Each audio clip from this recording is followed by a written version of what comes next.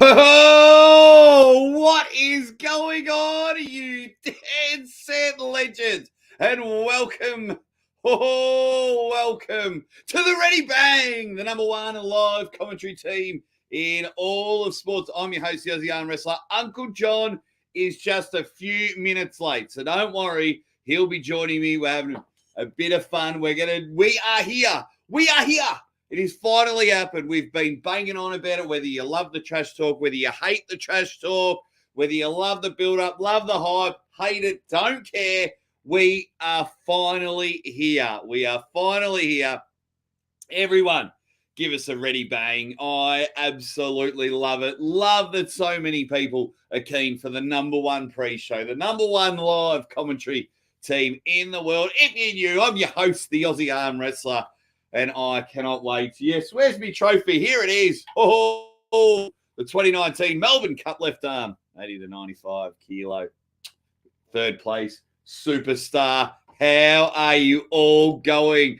By looking at the chat, you are all pumped up. Now, look, I can't say hi to everyone, but if you can, give us a ready bang in the comments section. We're going to go through it. We've got 90 minutes to go. So let me just get my pay-per-view up. I sound like bloody drugs. Let me get mine up. I just got to make sure I'm all sorts of logged in. Where's my countdown timer? If you haven't already, buy the bloody pay-per-view because we are rocking and rolling. We are mere 1 hour, 27 minutes and 41 seconds away before we are seeing one of the greatest. Right, let me see if I can say hi to the usual suspects and anyone new. I mean, so much is happening. Let's kick it off here. Thomas Miles, good day, Aussie. Hope you and the family are doing well. We are doing well. Fearless, says Denis Cyplenkov, is winning the Pivot Master. Ready, bang, GB19, another one of the usual suspects as well. There's Aaron Moody. What up? Max Manis.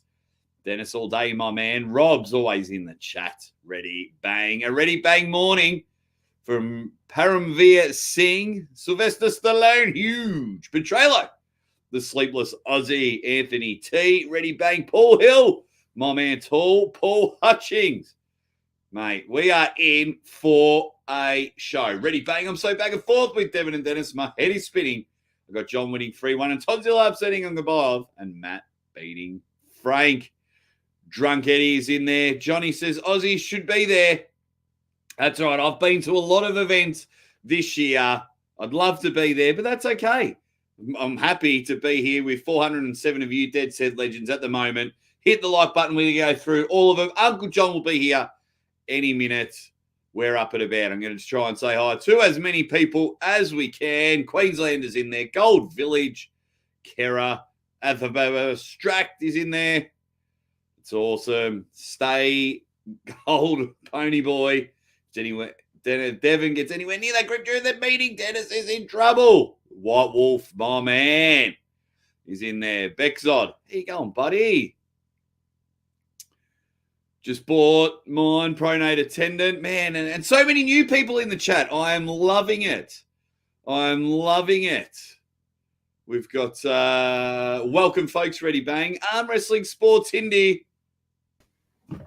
John, the time has arrived. It is on, ladies and gentlemen. But before we get started, just let me show off this. Because our boy, our man, went to India under the AWE banner, and he laid it down. Hell of a match, too, huh? Oh, an absolute banger. We love it, mate. It is all happening. Are we in an upside-down world? Ryan Bowen's winning. You're booked in a whole heap of super matches. Tons. We got 460 people in the chat ready to go, John. We had about 200. 460? No, 490. Sorry. 490. So let me just, I'm just going to do something. Let's just do this. I'm going to see if this works, John, and you can, I don't know if it'll work, but let's see how this looks for a run. in the screen. If I do this, do you reckon we'll get in trouble? Got a little countdown timer down the bottom. Well, I don't know. Engen said that threatening murder is no longer acceptable, so I feel much more safe now. Okay, there you go. So we're going to get into everything. Just want to make sure we say hi to a lot of people. Eric is in the chat. We've got Cody's in there. Jeremiah is in there. Grizzly Silver. Crunch. Bangladesh is in the house. Big event today. Ricky Wiggly. Mate, the usual suspects is... Mate, I got to try and scroll down. This is going to be a very, very long and fun day. Can we make sure that you all hit the like button? 597 people in the chat.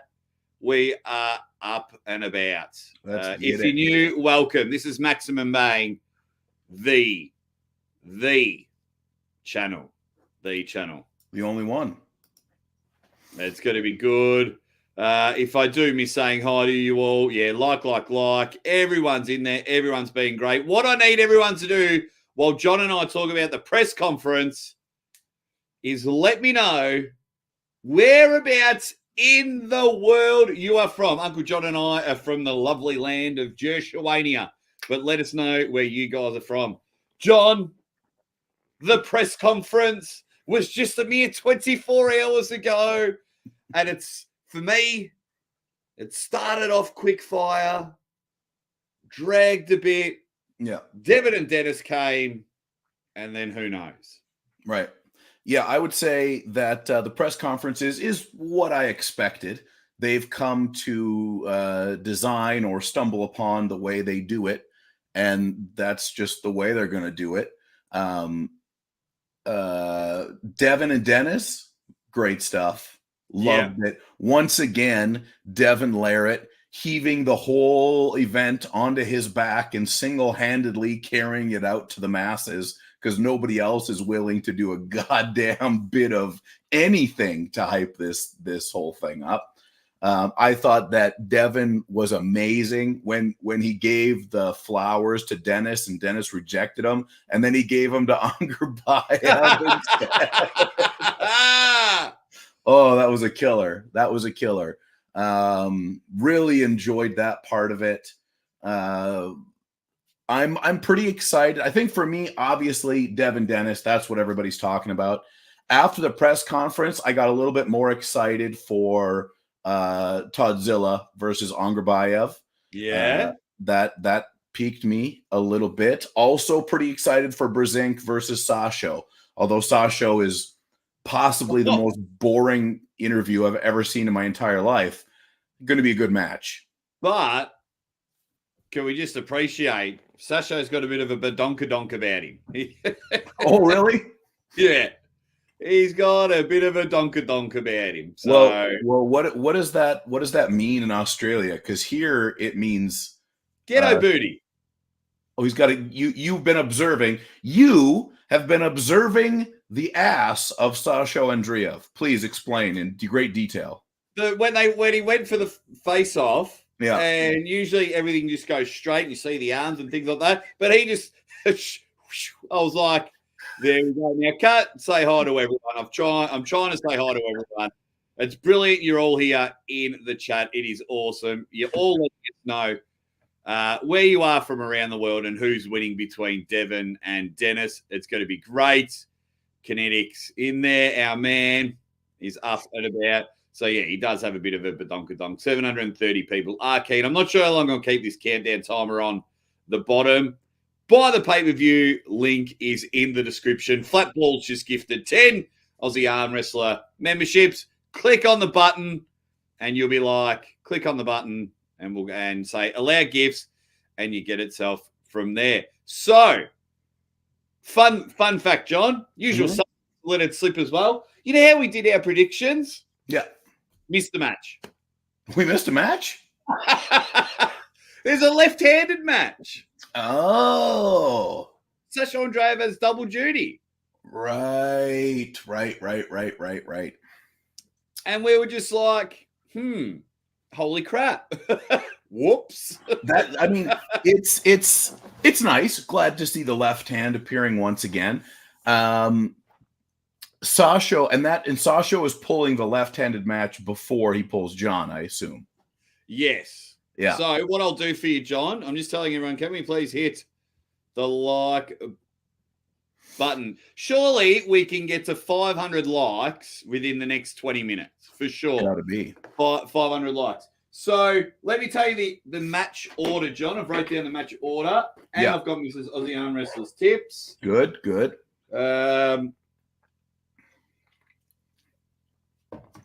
There we go. Hang on. I just got to. For anyone who hasn't heard, I'll do some shilling and plugging for myself right now.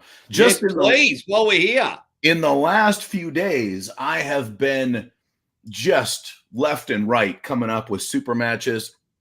On December the 2nd or 3rd, I will be at Washington States, and I'll be taking on Gage Jordan, a guy who beat me last year at the same event in the tournament. This time, we're going left-handed, and it is a super match. Very excited for that one. I always like to get back old losses, and believe me, Gage, I am not the same person I was last year. It's going to be a long day for you, my friend.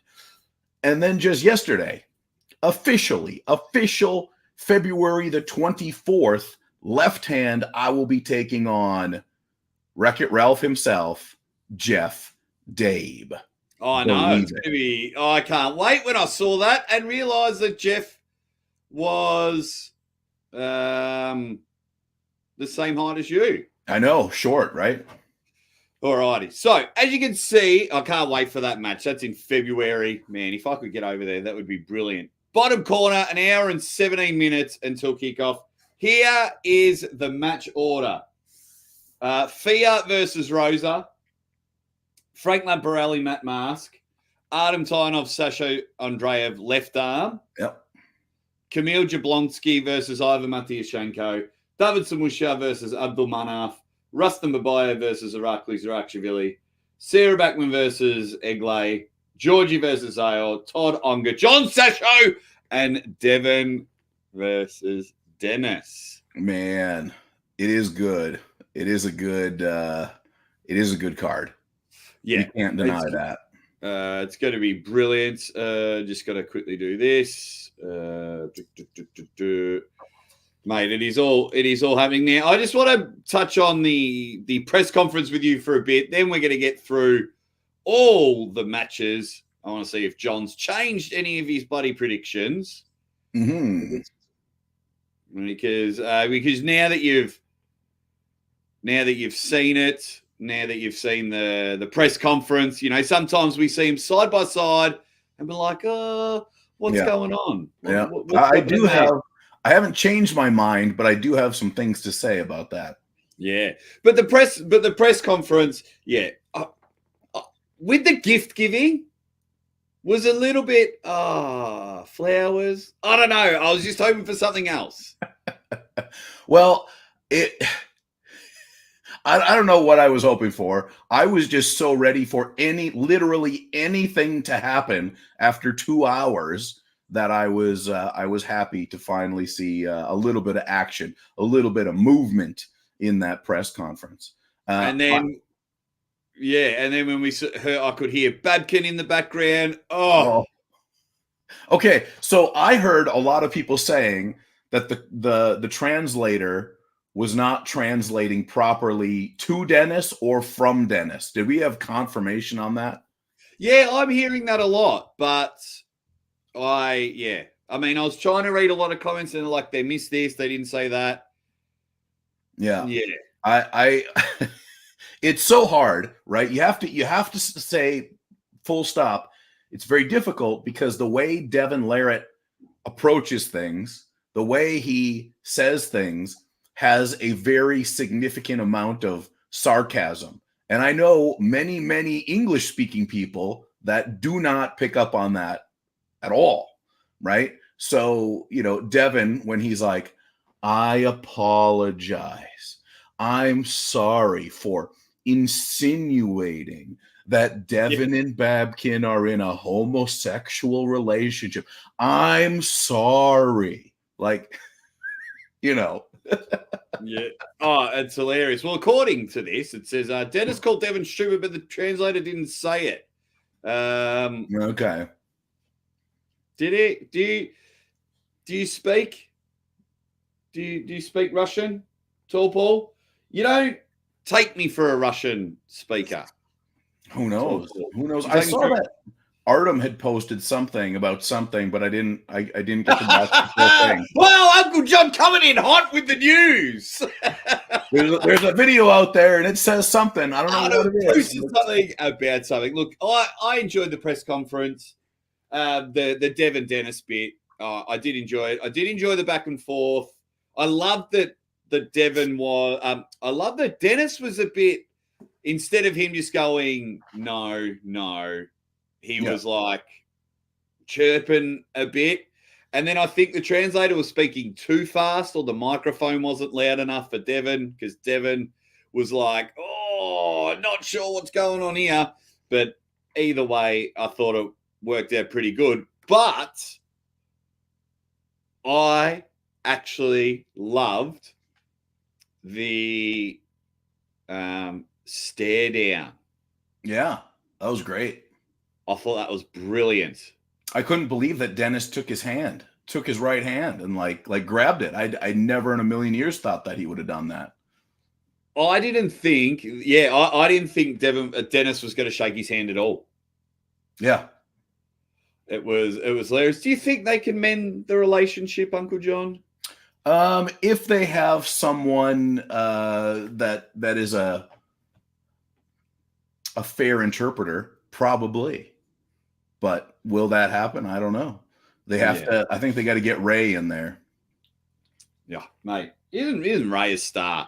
Isn't Ray a star? Yeah. And I don't know if it's working, guys, but as you can see, just under Uncle Jon, you've got the countdown until the event starts. This is Uncle Jon Arm Wrestling. This is the Aussie Arm Wrestler. We are rocking and rolling from here. Poland's in the house. We're up there. All the best from Poland. Love it. We've got here BKC Arm with the super chat. Thank you very much. How can so many arm wrestlers be not fired up before their matches? They certainly didn't show any of it at the press conference. Don't tell me about the language barrier. If you show passion, people will understand your language. BKC, where are you from? Agree with your comment? I love it. I love it when people get fired up. I know some people are a lot more conservative, and it's a bit like, I'll wait until the match because it's 24 hours beforehand. So I understand why. But Matt Mask, take a bow. Matt Mask, take a bow. He was brilliant. Devon was brilliant. Matt always does well. Honestly, I think a lot of the guys are paralyzed with fear. I really do. I think. Really? Yes, 100%. I think they're terrified. They know how many people are watching, and it's more scary for them to do the press conference than it is to do the actual match, because they have confidence in their movements on the table. They do not have confidence in their ability to speak. Yeah, I suppose it's almost like the number 2 fear in the world is public speaking. I think is number 2.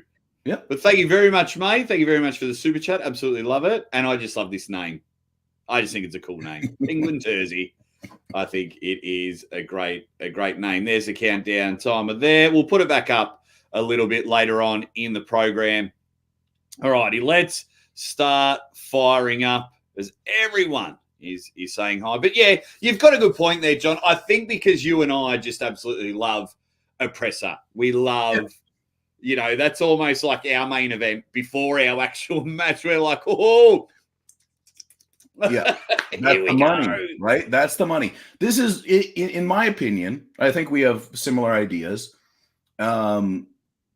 Everything that happens at the event before the event has to serve to sell the actual event. Otherwise, what are you doing? Why are you there? right? We're here to sell a product, and the press conference should be a vehicle to sell that product. Now, I believe that in order to sell it, you should probably do something that engages the audience, do something that makes the audience talk or get excited about the event, because word of mouth is important, excitement is important. And I understand not everybody has the same reaction to the same thing. A lot of people don't like the way Devon does things, but it does make them talk about it. That's right. And so that's just as important as the excitement. So, it really just like, if you want to know the type of press conference that Jake and I enjoy, go to Arm Gods, right? We kind of designed it, yeah. right? Like, we go to Arm Gods, get it sorted, then go to MaximumBang.com, John, because we got merch, we got trading cards, we've got it all there. But what we need everyone to do, we've got 1,116 people in the chat, John. We need everyone to just hop out of the live chat, hit the like button, and then come back in. We've only got 390 likes. Can we please get the likes fired right up? It is the event. The whole event starts in 1 hour and 9 minutes. Uncle Jon and I are about to go through all the matches. I can't tell you when the Devon and Dennis match actually happens because there's 11 awesome matches. Yeah. So it's going to be great. I did enjoy the hey, Joe Nelson. Can someone send a link for the Maximum Bang merch? Yes, that would be good. One of the moderators jump it in there.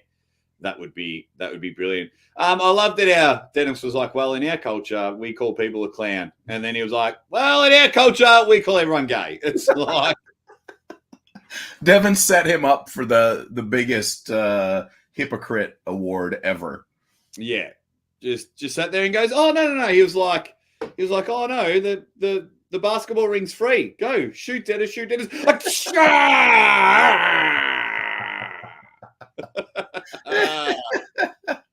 Oh, it was good. Oh, it's brilliant. Hey, let us know who you think's going to win, Devon or Dennis. We've got 1 hour and 7 minutes until it starts. Go to MaximumBang.com and you get yourself some awesome merch, signed memorabilia, and you can buy yourself some trading cards. And we've got a special guest for today before we get into the matches. If you don't know who this guy is, he just kind of owns King of the Table with Core Sports. Ladies and gentlemen. As always, you've got a T-shirt that I don't. Yeah. Says it to me all the time. They're like, oh, here you go, Aussie, have a shirt. And I was like, hey, it fits all right, mate. And he goes, I own the company, I haven't even got a shirt. I see Uncle Jon is pulling Jeff Dabe, yeah? It's happening right here in Minnesota. I'm very excited. I haven't pulled Jeff for like 10 years, and he destroyed me last time I pulled him. So now is the time. In March in Minnesota. February 24th. Yeah, I'm saying I went to his house in March. Oh, nice. Super nice guy, right? Yeah, really nice guy. And his wife is a lot of fun as well.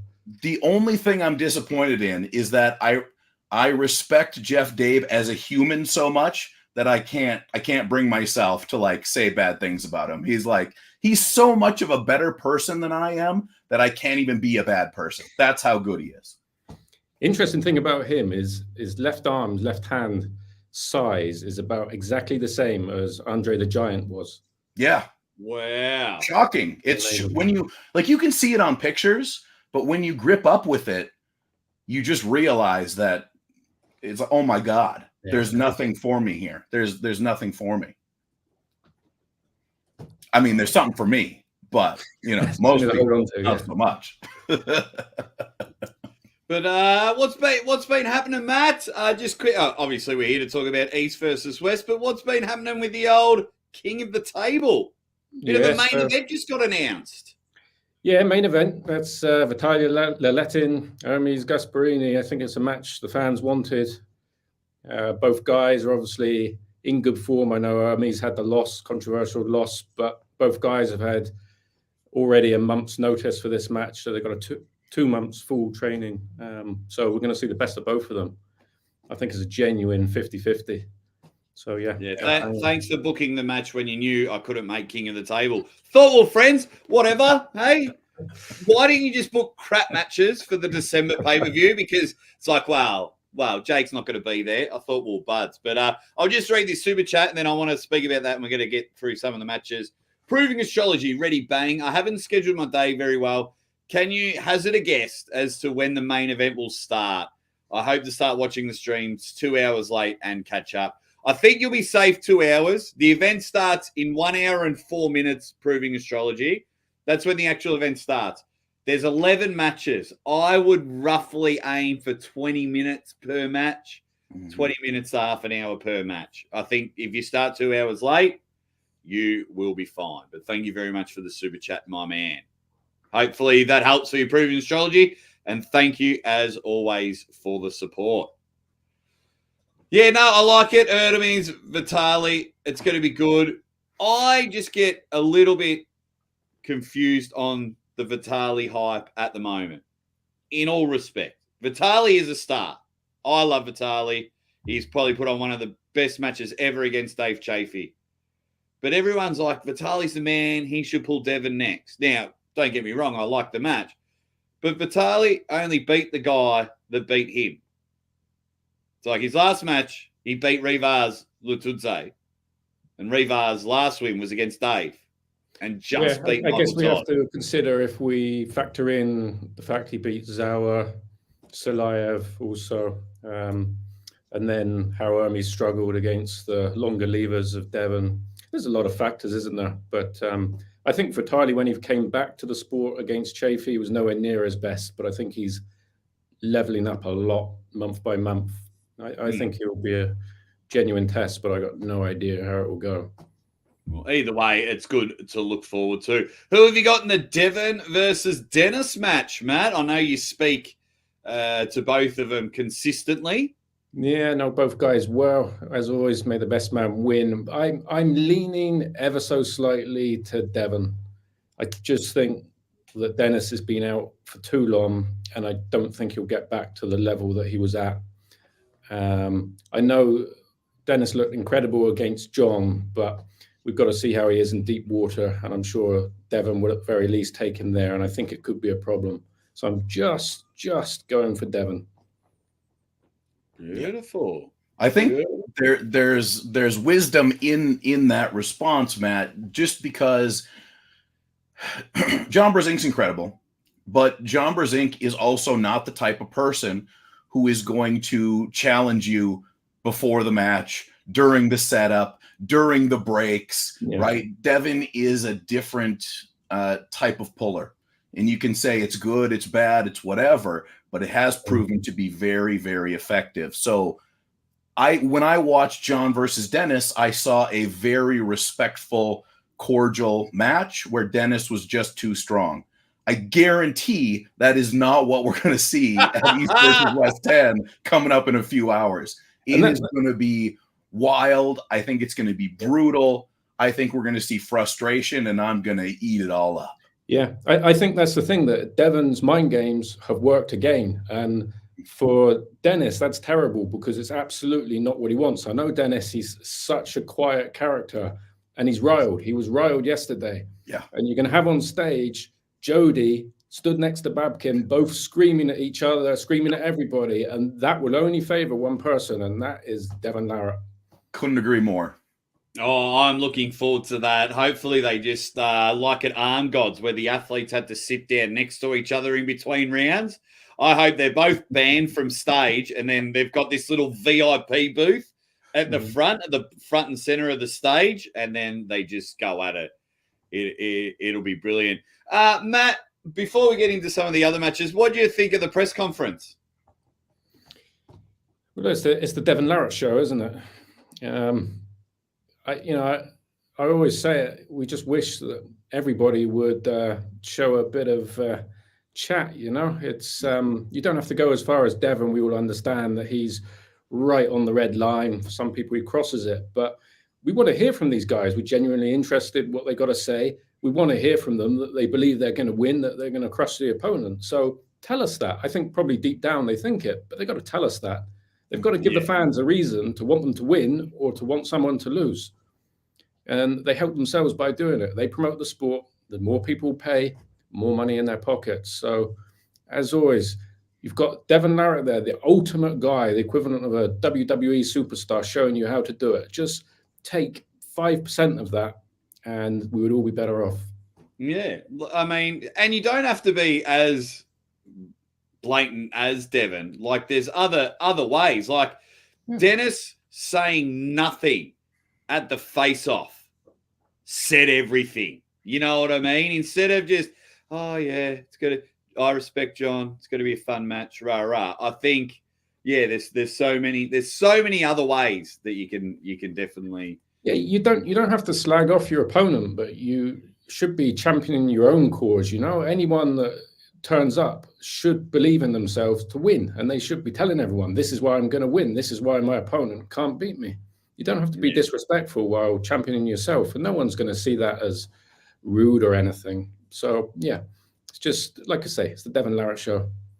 And he dominates. Alexander Silver says, I think you're wrong about Dennis. Guys, we're starting in 59 minutes. So make sure you go and get your pay-per-view. It's always really busy and there can be problems. Get the pay-per-view now, honestly. Yeah, it's gonna be brilliant. Everyone's all getting their predictions in there, which is great. 11 matches. John, have you done any studying on this Kazakhstan Abdul Manaf? Just a little bit. I mean, the things you need to know are, well, one thing only: Kazakhstan. Okay. Anytime a guy comes out of there, you know he's going to be a killer. Now, he got this match as a replacement for Engen, right? Because Engen had a fall or whatever it was and injured himself, so he won't be pulling. I think that's a travesty in itself because a lot of people know Engen as the promoter, but if you've been around, you know Engen as a literal killing machine. On the table, he is one of the all-time greats. So that was definitely a shame that he won't be able to pull.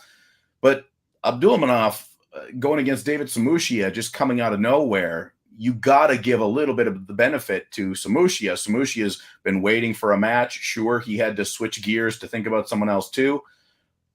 I gotta stay with Samushia in this one, but I don't think it's a cakewalk in any way, shape, or form. Yeah, I went and had a bit of a look at the Kazakh, and then first of all, he's Kazakhstan, so it's bloody hard to to not pick him. But he is going to be quick, so I reckon he'll get David off the jump. But yeah, I'm still sticking with Samushia on this one. I think it'll be brilliant. A better match than what I thought it was going to be, but I think the champ retains his title. Let's say you, Matt. Yeah, I'm with you guys. I don't know too much about him, but I think David has enough, so I would expect him to win. Yeah, I think it's going to be a brilliant match there. As we just have a look on, because we've got plenty of matches. This match is kicking off the pay-per-view. Thea Resic and Rosa Maria Acosta is in there. Rosa Maria, when she turned up at the press conference, I was like, okay, obviously a bigger athlete. But then Thea stood next to her and I was like, Thea's thickened up. So it is Thea all day for me. Thea, easy. Thea is a special type of arm wrestler. She is very, very dangerous right from the get-go. And for those of you not familiar with Thea, you will see it and feel it the moment she gets up there. And due to the fact that there are other Swedish girls on the card, I think that will be heightened. Because if I know one thing about the women in Sweden, the more of them you get together, the more powerful they all become. You just stay out of the way because danger. And they're all there. Yeah. Caroline Peterson, Victoria Carlson, Marlon Begstrom, they're all there supporting her. And John, This is my shoe-in of the week. Shoe-in. Shoe-in of the week. Brzenk will win, and she'll win 3-0. This is my shoe-in of the week. Matt, do you like this match? Yeah, I like the women getting chances on the card, on a big card like this. I didn't know too much about either of these ladies until the match was announced, and then did some research. And again, going with your guys' prediction. But yeah, it could be a surprise here. I think, always a chance. So yeah, a surprise that Thea will win 4-0. Let's go against your shoe and go for a 3-1. Ooh, Nice. love it. And Mrs. Aussie Arm Wrestler picked David Samushia, and Mrs. Aussie Arm Wrestler picked Rosa. Mm-hmm. Rosa for this one. So we have 1,300 people in the chat. Absolutely love it. Everyone, thanks for joining us. It's going to be brilliant as we're just rolling on here. Let's get on to the next one. We are 54 minutes away from going. And John, as we spoke about the Swedish women all getting together, we've got this Swedish, American, Swedish. Mate, Sarah Backman and Egley. Yeah. Here we go. So what I can say is I saw Sarah in Florida a couple weekends ago, two weeks ago, and I hadn't seen Sarah for a while, a few years at least, and she's so much just proportionately massive. Go on my Instagram. I got a picture with her, and I'm the hugest I've been in a long time. I'm 250 pounds, and she still out-angled me. Right? Like she I don't know how she does it, but she looks to be in very top shape, very strong. And the thing I liked most was her mental state seemed to be very, very good. She was very positive. She was in a very, not like, she wasn't second guessing herself in any way. Every time that I heard her talking to someone about this match, she was prepared, she was ready, and she was confident. And a lot of times that's the most important part of the game. Yeah, absolutely. I've banged on about it, about the body language, mental state. She just looks lighter on the shoulders, lighter in the mind. As you said, she looks happy. She looks to get up and about. I am loving this match. Guys, if you don't know Egley of Kutke she is a star. She is a star. What about you, Matt? Yeah, it's a proper match, this one. I mean, like you're talking about, Sarah's had a bit of a tough time, very tough time recently. So my heart's going with her. It's just nice to see her back in a positive state of mind. Everything seemed to be going against her. I think she even lost her Facebook, but that's come back to her now. And all these different things, just everything kind of snowballed. So the fact now it's on an upward trajectory is great news. So, I'm hoping she seals it off with a win today as well. Yeah, it'll be great because then everyone, because I hit her up. I was like, Sarah, would you rather be the world champion or get your revenge over Gabriela Vasconcelos? And she really struggled to answer that question. And she ended up picking Gabby. She'd rather get the win over Gabby than beating Barbora for the East versus West. Grudges, that's the thing. Yeah, I mean, absolutely love it. Guys, 51 minutes. 51 minutes to go. If you're just joining us, I'm your host, the Aussie Arm Wrestler. Underneath me is my maximum paying partner, co-owner, superstar, the best live commentary team in the business. It's my man, Uncle Jon, booking himself here, there, and everywhere in super matches. And then, of course, joining us for a bit, we're very lucky. As I'm wearing my King of the Table shirt, we have one of the owners of King of the Table and probably the number one guy that pushes for Aussie Arm Wrestler to continue being your host with the most at King of the Table, which I'm very appreciative of. And, of course, I'm talking about Matt Rhodes for Matt Rhodes Sports, who just quietly but very loudly cracked 100K subscribers. Ooh, nice. On YouTube. I got a question for you, Matt, regarding King of the Table. As we have now, we're kind of into I feel in my being that we are entering into kind of new territory with arm wrestling as more fans come in. the events are coming quicker than ever before. Do you foresee any type of changes to the way arm wrestling is presented in the coming year or so? Do you see any big changes there? I can't say that I for sure see them, but I'm well aware that we all the time have to be ready to be dynamic and fluid in the process. I'm sure things are going to change, but exactly where and how, I don't know yet, because as you know, lots of promotions turn up into arm wrestling, and as fast as they come, they disappear again. So all I can do is hopefully run a business ethically and that is sustainable. And outside of that, we just sort of play then to what outside factors come or go. But I no doubt there'll be changes, but it really is difficult to say what they will be. And obviously right now there's like Arm Wars, AWE doing their things slightly differently.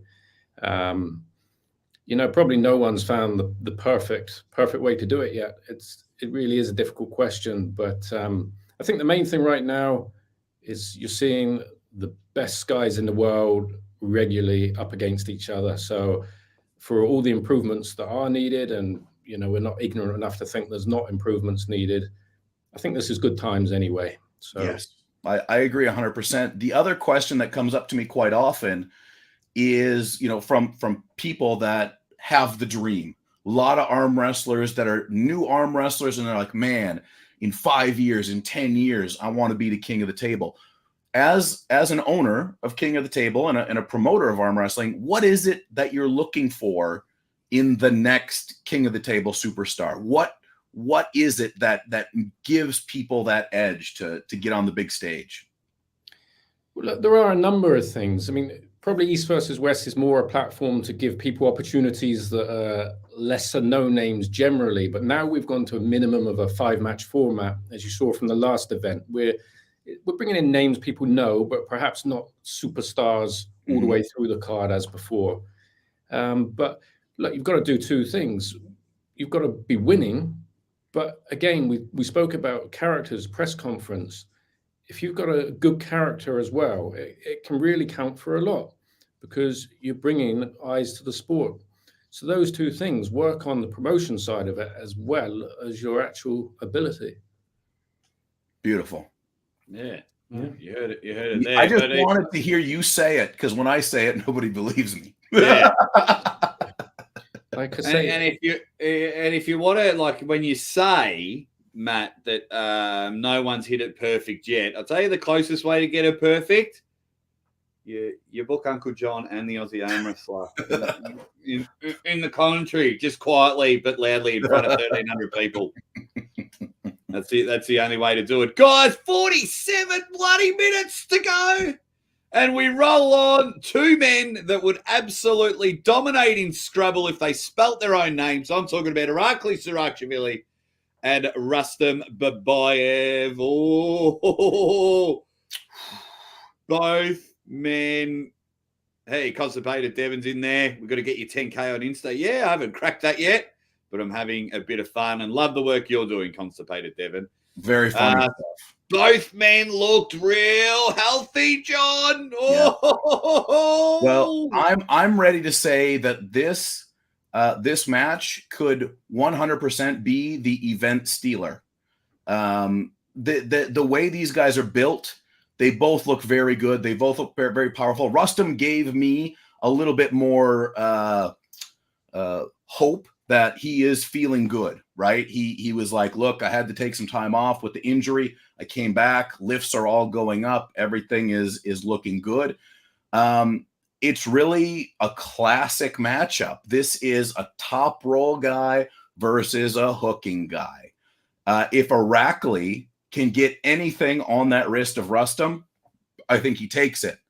But getting something on the wrist of Rustam is a very difficult job. Not a lot of people on this planet, or this universe for that matter, have been or could do that. Now, I believe I chose Rustam. Is that accurate? I went with Rustam at the end of it?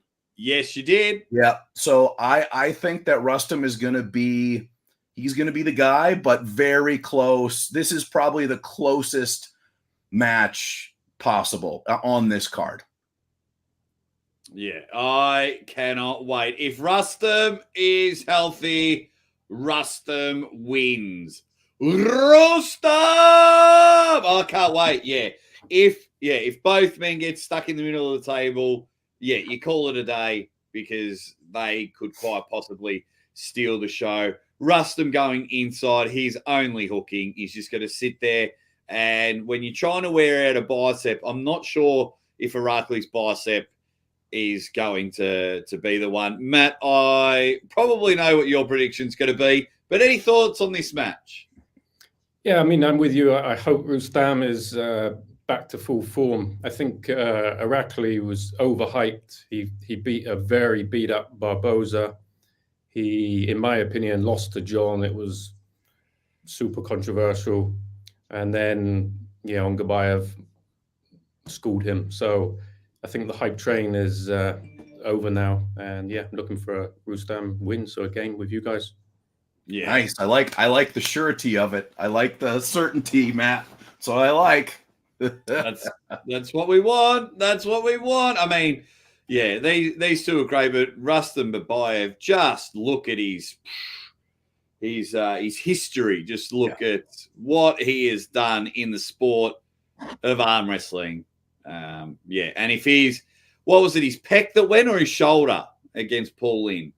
Either way, he says he feels good.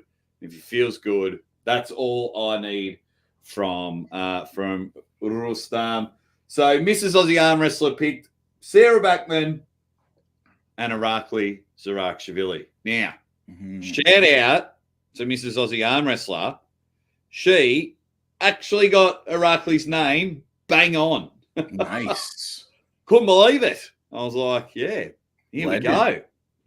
Here we go. So we're going from there. Now, this next matchup, slowly becoming one of my favorite arm wrestlers, Ivan Matyashenko, Kamil Jablonski. Holy moly. And John, I know where you're going with this. Tell us about Ivan. Look, I over the last couple of weeks or months rather that we've seen this rise of Kamil Jablonski, I like the guy. I like that he's just not afraid. I like the way he goes in, and props to him for going up in a mainstream match versus Ivan Matyushenko. But I'm telling you, Ivan Matyushenko is a bad man. A very, very, very bad man. And he is going to win this match. He is going to win it decisively, so much so that this match is my lock of the week with Ivan Matyushenko taking the win. Take it to the bank. You've heard it from Uncle Jon himself. Take it to the bank. It is going to be brilliant. The Hookmaster, Ivan Matyushenko. I love Kamil Jablonski. Great win over Dave Chafian, knuckles up. Earned his way onto the card through the qualification system, and he is here. Matt, what do you think about this match? Yeah, I think it's actually pronounced Ivan, not Ivan. But it's Ivan. Yeah, all those names. I know we call it in the West I, but the I is actually Ivan. Ivan the Terrible, not Ivan the Terrible like that. Oh. Yeah, I think Ivan has got too much. I can't see anything else than him winning this. So, first rule, Matt, when you come on the show, you never correct me. Shut your mouth. I'm not at King of the Table in December, so I can say whatever I want. No, I'm only joking. Okay, Ivan. Good to know. It's good to know because, I want to get their names right. So I think I'm just used to Ivan Drago. So Ivan Matyushenko, he's up and about. The Philippines is in the house. Yeah, mate, we got people from all over the world in the chat. It's going to be brilliant. We are, 41 minutes away. There's been controversy. There's been anything. We are ready to go. Just talking about the language, I know there was a lot of talk about the translator yesterday with Denis, yeah? Well, you speak Russian, so... Yeah, he was doing okay. It was so difficult because as he was trying to remember what Denis had told him, Devon was talking over him. So he had an almost impossible task. Some of the words he was getting slightly wrong, like he was using a word like war instead of fight, and just, do you know what I mean? So it was the kind of the same meaning, but not quite. So it's one of those things where it's almost right, but you can take it a different way by just using, obviously, war is a stronger word than fight, battle, you know? Well, that's one of the things we were discussing just before you came on, was the fact that Devon speaks in, often very sarcastic tones, and he has double entendre meanings for things. It's got to be very difficult to... Exactly, yeah. I don't think really many people would have done better. Perhaps Coach Ray would have been. I'm not sure why Coach Ray didn't do it, to be honest, because he knows the characters and he knows the language. For me, that would be the best option, yeah. Yeah, it was... Oh, well, can't win them all. I think Coach Ray was probably exhausted from the 9-hour press conference, so he was probably having to sleep. Ray didn't want to kind of argue over each other, that would have been a bit strange, perhaps. So, it was just, the translator did it right in an almost impossible situation. It would have been hard. Even a couple of times he said, "Devon, can you let me finish?" So he can remember, because he's got to remember everything that Dennis had said. So, as everyone's getting in there, brilliant. As we roll on, guys, we're 39 minutes away. 39 minutes away. We're trying to get through the matches so we can talk about the Devon versus Dennis match. We've got Matt Mask and Frank Lamparelli. I love Matt Mask, but I feel sorry for him because he is undefeated when the Aussie Armwrestlers with him. That's all I can say. Well, lucky for Matt Mask, the streak for him losing without the Aussie arm wrestler is over today. Matt Mask, I feel him rising. I feel him getting more and more powerful as time goes on. And I think the most important thing for Matt Mask is that I think he got over the mental block that he had, because he lost so many of those matches in a row, and they were high profile matches against tough guys. But once that gets into your head, as a professional level athlete in any sport, that starts to it messes with you. But I saw things change for Matt over the last couple matches, and I think that will continue. I think we will see a different wild horse at that table, but the type of wild horse that we all want to see. The wild horse that puts the butts in the seats. Yeah, he's got to buck his way through it. I think he's getting himself another big wing. Frank was a bit bigger than what I thought he was going to be, standing next to Matt Mask. But for me, I think the way Matt's gone about it, once again, I'm big on the psychology like you, Uncle Jon, and what he did to Ron Barth is just redonkulous. It really is. It really is. So he'll come in. I think he'll take Frank's hand. I think he takes the hand, and that's all Matt needs. And this might be one of the quickest matches on the card. What about you, Matt? Yeah, I mean, Matt Mask has got some momentum again, and when he's got that, he's dangerous, isn't he? And I got to say, I spoke about the presser and the Devon Larratt show. Matt Mask is probably, after Devon, the one active guy right now that also knows how to sell, and that's what he's doing. So a great guy to have on the card, a great guy to have back in the sport, whether you love him or hate him, it doesn't matter. Great to have him back in the sport. And yeah, I think the momentum is going to carry on and he's going to get the win. Yeah, it's Matt gets it. He's like, and like he doesn't have to talk trash about his other opponent. He was just like, I've told you, Engen, just book me against anyone. I don't give a fuck. And it's like, I'm excited for Matt. Like, that's awesome. Yeah. Like, he's not sitting there saying, oh, fuck you, Frank. Put pineapple on your pizza or something like that. He's just like, Engen, I don't give a fuck. I will beat anybody. Well, it's a bit of a low in the card. He's going to come on and he's going to liven it all up again. So, yes, perfect. I agree 100%. Matt is one of those guys where a lot of people will say, they'll see Matt and they'll be like, oh, it's WWE acting. That is who Matt Mask is. Okay. That is reality. He is that intense. Anytime I've ever seen the guy, at whether it's a tournament that 2 people are attending or a massive event like East versus West, this is what he brings to the table. And the day after King and Taylor beat Ron Barth, he was sitting at me and he was like having a smoke out the front. He's like, Aussie, come here. And it's like, what's going on? And then he's getting fired up. He goes, Do you know who these fucking YouTubers are saying Ron Bash should retire? Fuck these guys, fucking pieces of shit and things like that. I'm like, I'll wait for him to buck up the bears. I'm stinking on Dubai. And he's just like, fuck, I'm never fucking helping these motherfuckers out of camp. I was like, Jesus. And that's a 2. That's a 2 on a scale of 10 with Matt. Yeah, he had right? a cigarette, so he was calm. He was calm. But it is brilliant. Guys, just to answer a couple of questions in the chat, make sure you buy the pay-per-view now. And then you've got to click back into East versus West after you've bought it. You'll get a countdown timer on, and it will say 35 minutes to go. We can't tell you what time Devon versus Denis match will actually start because there's 10 matches before it. Some might go really quick. Some might take forever.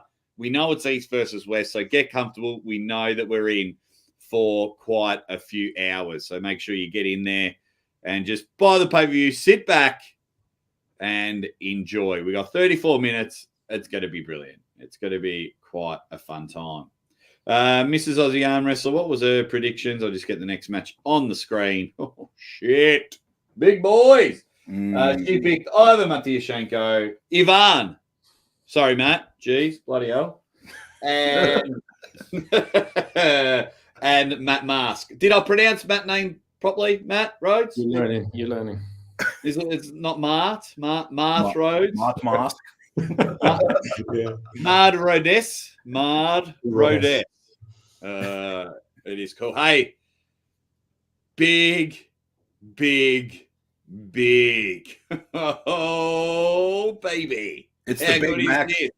It's the big match of the day. There's no doubt about it. Georgie versus Zauer is a match that we've kind of seen in the distance. These two big Godzillas out there, and they're slowly been coming together.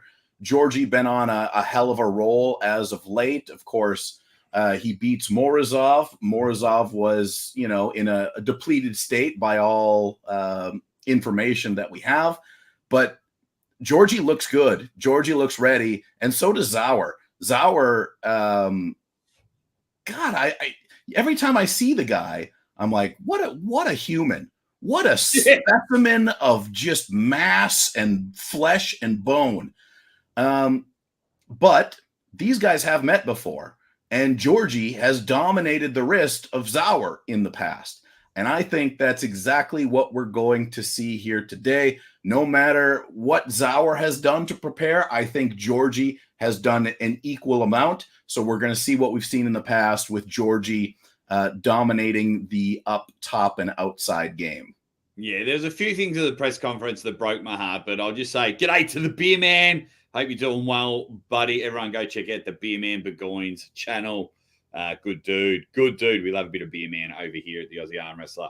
Yeah, like Zio was saying, he hasn't done much table time practice because his elbow still hurts, which is bothering his bicep that he tore, and he's been in the gym. And I'm just like, I know, like, speaking to him a while back, he says he only does table time once a week anyway. He looks not many people look healthy at such a big weight, but he looks very unhealthy. Maybe too much Call of Duty. He loves gaming. That's why I say it. He does. He loves gaming. When I first met him, first spoke to him on the show, he's just like, yeah, I like to game. I go to the gym once a week, and I arm wrestle once a week. And I was like, oh, okay. Geez. Here we go. So some people have a gift, right? I mean, they have a gift where that's all they got to do. And then the rest of us, we got to be busting our ass every minute of every day just to claw our way close. I mean, both of these guys do some incredible things. I mean, if you haven't seen Georgie eat lemons, I mean, your life is not complete. Yeah, I think, Neo was bringing that up quite a lot. He can just punch him out, can't he? Like nuts. He just eats them, doesn't he? Incredible. Matt, who's winning this match? I've got to go Georgie. I mean, I've known Zauer a number of years. I've seen him pull in Siberian Power Show, going back years. And the guy's no joke. And if this was before the bicep injury, I'd be picking him to win. I know when he went to Dennis's gym, what happened there. I spoke to all the guys. He was the real deal at that point. I know how he got on against not only Dennis, but Dadaka and everyone. He was dangerous, very dangerous at that time. But I think now after the injury, it's got to have tipped it in the favor of Georgie. So, yeah, I think great to see Zawa at a big event like this outside of Russia. But, yeah, I don't think he's going to win this one. I'll ask both of you. I'll start with you, Uncle Jon. If Georgie Svetkov wins, like you're both predicting, does that really, really harm the dinosaur? Because everyone was like, he's the man. He's this hidden gem. He's the only one going to compete with Levan and things like this.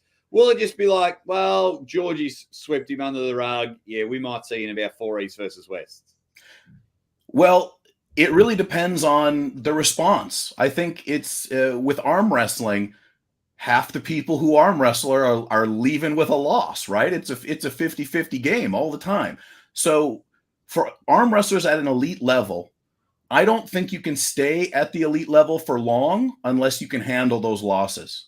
And right now, East versus West and King of the Table, those are the most public and widely watched events in the sport. So if you take a loss at one of those, you really have to be ready with how to deal with that. And I think most elite arm wrestlers are ready for that.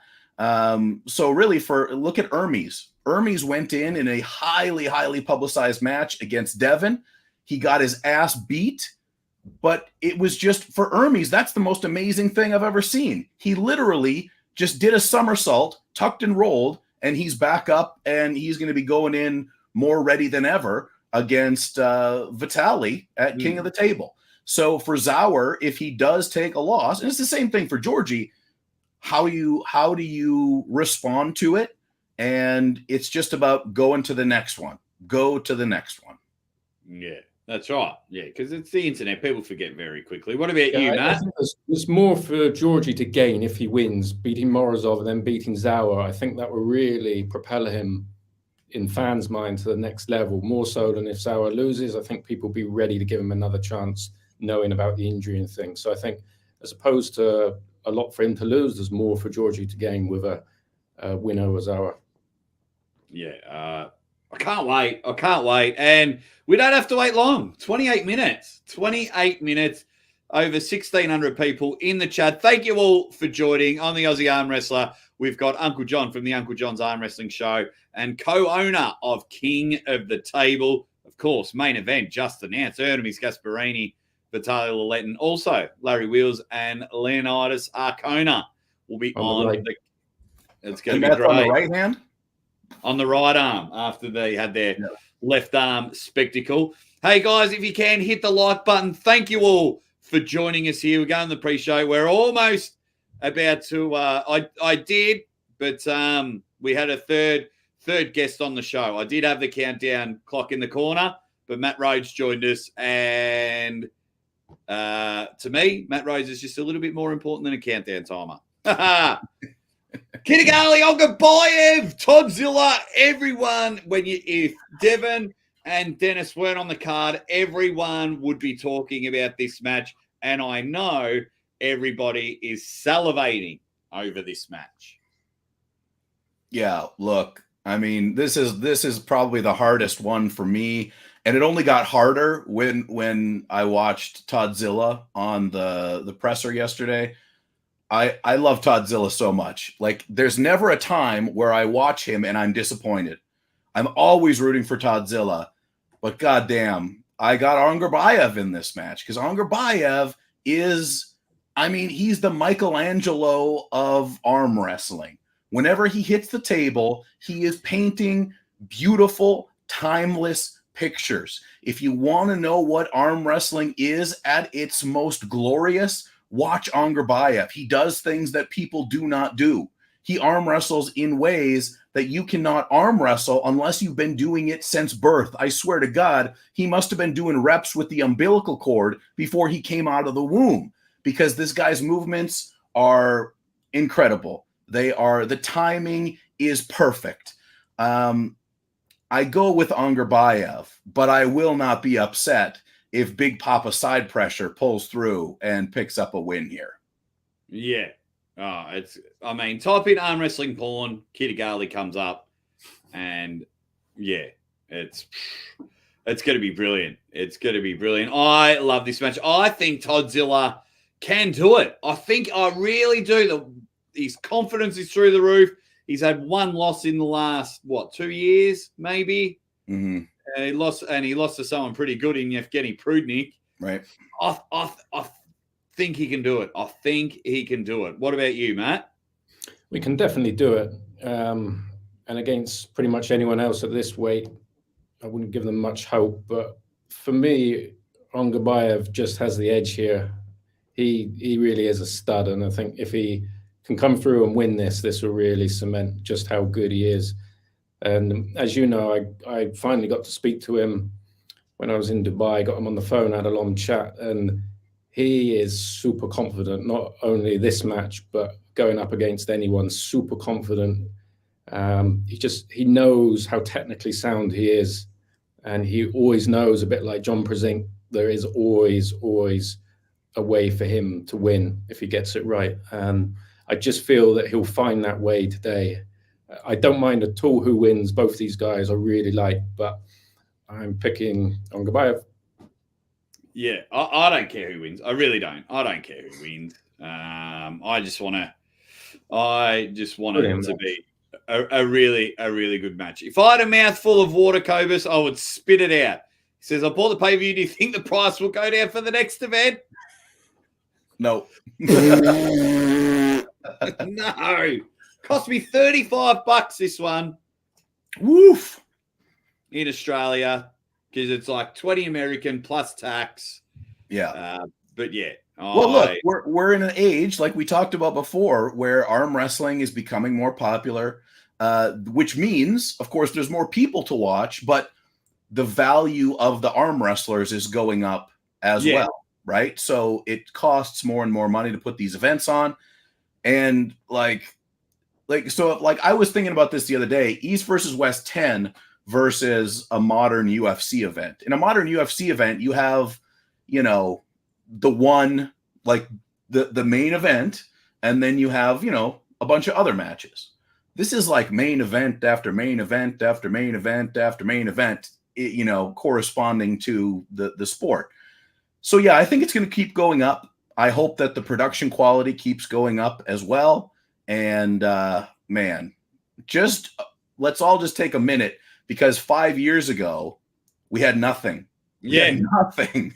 And now we've got all these amazing pay-per-views and a lot, to be fair, a lot of amazing matches are just happening in general. And it's because people aspire to get to an East versus West level, to get to a King of the Table level, to get to an Arm Wars level, an Arm Gods level. That's what's pushing it all. So hang on, boys. The ride is not over yet. No, it's gonna be brilliant. You're in a bit of trouble because Mrs. Aussie Arm Wrestler picked Toddzilla and she picked Pius Alayev, and she calls Toddzilla Nigel. So I don't know when we did our predictions. So Nigel will win. Hey, we are just under 2,000 people in the chat. I hope you're all excited and pumped for the match. Also, hit the like button whilst you're here. We appreciate your time. We are having a lot of fun. We have 21 minutes to go, and we are about to chat about your semi-main event. Ho, ho, ho! Yep. The greatest arm wrestler of all time has just slimmed. He's just trimmed. He's calorie deficit. He's weight cut. He's just had spinach for breakfast. Holy shit. John Brzenk is down to 95 kilos. Men's Health is covering this match. He could be the oldest world champion in arm wrestling history. 59 years young, 95 kilos. He's taking on one of the strongest hookers in the game ever, in Sasho Andreev, as we've just clicked over 2,000 people. Uncle Jon, can John Brzenk do the impossible? If he hadn't already done the impossible about 20, 30, 40 times in his career, I'd say no. But after many times being shown by Brzenk that he was, and always will be the GOAT, I have to go with Jon. Sasho, massively dangerous. Sasho, one of the greatest inside pullers that you're going to find. World level, no doubt. Pedigree like you can't believe. But Sasho, I don't think has enough answers for Jon, right? When you look at, guys like Angrabayev, you look at guys like Irakli, they really, in order to beat Jon, they have to, pull out all the stops. They have to go in different angles and shoot from different places and do reverses and all this crazy type of stuff. I don't think Sasho is going to be able to be that dynamic. And I think although Jon will maybe lose one or two, I think he will prevail in the end. There you go. What about you, Matt? I see it a little bit differently. I just feel such a drastic weight cut for even the GOAT will cost him. To lose that kind of weight so quickly, I think that will get to him. And Sasha is no joke.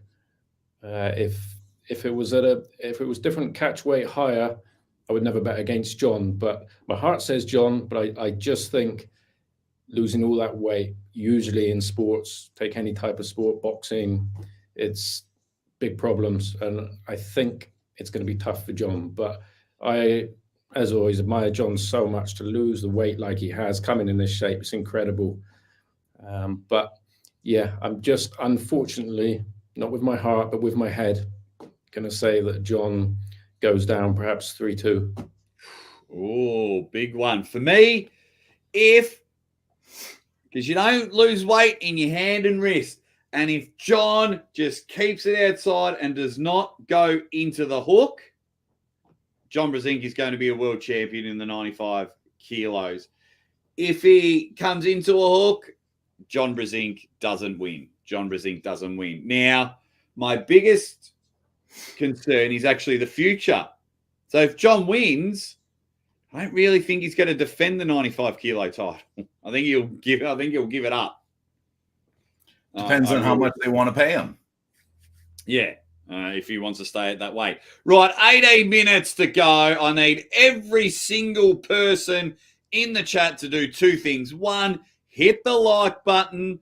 And two, go bang and give us all your predictions. We have 17 minutes until the event starts. We have 17 minutes until we can finally start really counting down to one of the biggest matches of the year. We've got 17 minutes until the first time on the right arm we are getting No Limits Devon Larratt and the cyborg Denis Cyplenkov finally on the right arm. 15, 16 years in the making. The time is almost here. Jon, what is happening in this match? Well, there are, I used to say 3 years ago, I would have said, this is a once-in-a-lifetime match. But we seem to be getting these once-in-a-lifetime matches more and more often in the sport. Now, will we ever see this match happen again? Who knows? But today is a special day. This is a special match, and it's a special time in the sport. And that's what's most important to me. Secondarily, I think that this is a crossroads and an intersection where we're going to have two universes, one in which Devon Larratt wins, one in which Denis Cyplenkov wins.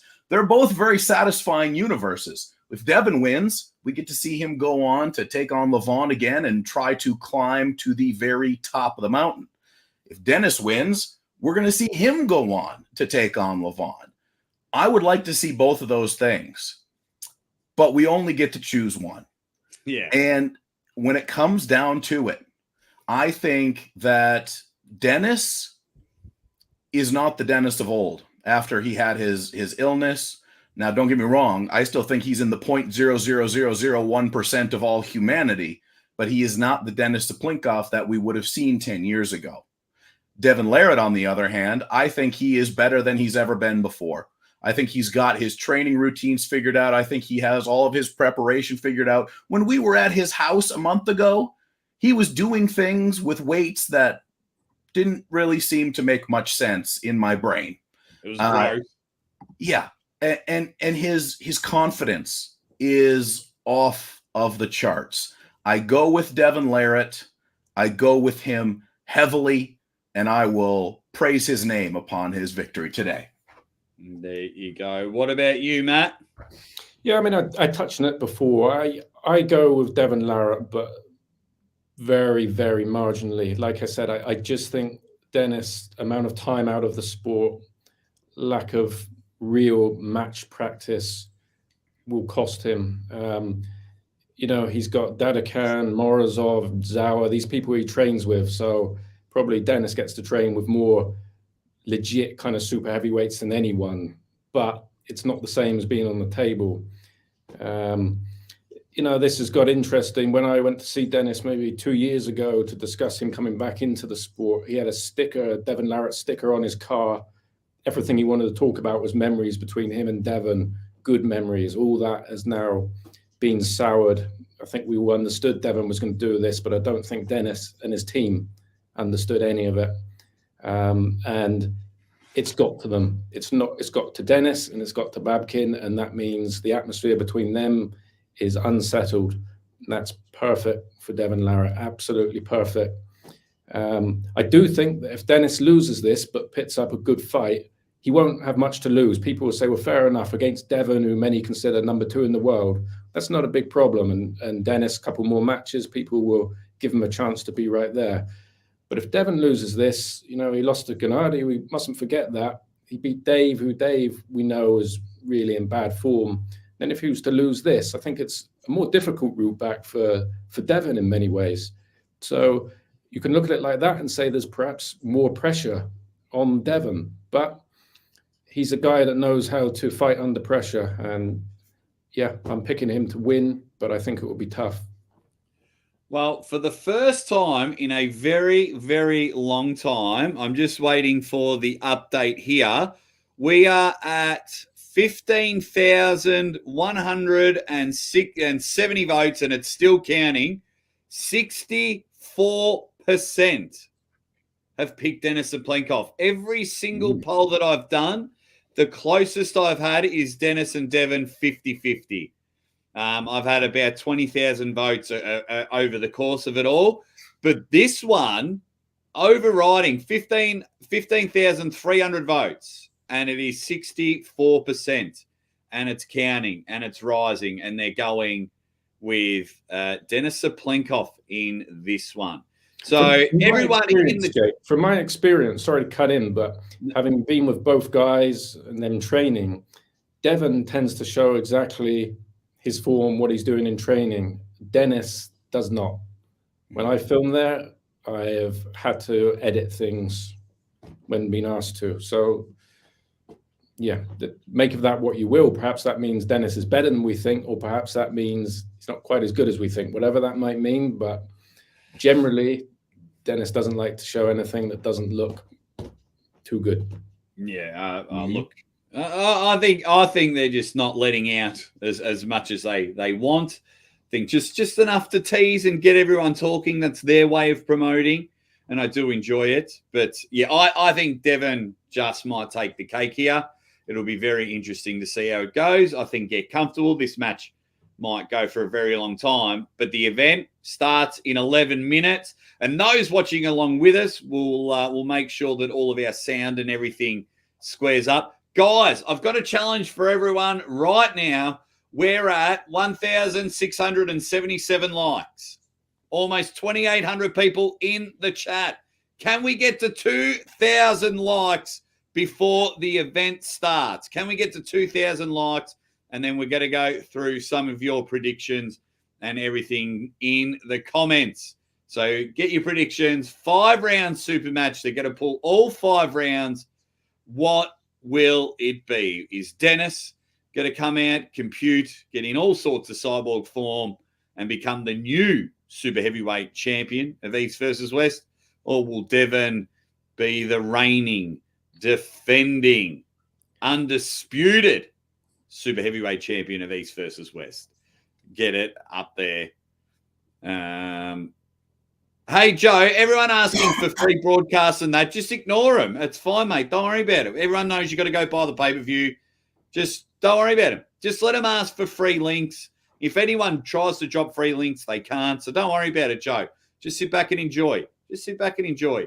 Don't spam the comments. That's fine. Don't worry about it. Everyone knows here. We've got 2,800 people in the chat. Don't stress. But everyone in the chat, let us know. Devon Larratt, Denis Cyplenkov. Like Anthony. He says, Dennis, I'm going to lose. But we're 10 minutes away. Mate, they're already. Dennis is going to win. It's all happening. What else have we got? Devon will win quite easily. Mate, it is all happening. It is all happening. The question is, will the bad blood spill over into the match? Yes or no? Oh. Yeah, that's the real question. And I think the wild card are the two that aren't on the table that you mentioned before, Matt. It's Jody versus Babkin. Yeah, that's where it's going to ignite. And I think it was interesting to see, I think Engen is very concerned with preserving the sanctity of the match, which is, smart. So I wonder where, will Babkin be in the corner of Dennis? Will Jody be in the corner of Devon? It'll be very interesting to see how that goes, because outside of this, which we haven't talked about, Jody had recorded a part of a conversation with Babkin. She was very fired up about that. Babkin was very fired up in return. There's been all sorts of talk behind the scenes. There is, at the end of the day, some feelings of ill will going both directions. So in the chat, will that affect the outcome of the match? I guess is really where it's at. Will that spill over enough to really affect the psyches of either one of those guys? And if it does, it will benefit Devon for sure.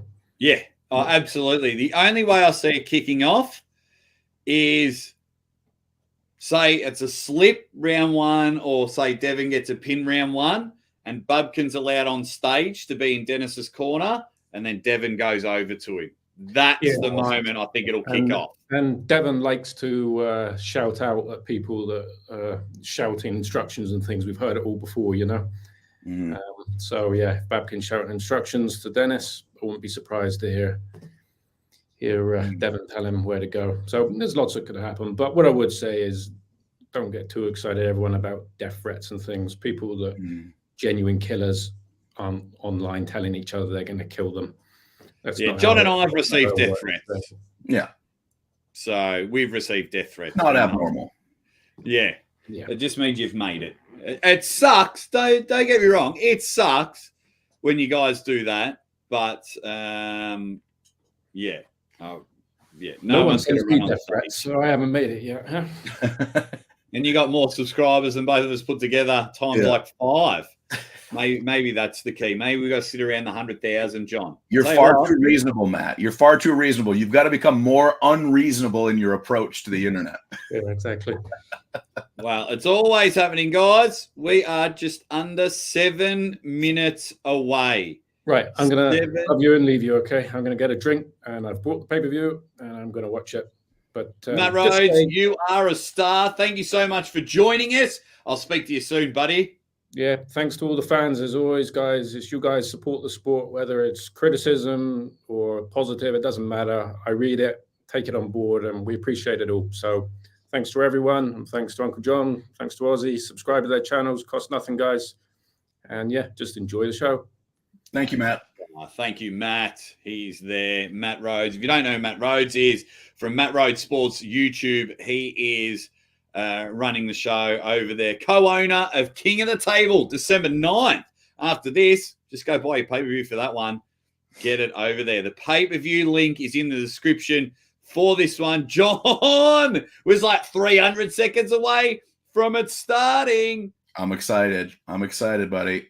Steve Nichols just dropping a 50 dime on us. Thank you very much, Steve. 18,000 votes and only 1,900 likes. I think people are just coming and going, and just seeing if we will Yeah, the votes are skyrocketing. They come in and vote, and then they're looking for free streams, but they still vote, so I don't care. That helps out. Guys, I need 57 more likes. 3,400 people in here, John. Only 1,900 likes. We can easily crack 2,000. Boom. And let me say thank you to everyone that's in here. Aussie and I have been doing this since before the beginning, right? We were a part of the pioneers of getting this out there, doing live streams in general. And it hasn't always been that there's been this many people interested in the sport. And we're super happy that you're here with us, but we're just happy that you're here. We're happy that you found arm wrestling. We're happy that you love arm wrestling and you're interested enough to want to know who's going to win, Dennis or Devon, because that's the big thing for us. Because for Aussie, look at him. Where were you 3 years ago? At the kitchen table, right? At the kitchen table, exactly. And now he's the main commentator at King of the Table. Not to mention multiple other promotions as well. For myself, I've had the great opportunities to go to Arm Wars, Arm Gods, all over the world to arm wrestle. And again, I'll be having some of the biggest matches of my life coming up over the next 3 or 4 months. So thank you guys for loving the sport, because goddamn do we love it. Yeah, we cannot thank each and every one of you enough. Really, I mean, 3,580 people currently waiting for it. And you've come to join this channel and chat with Uncle Jon and the Aussie Arm Wrestler. We truly, truly appreciate it. Wherever you are around the world, it just blows our mind. And people like Steve, dropping a 50 dime on us, it really, really helps. Happy Remembrance Day from everyone around the world. We are 3 minutes away by the pay-per-view. During the first match, while we're doing the commentary, we will need to just link up our audio, make sure we're all on the same page, because by the time we say something to you guys, it takes about 7 seconds. But 3 minutes to go. 2 minutes, 30 seconds, John. Yeah, buddy. We are on it. Just quickly here, it's a shame because where'd that super chat go? I've missed that guy's super chat. It was a little, if I can find it. Where'd you go, buddy?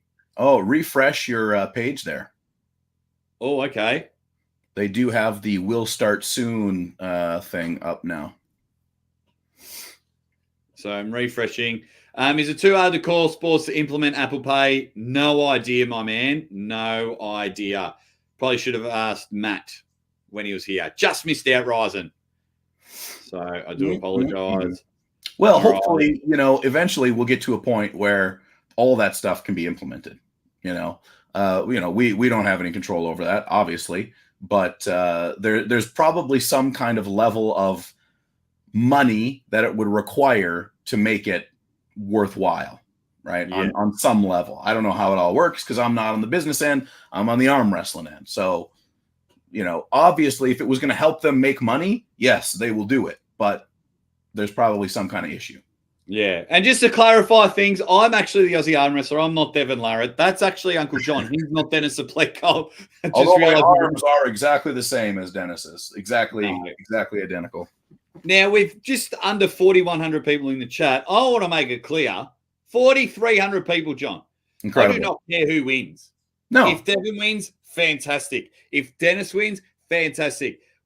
I've spent time with both of them. John, we're at Devon's house not that long ago.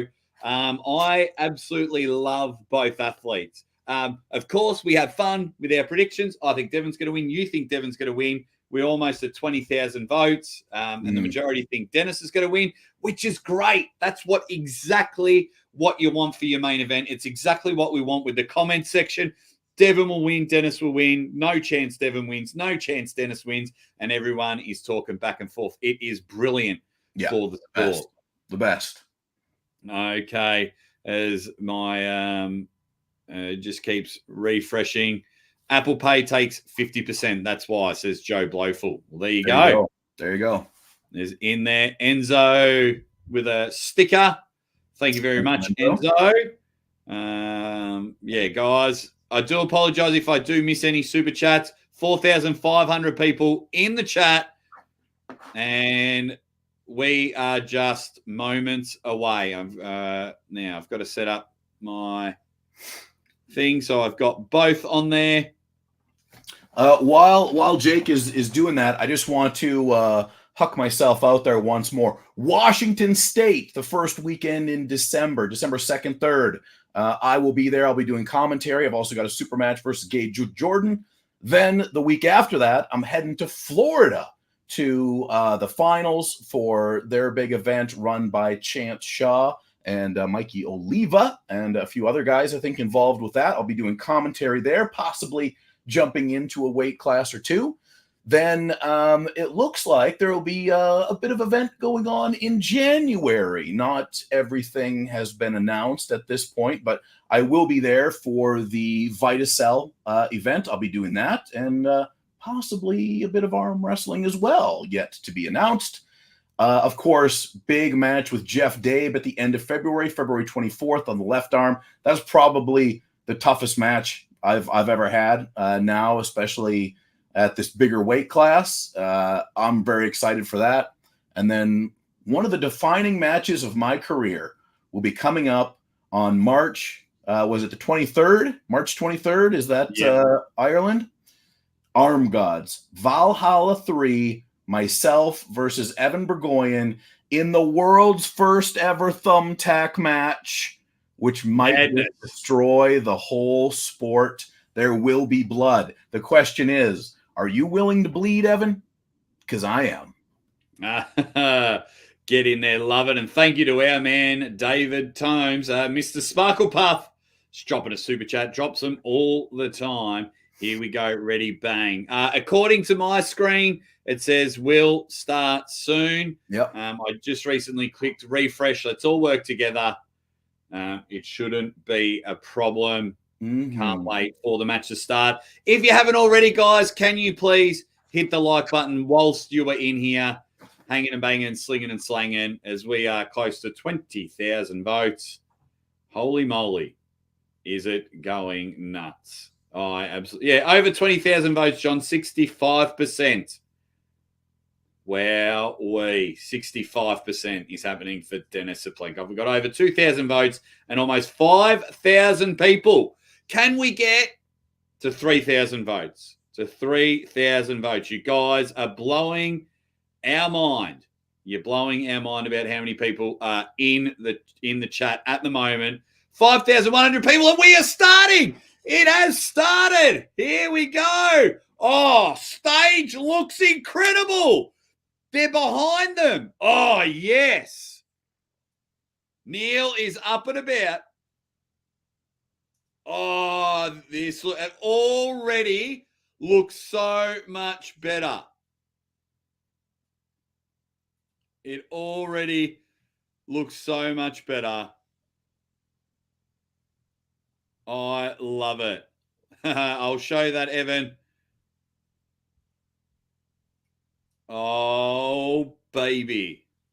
This is so good. This is so good. It already looks better. Neil, given his spiel. Yeah. John started. Mate, I've got to find Evan Super Chat. There it is. He says, let's bleed, mofo. Yes. Let's do it. By the way, people in the chat. They got people in the background. How about that? It looks. How much better does it look? Way better. Way better. So I've got Neil on the screen. Hit the like button. It's all happening here. Good crowd. Hopefully they get up and about. Seeing the VIPs there. Yeah, and on the side, look at that. How good does that look? Yeah, very nice. Incredible. Awesome upgrade. Yeah, well done. Yeah, 10 out of 10 start so far. 10 out of 10 start. Neil's dressed to the nines. Yep. And then they'll do their introductions and we'll try and get all of our camera things right for when we start hanging and banging. But if you can, guys, quickly, hop out of the live chat, hit the like button, man. If we got the 3,000 likes, we're rocking and rolling here. Mega. But Neil is ready to go. Looks great. got it slightly surrounded. I gotta The say, VIPs are up and about. I wonder if they happen to be watching the Arm Gods event. It is looking like a little bit of a pit. You know, like, as much as I do love Arm Gods, it'd probably have to be a bit of WAL. That's true too. Yeah. But, yeah. I mean, I hope you've already bought the pay-per-view because we've started. I always recommend buy it the week before because you know, we've got we had at one stage 5,300 people here in the chat, and you know what I mean? So like everything's just flying around. Yeah. So please, please, please, can we get to 3,000 before the first match? Incredible stuff here. So the referee just came out. We got 6 referees for this event. Bill Collins. Yeah. Glad that Bill's there. And I met, I forgot his name because I always read his name on Facebook. The ref everyone hates. Risto? Oh, Risto. I met him. Really nice guy, which bothers me a bit. I kind of wish he was a dick when I met him at King of the Table. No, good guy. Good guy.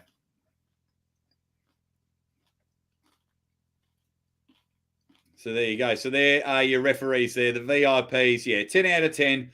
Good start so far. Good start so far. Yeah, Justin King's digging the setup. Yeah, He's it's a really good setup there. I think, you know, this brings it to the next level for them with the big screen in the background. It brings everything in, the claustrophobia of it all. Now it's just up to those fans in the back to be on their game for the entire show. Yeah. That is the trick right there. Shouldn't be too hard with Neil hanging it and banging it out there with the referees and with some of the best matches that the sport has ever seen. It's going to be brilliant. So is Arm Gods in March. Can't wait for that White Wolf. I'll see you there, buddy. I'll see you there. So make sure you buy the pay-per-view because the first match will be coming soon. Here comes Fioresic to the table, Johnny. Our first match is about to start. I've got Fioresic walking to the table. She's chalking up. Yeah. We are dead on. We're dead on together. Okay, no one move. Yeah. Yep. This is it, ladies and gentlemen. Go to Core Sports right now. Pick up your pay-per-view. That's the only way you can see this. And if you are not getting the pay-per-view, you are missing out because we are about to kick things off. East versus West 10. And I mean, it's number 10, but it is a 10 in my book with the quality and quantity of matches. I think it's taken a while for them to figure out exactly what is going to work the best. But from what I'm seeing, this is filling my loins right to the brim. Yeah, this is awesome. And Rose is now all kinds of fired up. Yeah, and she's going to the camera. That's what we want, Rosa. Yes, background good job, looks good Rosa. with the athletes' faces on the screen. Oh, Fioresic. Looking cool, calm, and collective. I love it, John. I'm pumped. I'm pumped. Yeah. Fia is, for those of you who are maybe newer to the sport, you don't know Fioresic, Swedish. The Swedes have an amazing history of dominant female arm wrestlers, and she is right there with the best of them. 37 kilos, the difference. I don't think it will matter. Wow. Giving up a lot of weight, but Fia is she's a razor, right? Maria is going to be the hammer in this one, but Fia is a scalpel blade. She's going to know where to go, how to get there. And the only way Maria is going to get through is if she's just that much stronger. We've both got Fia picked in this one as we head into round 1. Oh, but the big dog goes bang! And there it was, right to kick things off. We saw the power level. Maria has more power for sure. But now you might see that. You might see that match and be like, oh, it's going to be a runaway. Maria is going to take this thing hands down. The game has only just begun. Fia is like a computer. She's computing exactly what she felt in her mind. She's measuring where those pressures were on her hand and arm, and she will come out and show us something very different in round 2. Very different. So as she try to hold out, I think she might try and slip there. Marlon Bergstrom's in her corner. I mean, brilliant stuff here. Brilliant stuff. As Fia now needs to get fired up. Rosa's up and about. Big start there. 1-0 to Rosa. Swap sides. There we go. Rosa's translator, probably husband or something in the corner with the baby blues. Loving it. Production looks good. Stream looking good. Loving people in the crowd. We're in our first match. Here we go. Round number 2, Rosa on the left, Fia on the right. Let's see if Fia goes for the strap. Can she handle that 37 kilos difference? Let's rock and roll. Bang! And she takes the hand there. That's what Fia wanted round 1. She has taken the hand there, but she's still not in comfortable position. Rosa's going to try and dump. There goes the wrist, so they'll probably go to the strap. Can Fia hold on? She's taken that thumb. Rosa's in a bit of trouble here. Oh, was that a pin? Was that a pin, John? That was very close. They're giving them straps. Giving them straps. So exactly what I anticipated. A very different approach that time from Fia. Fia had this explosion of 1 to 2 inches. Boom! Right out of the gate. And she was able to get Maria's wrist to pop back just enough. Just enough. And then Fia continued to dominate the wrist, dominate the wrist, dominate the wrist. Now, when it comes to your wrist getting taken in arm wrestling, once it gets taken once, it's going to get taken again. So watch for Fia to now continue to attack that cupping pressure. And I assume what we're going to see is a flop back wrist from Maria from here on out, with Fia trying to take advantage of that and getting the pin in the straps. The question is going to be, does Maria have more of an advantage now that the strap goes on, or will Fia be able to dominate the setup and get the pressures to go her direction? Yeah, I like her setup now. Fia's now got that shot. She knows now where to go. I think she'll link back and be able to hold it from here. She seems in a pretty good position. Rosa's going to dump everything in. Fia, can she take that wrist? Nah, Rosa missed the start there. She missed the start. That's all it is. Bang, 1-1. As you can see, she went. They pulled her back in the middle. They called go. She missed the start on that one. 1 apiece. 1 apiece. You got to be by the pay-per-view already. The first match is a baker. Buy the pay-per-view. Yep. Already, we have seen some very, very smart arm wrestling from Fia Risic, which is exactly what I anticipated we would see. She took the information from that round 1 loss and completely changed where she needed to go and is now getting the wins. And I anticipate we will see similar matches to the completion of this one. Yeah. Daniel, pay-per-view link is in the description. Go and buy the pay-per-view, my man. Thank you very much for the super chat. David says it's all about the hand and wrist, guys. We're up and about. That is for sure. All right. So where does Maria go from here? She knows that her power is no longer enough. She knows that her wrist is compromised. Okay. For her, she needs to drastically switch things up as well. 2 main things that I would do if I was Maria. I would be false starting like crazy. She has to get the hit. She must, or else she is doomed forever. Secondarily, I'd go deep inside, way deep inside, to make sure that Fia does not have access to that outside game. Can she do that? I don't think so. Here we go. Round number 3. Rosa with the red fingernails. Look at this. Get him going. Oh, Fia. Good. Maria. Start on Rosa. Ooh, I thought that might have been a false start on Fia, but obviously Rosa might have gone first, which caused Fia to retaliate. Yep. Fia is so relentless. East versus West 10 is underway. Fia takes the hand. She's gone down with it turning. She's not going to slip out of this one. Fia drags it to her side of the table. 2-1, Fia Brzenk. Oh. Perfect execution. Even in that one, Maria did shoot inside, but she met with the bone line of Fia Brzenk. Fia was able to just, and she took the whole hand. It was a full hand top roll, took that whole lane away from Maria. As the replay comes on now, we'll go back through this. Okay, they're just showing the pin, but perfect execution. Now, a little bit of a question there. There might have been an elbow off the back by Fia from what it looked like on that, but it was not called. Oh, elbow looks like it's on there, though. Angles, mate. Angles. Angles. It's all about those angles. You know what it's like. Sarah Backman out angles you. So now Fia has just had a bit of a slip up round one, and she's just showing why she's one of the best female arm wrestlers of all time. Yeah. Superstar. Genuine superstar. Fia is putting the fear in Rosa. 2-1 up.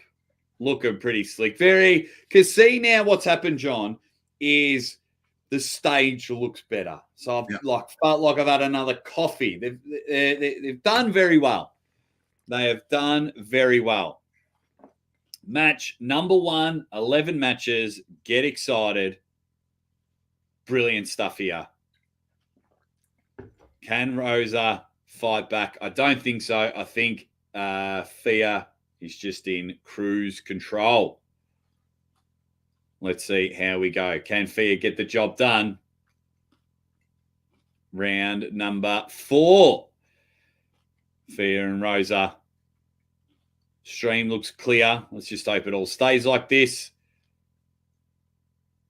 They're trying to get it in there. Looks busy in the auditorium. Bang! Fia! Oh! And my shoe-in of the week is complete. Bing! That was a good call. It was a good call. Good match. Good on Maria for taking on one of the absolute legends of the sport in Fia Brzenk as far as women goes. Short notice as well. Yeah. So good on her for that. And good on her for getting that first round win. Very impressive. Obviously she had the weight advantage, but unless you have that level of knowledge and table IQ, it's very difficult to beat Fia at her own weight. There you go. So Flossadie asks, could Aussie beat Fia? Well, hopefully in February. Short answer, no. But in February, I'm going to be in Norway with them all. Going to have sparring and heaps of footage with them all. I didn't grip up with them last time. Fia was too busy trying to feed me rotten fish. But good to see you again, Flossadie. You bloody superstar. Fia goes bang. Great match for Fia. She just dominated. Mm-hmm. So our first match is down. Great win. It is all happening. We're one match down. Fia done exactly what she said she was going to do. Absolutely. A little slip up at the start. I wasn't worried at all. So that is what you see when you want to, really assess an arm wrestler. You can look at their match and see what they did. Did they change things up? If things go bad in round 1, were they able to change it, or did they just do the same thing only harder? That's how you can really, in your mind, look at the IQ level of an arm wrestler's. How many different looks did we get? Did they find the right one right away? Did they win just by power? Did they win by technique? And that's why later on it's going to come into effect when we see a guy like Angarbayev. Angarbayev, I think he might get beat by Todd in round 1. I don't see it happening after that because he has so many options. He has such a high table IQ. He'll know where he needs to go. Yeah, 100%. John and Jake, 2 legends. England finally moved the crowd closer. Going to be an epic event. Thanks for the great commentary as always. Thank you, EFT. Really appreciate it. Yeah. And now more people can go and watch their favorite superstars because I believe it's a packed house as well. Beautiful. To watch the event live as well as the VIPs. Love that they're on the stage. So much wasted space. Absolutely nailed it, Engen's forehead taco. They absolutely nailed it, this one. just leveled up on their 10th crack at it. Really appreciate the super chat as well. So 1 match down, 10 to go. You know, with the change of the seating and Engen also saying he doesn't support threats of murder, he's working his way back into my good graces. What can I say? He's on the path. He's doing it. Oh, wow. 26,000 votes, John. No, 27,000 votes. 27,000? 27,000 votes on Devon Holy versus Lord. Dennis. Incredible. What's the score? 66% to Dennis. Incredible. I will say this. I've never seen so many Russian commenters in any arm wrestling chat that I've ever been a part of. So welcome, Russia. Welcome. I hope you are happy with the outcome, whether it goes one way or the other. I just hate that it doesn't translate for me, so I can acknowledge all those guys. But thank you. And then I don't want to put it on the screen in case it's like propaganda. So right, that's true. That's true. But Matt Mask is on. Oh, boom. Baby, the wild horse. Look at him. All kinds of fired up. It is so good. Match number 2 now. Matt Mask, Frank Lamparelli, and I love watching the staunch one just go back and forth. Yeah, boy. It's going to be great. It is going to be great. Here we go. Matt Mask, Frank Lamparelli. East versus West 10 has started off with a bang. John, here we go. Hi from Russia. I can read that one. Where'd that one go? Thanks for joining us wherever you are around the world. Here awesome. We go. Frank Lamparelli joining us. We're on here. So Frank he's a really good arm wrestler. He is. He's got a pedigree behind him. I just don't know if he's going to be able to manage the intensity of Matt. If Matt gets the round 1 win, he might just explode off the face of the planet and it'll be too much. Look at that, John. 20 kilos the difference. Frank Lamparelli only So Frank was lighter. 95 kilos to Matt's 114. Wow. Well, good on him for taking the match. God damn. I would not want to pull Matt Mask if I was that much lighter. I wouldn't want to pull Matt Mask either way. But God damn. We'll see. I mean, Frank may have an answer to Matt's type of arm wrestling. I think I'll be able to tell you much more accurately how this match is going to go after round number 1. Here we go.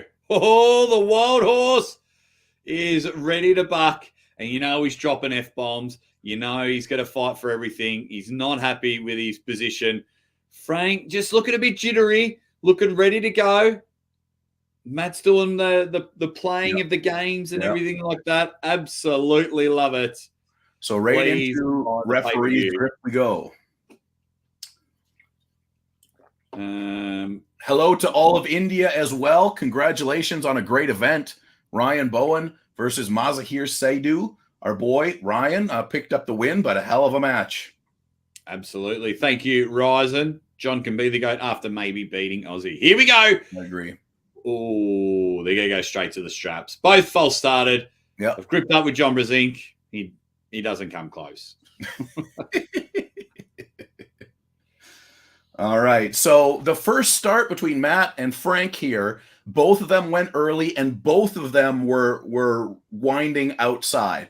So I think it's highly likely that we get a slip and go into straps here as we close the hands in round number 1. Yeah. Early start again. Both of them go early and coincidental. So no warnings, no fouls.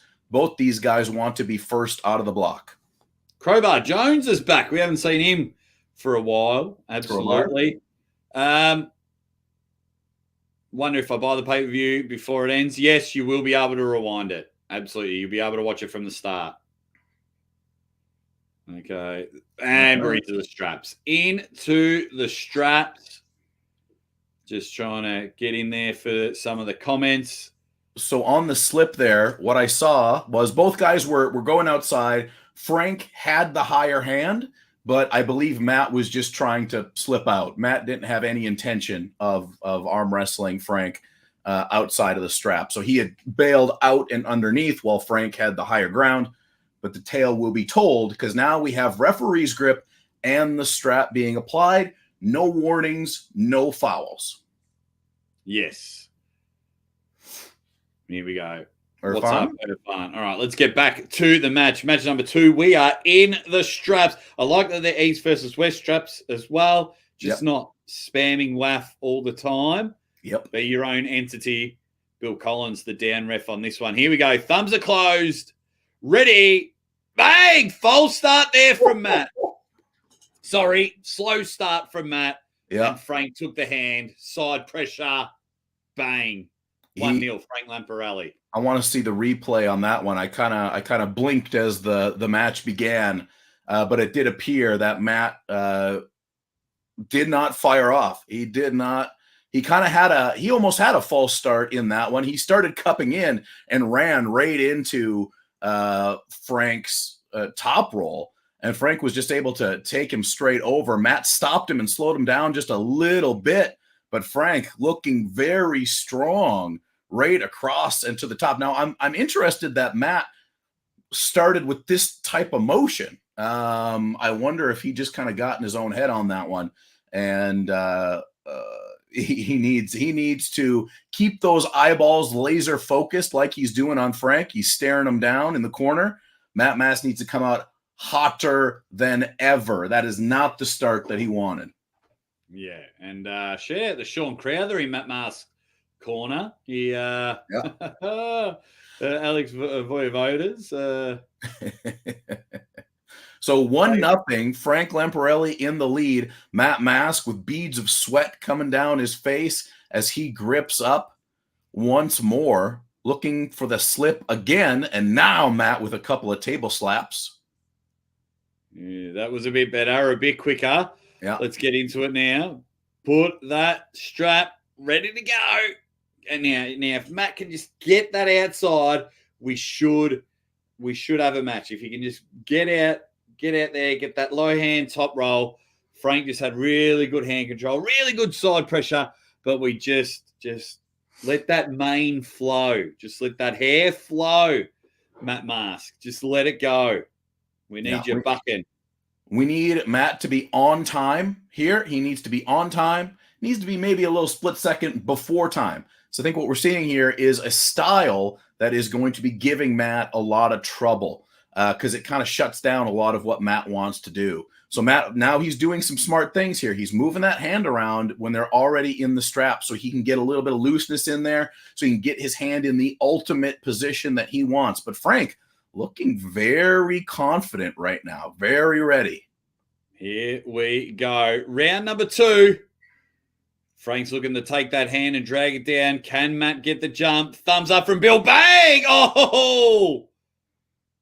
So elbow foul on Matt. And that the hit, there was a good hit from Matt. Frank caught it and brought it back, but the elbow went floating in the air. Matt looking ready to pounce now. He needs that over and over and over again because it's clear to me after these first couple starts that Frank has the power advantage. Frank has the internal structure in his arm to stop what Matt is doing. So Matt's going to have to break down that defense over time, and he needs to do it early and often. Yeah. Just a quick shout out as well, John. It has officially broken my record. My original record was 4,800 concurrent viewers, and we got to like 5,300 before the event started. So thank you, everyone that is joining us. Yeah. Here we go. Can Matt do it? I'm not confident anymore. Frank Lamparelli just seems to have him. There's the hit. He's got the hand. All full control. Nice stop from Matt. Elbow foul there. Okay. So in that start, we saw Frank, we saw a very even start. There was no movement off the go. Frank then drove to the side, but as he drove to the side, Matt was able to get that wrist pop back. He took the hand out from Frank a little bit, and when he did that, Frank's elbow came up. So it's 1 foul apiece, and remember, only 2 fouls allowed in at East versus West 10. Yeah.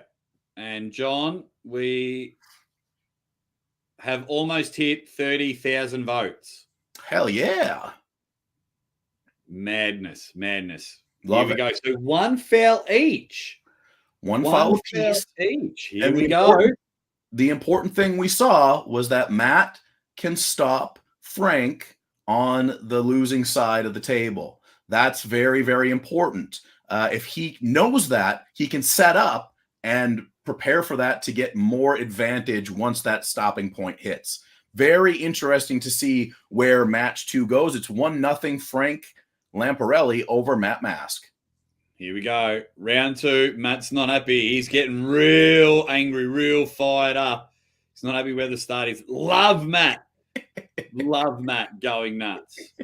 Hey, official Leo G. What's happening? Sending love from California. Really appreciate all you do for us in these events, Aussies. Cheers to everyone. That's right. Cheers to everyone. Agree with you. Yeah. Thank you very much. Uncle Jon. What's up, Chrome? So we got a lot of movement going on here in this setup. Matt not happy with the hand placement, and now we are going into the referee's grip. Smart move. If Matt's not happy, if you are not ever happy with the way the grip is feeling, don't let that match start. That was a perfect example from Matt Mask. He did not like the way it was feeling. Possibly he felt some different pressure from Frank, so he wants to eliminate that to try to get to 50-50 or 51-49 as quick as possible. And here we go. Referee's grip is down. We meet in the middle. Frank takes the hand of Matt Mask, but Mask is stopping him. But the third drive picks up the win. 2-0. Frank Lamparelli is coming out very dominant. Yeah, Matt's just not sure what he can do. Frank Lamparelli goes bang. Nice little stops. Little stops from Matt, but it's just not enough at the moment. Frank, that is right, Drew. Frank is strong. Very strong. And what we saw in that previous start where Matt was able to take the wrist, Frank was able to change things up. And that time, Matt was not able to take the wrist even at that stopping point. Matt's wrist was completely dominated. Frank made a one-time adjustment, up, climbed, went down, and picked up the pin. So 2-0. Frank Lamparelli winning. Yeah, it is all happening here. Can Matt Mask bounce back? Can he do a Kalinachenko match? Now, wouldn't we love that? Yes, we would. Floss or die. Devon's going to have to pull this guy later tonight. Devon may have... Oh, wait, where'd that one go? Another one said a J.E. Devon may have to avenge Matt again. Very possible. Very possible. And to think Lamparelli's only 95 kilos. Yeah, very, very impressive from Frank. Strong, clearly a massively strong hand and wrist on Frank. And he's very calm and cool, right? He's sitting in his chair. He's talking normally. He's managing his overall energy levels very well. Matt Mask, being Matt Mask, he's pacing back and forth. He's all over the place, and he is ready to kill. But he's only got one more shot at it. He needs to figure it out real quick right now. Yeah, guys, we can't tell you what time the Devon Dennis match starts because it's not a set time for each match. We just have to wait until all the other matches go through. So probably we're on to our second match of 11. Yeah, 2.5 hours at least, I would say. Here we go. Can Matt bounce back? 2-0 down. Or is it Frank Lamparelli just going to come in and dominate? He is looking good. In a different position there. Matt more high on the knuckles now. Maybe he's just starts to look for the slip, which he's got. Yeah, he needs Frank with coming in with that low hand top roll pistol grip, where his hand is down like this, and he's just coming straight across, kind of like a Vitaly Lalatin style start there, and that has been given Matt all sorts of trouble today. Yeah. Anyone else having problem with Core Sports can't buy the pay-per-view? Can anyone help out our man Franco? He's having a bit of trouble. I've had a few comments from people saying that the app has been difficult, but it sounds like if you have a desktop, you'll be fine. Yeah, go to the desktop. Go to the desktop. Okay, here we go. Match number 3. Round number 3. Can Matt Mask bounce back? He looks higher on Frank's hand. I like that. Here we go. Bang! And he stopped him in the middle of the table with Frank with the hits. Matt in a better position now, but the hits just keep on coming. Matt's now got his shoulder across. Can he? Oh, wow. Like a knife edge from Frank Lamparelli. Has Matt got a press in him? He's able to hold center table, John. We have a match. Can Matt hold on? Elbow foul. Restart. Wow. What a round, John. What a round. That was one of the most insane Matt Mask rounds I have ever seen. We just saw Matt Mask, wrist fully taken. He dedicates his shoulder and he says, Frank, go ahead and break the thing. Go ahead. I dare you, Frank. Go ahead and break it. That was some ugly, ugly stuff going on there, but Matt lived to see the end of it. And now Frank is on one foul. Wow. If he just gets that stop and gets his shoulder involved, but I tell you, some of those hits from Frank Lamparelli almost got that third pin. Fantastic. Very close, very impressive. And if you ever wanted to see somebody laying it on the line, that's what you just got.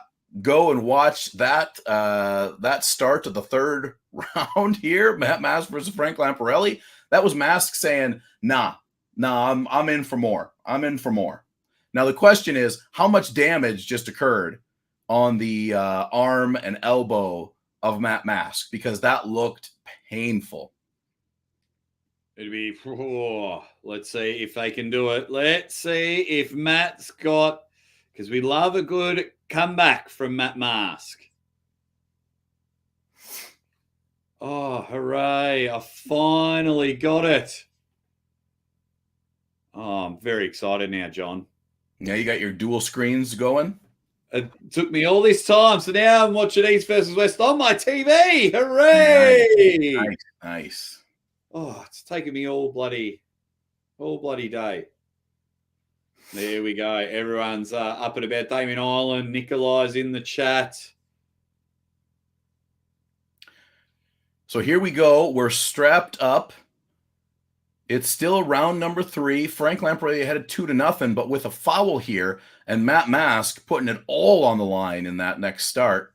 Here it is again. Now Matt driving across, has it on the winning side of the table, but Frank just drives, but the elbow comes off the side of the pad. Matt Mask is going to get the win. Oh, 2-1 fouls.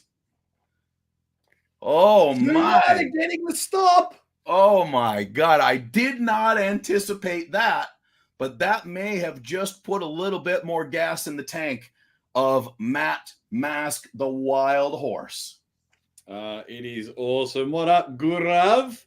Hang on. Someone just said, hello, Aussie Armwrestler. Hey, how you going, Gurav Daywalker? Hope you're doing well, buddy. Canadian Psycho's up and about. Yeah. WTF. Let's go, Matt. Let's go. Wow. Everyone's up and about for the chat. That's what we love from everyone here. Come on, Matt. Awesome match so far. Awesome dedication from Matt Mask to not go silently into the night. And a hell of a showing from Frank coming in here and showing some significant dominance. But the intensity of Matt Mask is just keeps going, right? It just gets more and more and more. And that might be how Matt Mask comes back from this match. It's 2-1, and we're heading into round 4. Oh, mate, I can't wait. Oh, I can't wait. And we're at 31,000 votes. And it's just 66%. I think that's the way we're going to finish it up. Over 3,000 likes. Thank you very much. And we broke the record for most concurrent viewers at once by hitting over 5,000. So arm wrestling is officially back being number one, not a boxing match that I did. Yes. Here we go. Here we go. Round number 4, John. We're in it. We're on it. On top of it and around it. 2-1. Matt Mask has the fire of hell burning inside of his eyes right now. We are on here. Round number 4. Can Matt get anything here? Starting very high on the hand. Really wants that thumb knuckle. Will most likely go to straps because Matt appears to be losing his hand. There we go. Mm-hmm. I just wish they'd start in straps. That would be pretty good. I hope they wish they'd just start in straps. It would save us some time and we would be closer to the match. Mm-hmm. Yeah. All right, guys. I'm just going to make some adjustments. Probably going to chuck on a little bit of a slow mode for a little bit. Maybe 30 seconds in between. Sounds good. All right. So we are going to the strap now. Strap has been applied in round number 4. Matt not liking it. Matt is on the buckle side. He's kind of complaining to the referees here. Trying to climb a little higher. Matt really wants the high ground so he can compete with that sideways drive from Frank. Here we go. Seattle Ryan's in there. Uncle Jon. There we go. Big hit huge from Frank Lamparelli. But somehow Matt has held on. Can he get his shoulder involved? The climb from Frank Lamparelli has just taken it there. But Matt coming in for the press. Can Frank time his hits and get it done? He's trying to make sure he stays on the table. Matt looking for a cheeky push off there, but he needs to watch out for himself. Look for him to drive through the bottom of that wrist. Frank outside of his shoulder. The hits are coming really well. Frank gets it. Wow. Bang! What a match, John. Frank Lamparelli, 3-1. Hell of a match. Back and forth she goes. I think Matt will have a bit of recovery time needed after that one. Just an incredible match. One of the things I love about that, obviously I was rooting for Matt in that one, but incredible showing from Frank Lamparelli and incredible to see Matt Mask in a position where we rarely see him, right? He's got his shoulder fully dedicated. His hand is busted back and he's just giving it all he's got. Incredible to see that type of intensity and that type of outcome. So good on Frank Lamparelli for being an absolute beast. And thank you, Matt Mask, for putting your freaking body on the line. Yeah, great work, Frank. Great work, Frank. Big congratulations to Frank. Says Lucha Pagliacci. Great fight. Double damn. Thanks, Georgie. Poor Matt. Yeah, I wanted Matt Mask to win. Thought we had something there. Frank. Where was that one? From Irfan. Frank. Everyone is up and about, which we absolutely love. John, what's that? 2 matches down? 2 down and 9 to go. Left arm banger next. Sasha Andreev, Artem Tarnov. I think Sasha wins. What about you? Yeah, I'll go for Sasha on this one as well. Could be a decent match. I just don't know enough. I mean, we haven't seen Sasha's left in a hot minute, as far as I'm aware. So we'll see. Yeah, it's going to be. I think it's going to be great. I just hope. How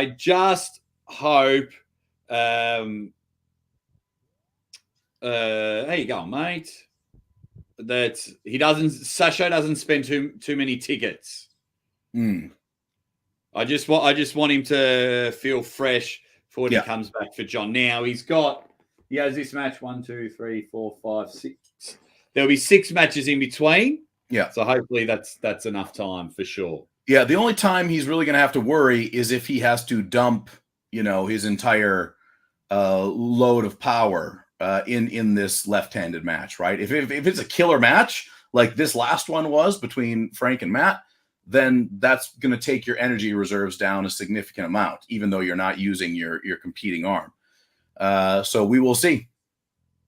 We can't wait to get comfortable here. You're with the number one live commentary team in the business and the people that brought live commentary to arm wrestling.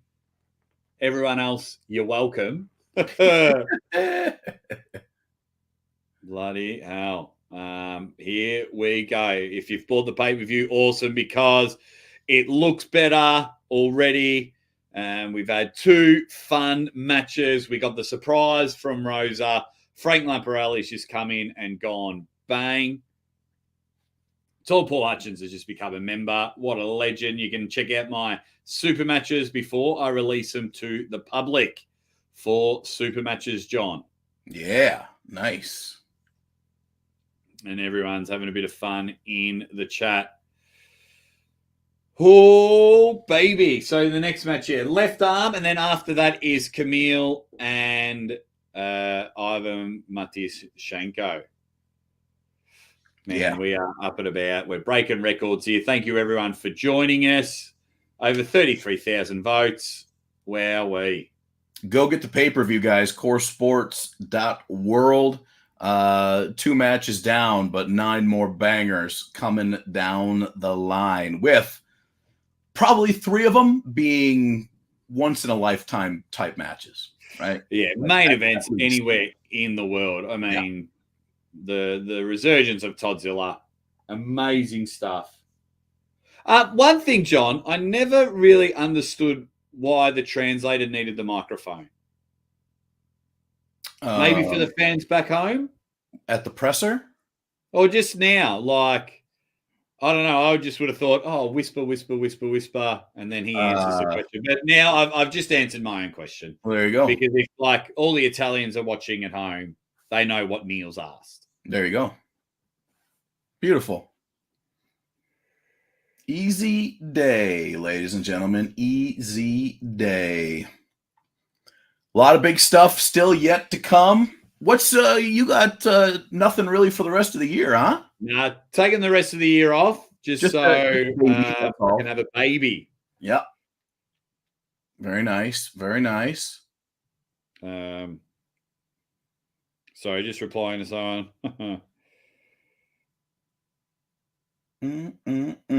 Yeah, guys, I have seen a few people having trouble with the app. I don't use the app. I only use the online because we do the commentary here. The online seems generally to work pretty good on the desktop. Alex McDonald's been a member for 13 months. Thanks, mate. He says, can't wait to see Devon crush Dennis. He is up and about, Alex McDonald. Thank you very much, mate. Hope you're doing well, you superstar.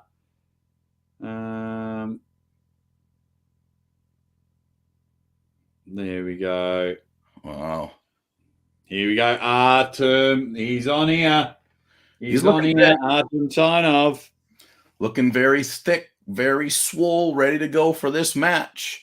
But now, wait. If you guys have never seen Sasho, like, in comparison, you see how short he is, but how refrigerator-like he also is. Just as thick as he is tall.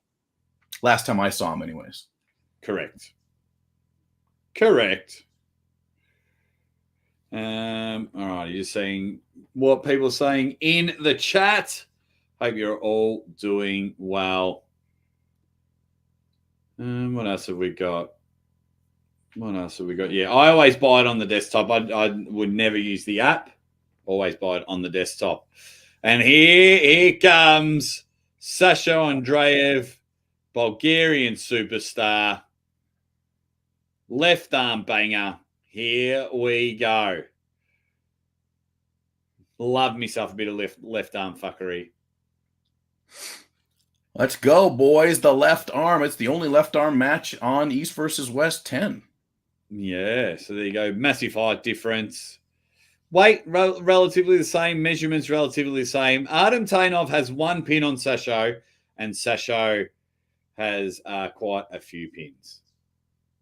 Quite a few pins on Thingo. But yeah, as for me, Knuckles Up is my next event. I've decided to take the rest of the year off because I've had 8 international trips and a couple of interstate trips. So it's time to just chill out. Shut up, Roy. Shut up, Roy. Damn matches. Nobody asked you, Roy. Yeah, here we go. Round number 1, Sasho looking quite relaxed. Tainov getting a lot of height, trying to get as high as possible. But with Sasho having that short arm and short thumb, it's hard to get the height if you're really looking to top roll hard on him. So we'll see what Tainov's going to do, because if it goes inside, that's a tough day. There we go. Thank you all for joining us. Here we go. Round 1. Bill's got him sorted into the straps. Oh, I like that from Artem. Got a bit more purchase on the hand, even though Sasha was looking for the strap. Still got a lot of purchase on that hand. Holland in the chat. Franco says, thanks, guys. Can't buy the pay-per-view. Have app access only. It's 2023. The app should work. Totally agree with you there. I agree. From Holland. Sorry that it's not working for you. We'll do the best that we can to give you the best experience. But thank you very much over there in Deutschland. I've been to Amsterdam. Spent a few days there when I was like 19. Don't remember much of it. No, but really appreciate it, Franco. Sorry that it's not working for you. So now the strap is applied. Tainov did look to have a little bit of the better end of the stick on that first slip out, but boy, does the strap change things, especially for a guy like Sasho Andreev. This one will tell us the tale of this story. Bill Collins, the head referee here, about ready to get things kicked off in round number 1. There it is. Tainov with a big drive to the side, but Sasho able to stop him and flat wrist it. Now Sasho looking to get that shoulder into things. Tainov driving inside quick, goes to the press, and he picks up the win. Holy bang! Tainov sorted. Round 1, screams at the camera. Your camera is your best friend. Great stuff there. He's just gone bang. Oh, baby. Tainov, in his moment of celebration, he did a major jerk on Sasho's arm, and I think he got a reprimand for it from Engen at the front of the stage.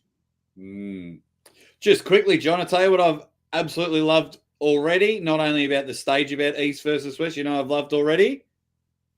First 2 matches weren't 3-0. Yes, that might be a first ever for East versus West. Yeah, so very happy about that. 1-0. Artem Tainov, can Sasha Andreev come back to it? I noticed something in the slip that he took the purchase of the hand, and he's just taken all of it, robbed him of it. So Sasha had a comfortable position there. He had a position where he was holding Artem Tainov. Tainov went outside, was bouncing, switched it up inside, and I think he surprised Sasha. Sasha was not able to adjust quick enough to compensate for the switch in direction. So good on Tainov. The question is, can he put Sasha in that position again? We'll have to wait and see. And will this be a detriment to Sasha Andreev? Because he doesn't want to lose. He wants double pay. So hopefully he doesn't zap too much energy out of him. So this is our third match, guys.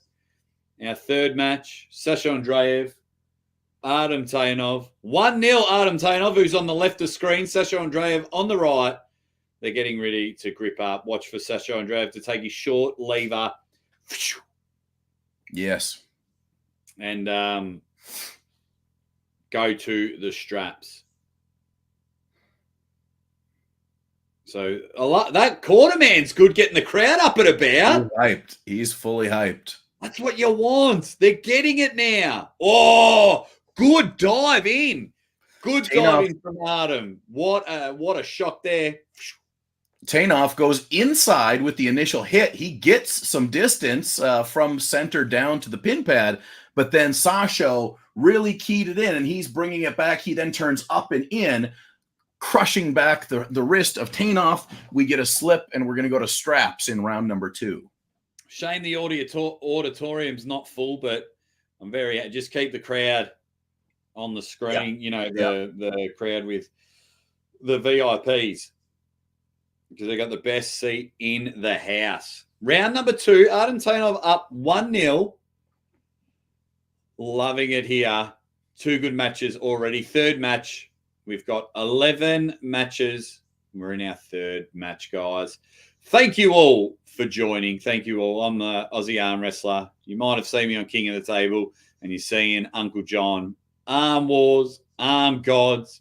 Anywhere in Canada or in the US, you get to see this guy and about to pull Jeff Dave, the biggest hands in the business. Going to be good. Here we go. Buy the pay-per-view and sit back and enjoy. We're off to a great start as they're ready to apply the strap on round number 2. Can Sasha Andreev 2 things he's got to worry about. 1, getting a win and getting his hand back. And 2, not spending too much energy. Yeah. This is what these guys are going to be best at, right? They're going to have these moments of extreme energy output, and then it's really the arm wrestler's job to bring it back down, right? Bring it back down. Or if you're like Matt Mask, you just got to keep that baby riding through the entire match, which could come back to bite you. But having the ability to spike your energy and put everything you have into a split second is key, especially for this match between these 2 guys. 1-0, Tainov over Andreev. Here we go in round number 2. The strap is applied. Here we go. Ready. Bang! Great hit from Tainov, and he's doing everything, but Sasha Andreev has now got the catch in the middle of the table and just looking for straight side pressure. But Tainov, with all the hits, wearing and tearing on all the tendons, he has now got Sasha outside the shoulder. Press 2-0. Bang! What a masterpiece. What a great job by Tainov to go everywhere, try every angle, try inside, outside, defending inside, defending outside.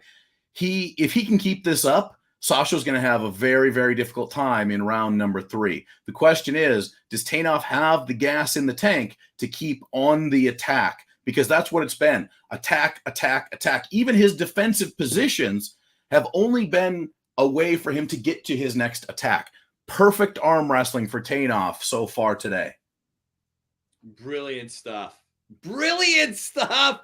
Up and about here. Now, when John, because I'm giving a lot of praise on this event because I can be very critical at times. Mm-hmm. This isn't like if Tainov wins this one, this is an entertaining 3-0 that I talk about. Right. When I say, there's too many 3-0s, this is an entertaining 3-0. Sasho, find something big, fella. If you're in Sasho's position and you got to defend your world title a little bit later on, do you just give up? Not so much give up. Do you go, I'll have one attack and then just let it go? Or are you like, I'm getting double payday, baby? Yeah, look, I mean, I don't know what's going on inside of Sasha's head. For me, if I sign up for 2 matches, I'm going to hell and back in both of them, right?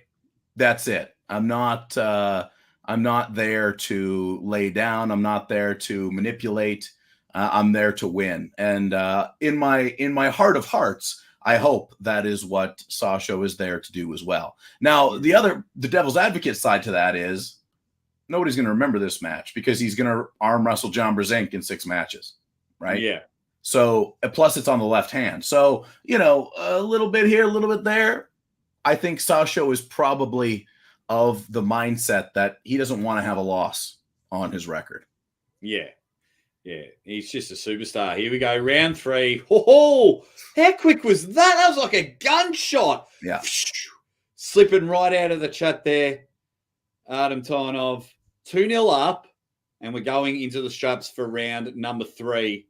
East versus West 10. I do have to say congratulations to Engen. It's his 10th one. We Yeah. know, John, you've been around the sport a lot longer than me. You've seen promotions come and go. They're the next big thing. They're all happening. King of the Table's about to do their 9th one. East versus West is at their 10th one. They're sticking around, and we're seeing other promotions come up and have events, but we've seen plenty come and go. So they're getting better. They're getting better. Yeah. That's what I like to see. Both of us have had a lot of criticisms about the products we've been seeing here, there, and everywhere. But it's really nice to see that they are succeeding.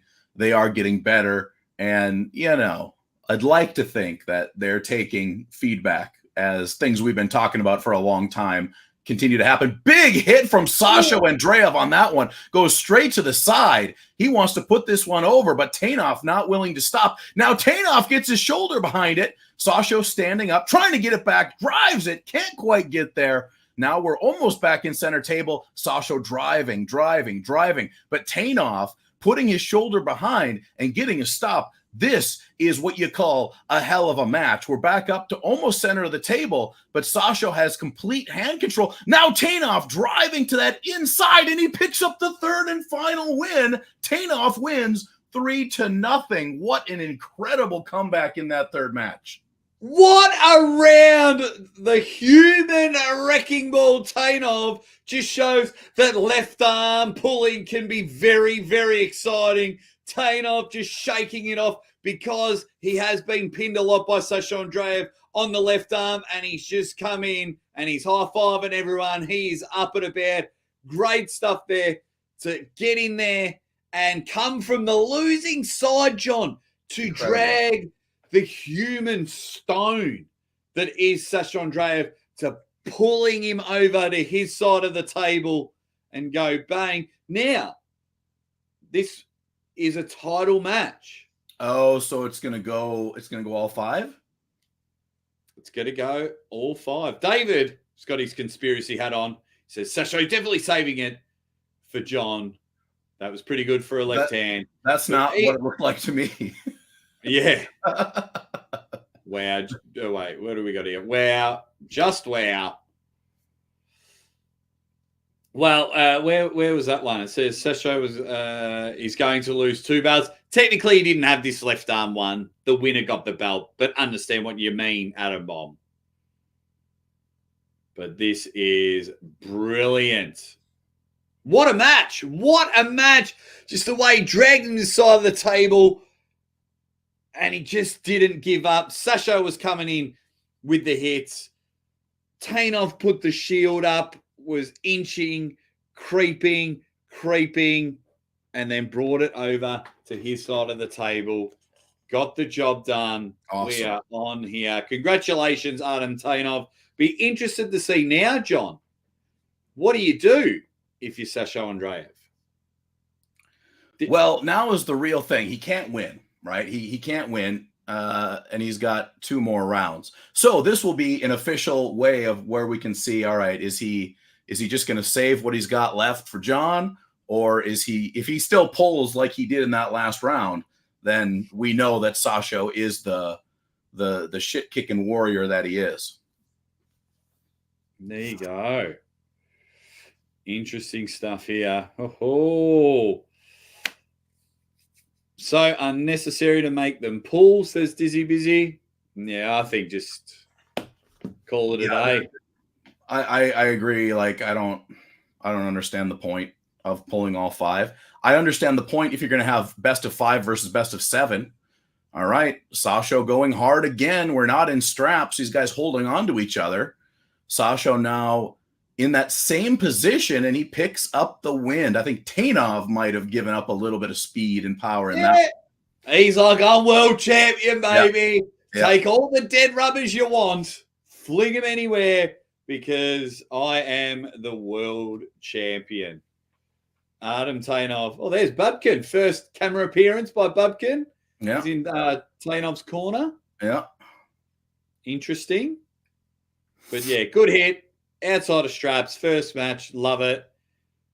And Sasha Andreev taking it. But yeah, if I was Tainov, I'd just be like, you know what? Don't care. Yeah. I'm the world champ. Let me know. Yeah, if they were to switch things and championship matches were best of 7, while non-championship matches were best of 5, that would make more sense to me. But pulling those final matches, I don't know. I don't know what that means. I didn't mean to press it. I'm with David. Let me get rid of that comment just in case I don't know what it means.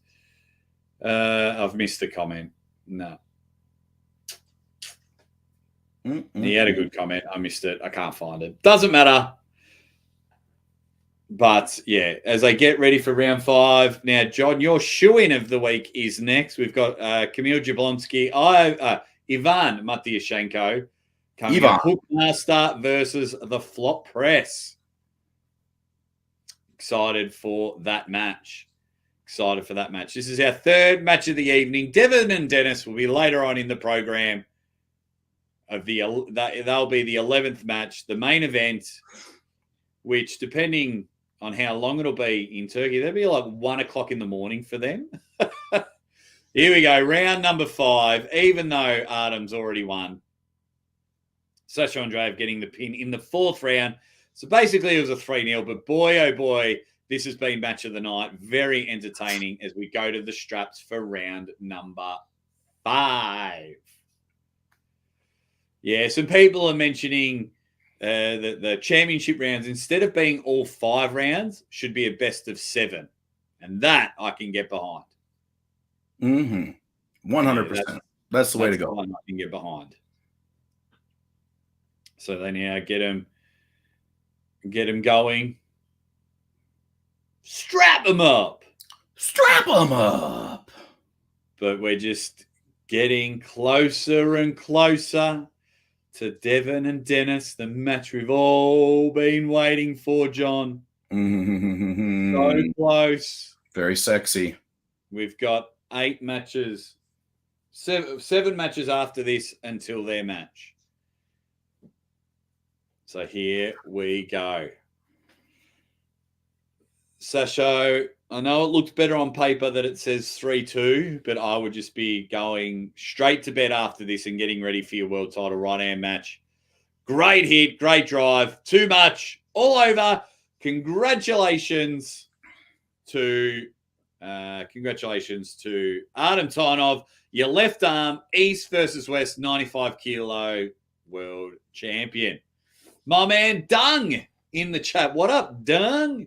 Totally agree. First of 4 should be championship round. This is risking injuries for nothing. Even the fans are not happy seeing this. And even the athletes weren't taking it seriously. Dung goes bang. So what was that? 3-2 in the end to Artem. Yeah, 3-2. Very nice. Very, very fun match. Even though, if Sasha could have got a win a bit earlier, would have been a little bit more drawn out. But all 3 of those matches, the first 3 were very good, very impressive, and smartly played. Tainov really showing the champion that he is. Yeah. Lucha Pagliacci, man, good to see you. I saw you at Knuckles Up. He goes, let's go, Camille. Super nice. Met him at Knuckles Up. Yeah, good dude. Really good dude. Been pulling for 20 years. He's ready to go. Oh, yep. Can't wait for this one. I'm hoping the best for Kamil Jablonski because he's a really nice dude. Well, I'll say this, if Kamil can beat Ivan, he goes, in my mind, from being, somebody who beat a beat-up Dave Chafee to a legit, dangerous arm wrestler at a high level.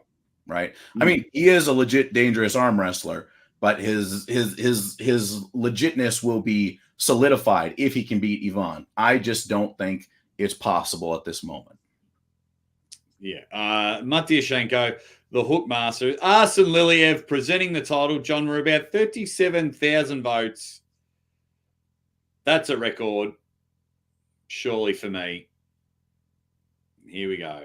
And there it is. Belt's looking a bit better. Yeah, belts are human sized now. That's good. Yeah, there it is. Congratulations, Artem Tynov. He's up and about. He's got a body of a pro wrestler as well, doesn't he? Yeah, he's stacked and racked. There's no doubt about that. Oh, the cat burglar's back. What is Ray thinking? That form-fitting all black suit. I wonder if he why don't you just wear a mask, Ray? Put the mask on. Yeah. When he walks up to the stage, it's like, dun it. Come on, Ray. Or you should put a Pink Panther mask on. That would be funny too. Good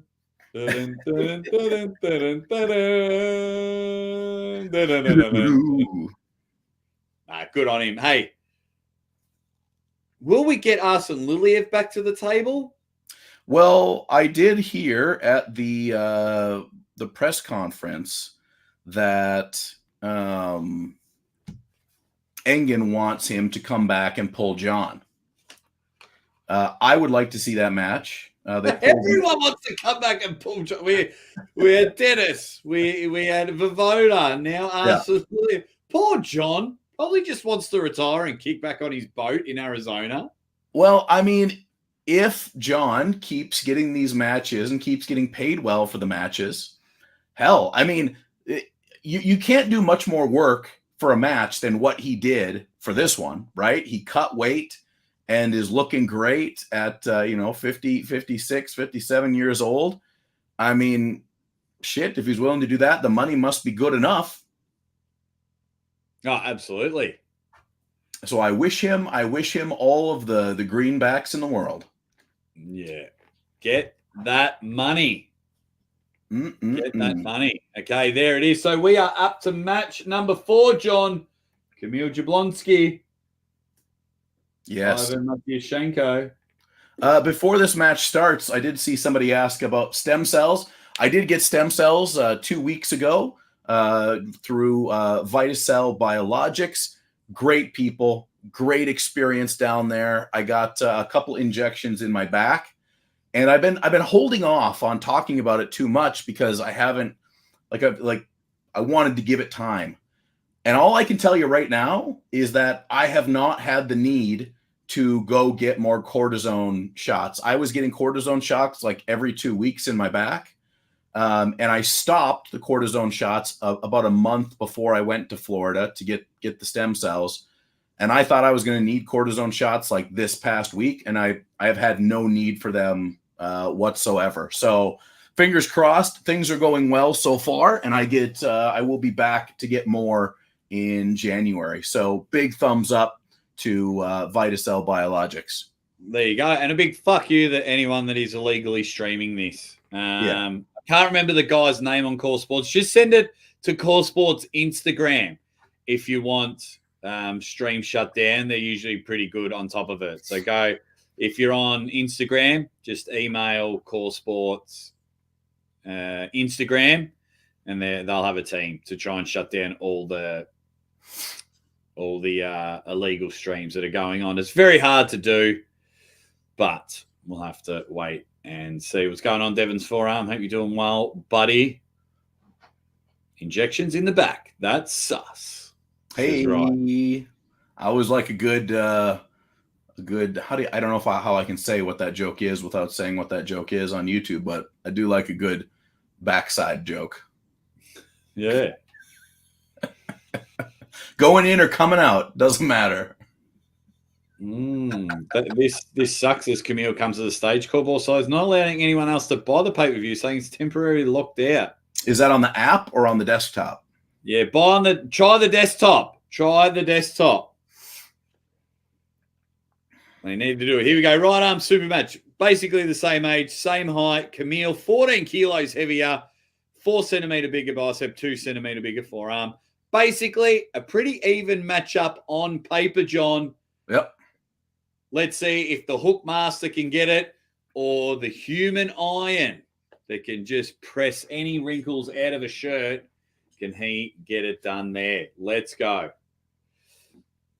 Yeah, Ivan, this is my lock of the week, by the way. I've got it all on Ivan Matyushenko. There you go. So some people suggesting he can still buy the pay-per-view. Thanks, guys. Desktop is spot on. Yeah, you'll be able to do it on the desktop. Yeah, I've had no issues with the stream whatsoever on my desktop. As we enter into round instead of the app. As we enter into round one, both these guys getting their grip. Camille looking to get as much of his hand around the back of Ivan's hand as he possibly can. He's getting that shoulder set up. Boom! In there! Oh my God! Like a shotgun! Matyashenko took the head. Oh, that was a kill shot. I want all the GTA memes on that one. Okay. That was possibly one of the fastest pins I've ever seen in my life.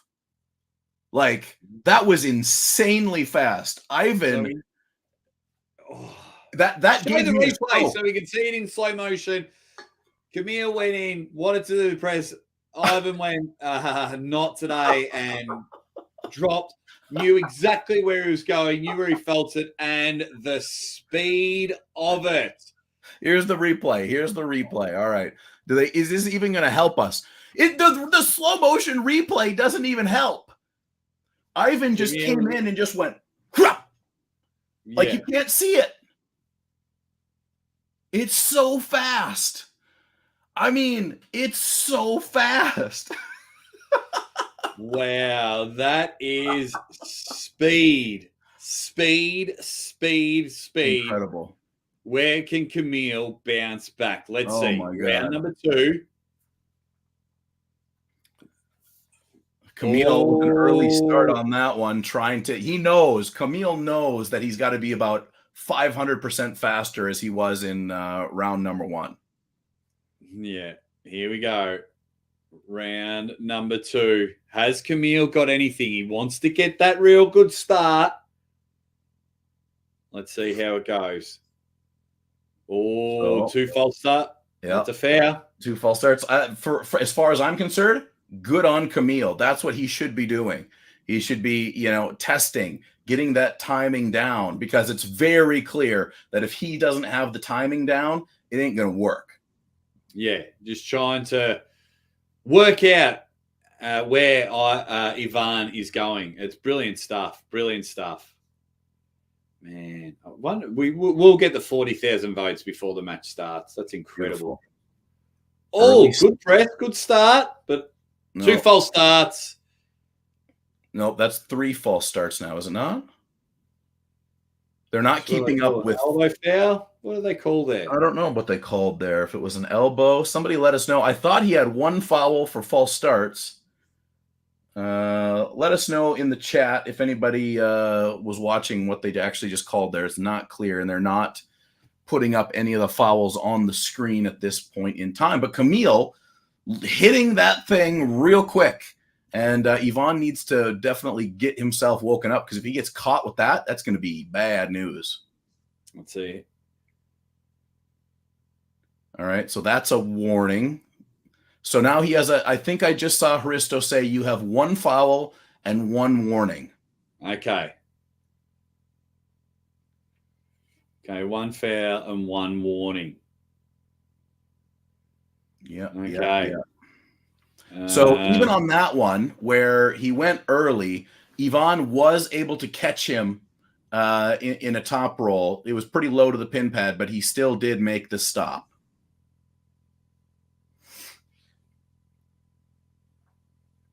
So 1 foul and 1 warning on Camille.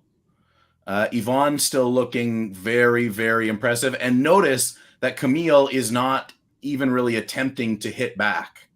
He's just like, okay, clearly I have the speed. Let me see where else I can beat this guy. Here we go. Now going into the referee's grip. After all the commotion, remember, 1 foul and 1 warning. So Camille is on the razor's edge. 1 more, and he will lose this round 2. Here we go. Can Jablonski have something? We'll have to wait and see. Hey, has anyone put a bet on the main event? Has anyone put a bet on? Here we go. Yeah. Referee's grip. Camille's hand closed first. Ivan's hand is getting ready to be closed. Ready, bang! Get a great catch. Another false start. Camille not too happy with what's going on. So that should be 2 fouls and a loss there. Yep, that's what it is. So 2-0 now for Ivan, looking supremely confident, looking like he has everything under control. Camille looks to be a bit frustrated, was talking to the referee after that last one, saying something maybe about the fact that he's not hearing correctly or something. Yeah, I wonder if it's a ready go. I wonder if they're saying ready go. Be interesting. It's very close. I was looking at Hristo's mouth there, and Camille is he's trying to hit on the G, and he's ended up hitting on the red E. He's hitting on that E, and they're just getting him on it every time. So there you go. 2-0 to Ivan Matyashenko, and looks extremely confident. And so he should. He looks great. At this stage, Camille is just really trying to hit the start flush, and that's going to be his best chance to go through it. He's gone through the qualification systems, beat Dave Chaffee, and I just think even if I love Camille Jablonski, even if he goes early, I still think that Ivan will get this one. So let's see how it goes. All right, 2-0. Ivan up and winning confidently thus far. Okay, here we go. Let's fire up now. Come on. Jablonski in as Mrs. Jablonski's in the corner. Matyashenko looking to get the job done. Can he get himself another 3-0 victory and just start knocking off all the names? Camille not happy with the start. Ref's grip. Ref's grip. Let's see how we go. 2-0. Just such a cool last name, isn't it? Matyashenko. Yeah. Matyashenko. It's one of those names where you know the guy has just been doing hard shit his entire life, so he's just rock hard all over. Oh, yeah. He sounds like a Mortal Kombat character. Yeah, for sure. Matyashenko wins. Flawless victory. Yeah, buddy. Here we go. Round number 3. Can Camille bounce back? He's got the experience. Wow. No. Winner, Ivan Matyashenko. He wins with another quick hook down into the side. Camille looks crushed, and Ivan looks like he just got through another day of work. Who the hell is going to put a dent in Ivan Matyashenko? That's the question. Let us know in the chat, guys. Who can we get for Prudnik? Love it. Love it. I think that's a killer match. Match. Yeah, I would love to see it. Ivan is a silent monster. Ivan is amazing. Support from Dennis from India. We've got a lot of India in the chat, a lot of Russians in the chat. It's awesome. Love it from everyone around the world. When we have a break, I want to know where everyone is from. The guys rock hard all over. See, Ryzen knows what I like. He knows what it's all about. Ryzen's been good tonight. Yeah. Ivan the Hook Master. Bacho. People saying Bacho. I think he will murder Bacho. I think he would murder Bacho. Oh, I can't do the Russia versus Ukraine thing, so maybe can't pull Prudnik. Right. Yes. Right. There you go. Well, it's good to have a few quick matches. They've been entertaining as well. Yeah, good matches all around. I have no complaints about anything so far in East versus West 10, knocking it out of the park. All righty, because we like you guys. A quick recap. Fioresic wins 3-1. Frank Lamparelli beats Matt Mast 3-1. Artem Tynov wins 3-2, but he won 3-0 and becomes the left arm 95 kilo champion of the world. And then in one of the fastest pins ever, Matyashenko dominates. Sorry, Camille, I have to say it. Dominates. Camille Jablonski. Ivan Matyashenko goes bang. I wonder who he wants next. I wonder if Ray will ask the question. Here we go.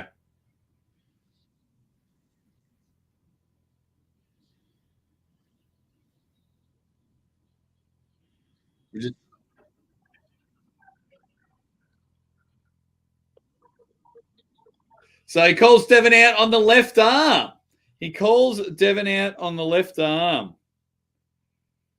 Beautiful. Just hearing that a few channels are being reported as well. There you go. But yeah. Okay, so we get back to it. So Matyushenko calls out Devon on the left arm. Interesting.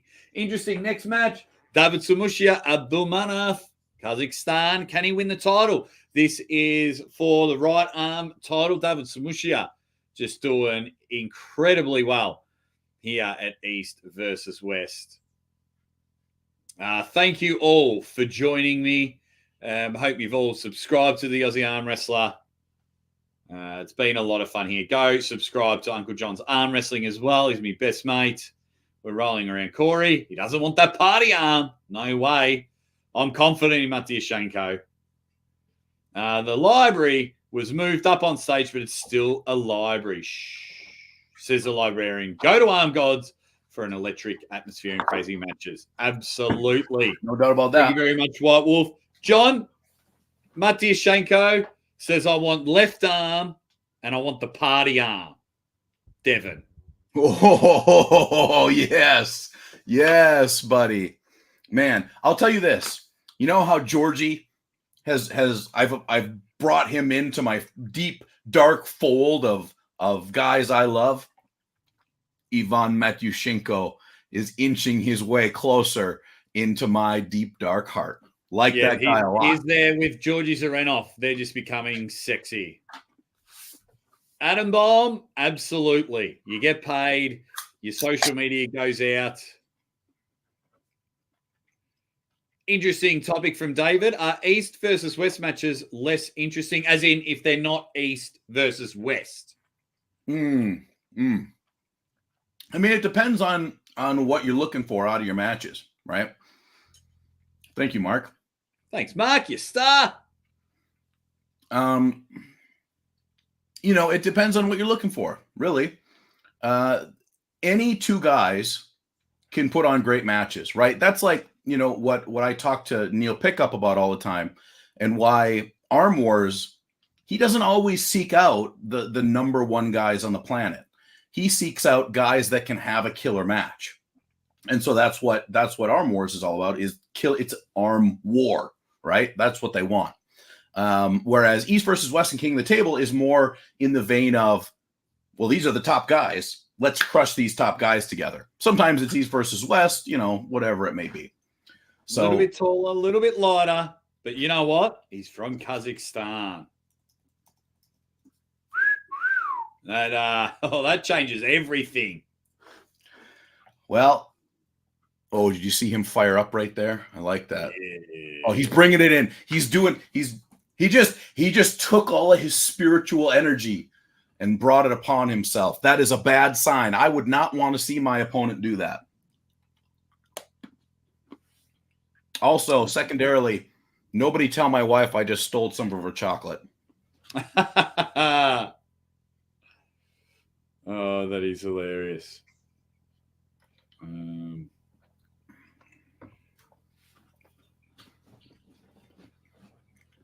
All right.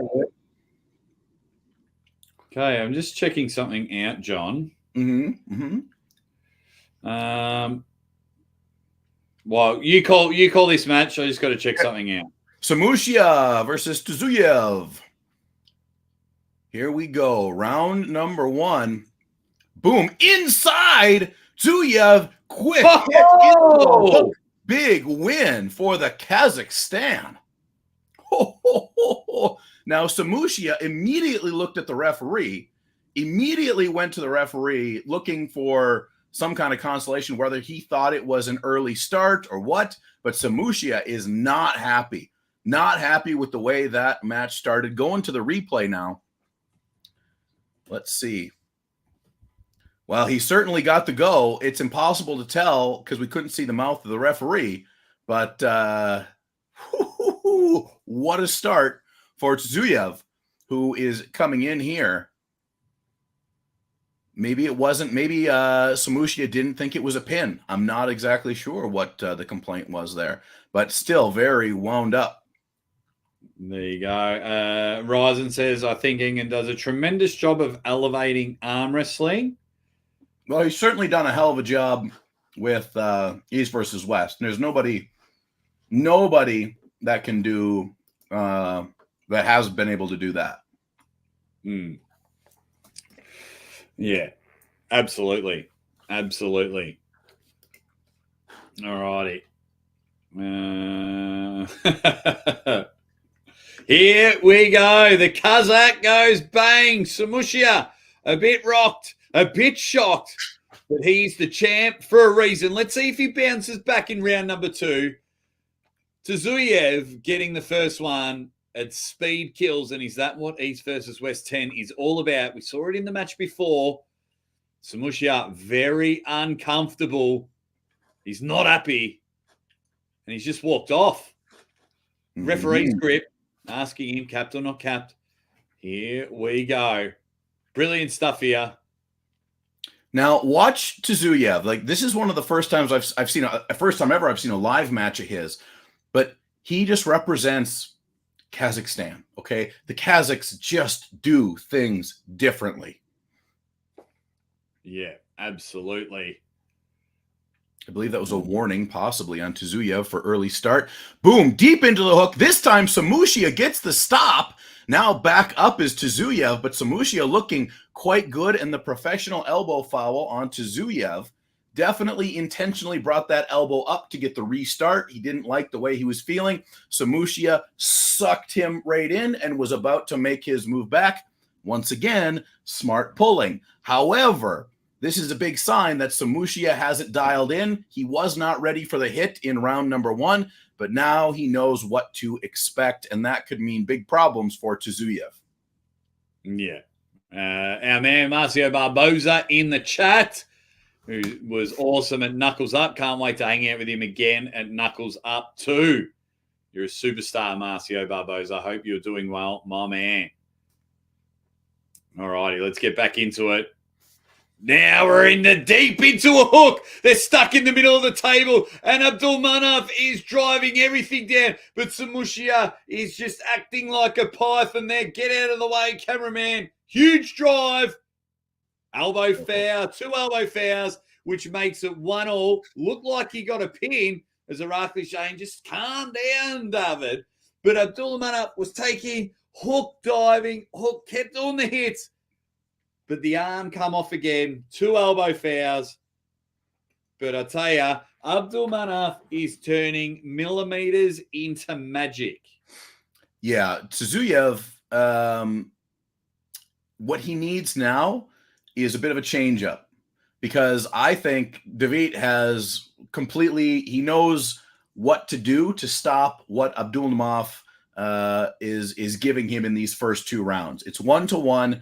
We need to see him come from a different angle now. Clearly, he has the power and the ability and the speed to get to get his start and to get the match over onto the winning side of the table. But unfortunately, he's doing it, and he's ending up right in the sweet spot for Samushia. So he needs to change things up, or my prediction is that Samushia just takes it bit by bit and shuts this thing down. He's got to be very, very careful. Marcio, heal that shoulder up. You better be there in January, because it was awesome watching your honor, I should say, commentating and then interviewing you after that huge win over Pavlo Derbedenyev.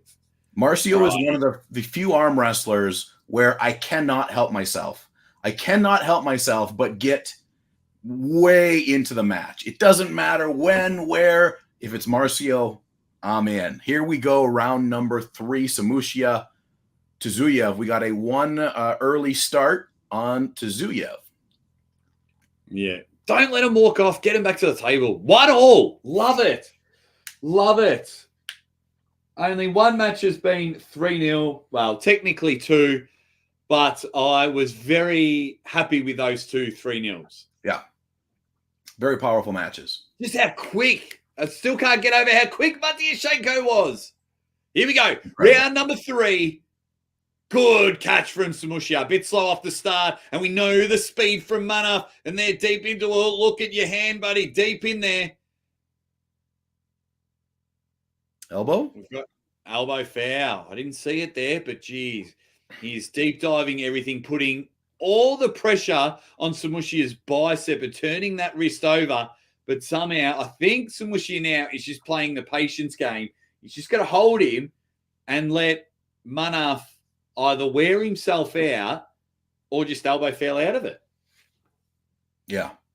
Again, Tsuzuyev needs to not land in that sweet spot for Samushia. I don't think just going there and grinding is going to get him anywhere. Samushia with a much better start. We're up in the center of the table, but Tsuzuyev now in a defensive position of his own, but Samushia looking very strong, almost gets the pin twice in a row there. Now we're back to center table. Samushia really looking for that pin line, but not able to get it so far. Tsuzuyev doing a good job of holding it off, but not enough in the tank. I think we have just seen the teeter-totter. Samushia 2-1. I'm saying it's going to be Samushia from here on out because Tsuzuyev gave it up at the end there. Yeah, here we go.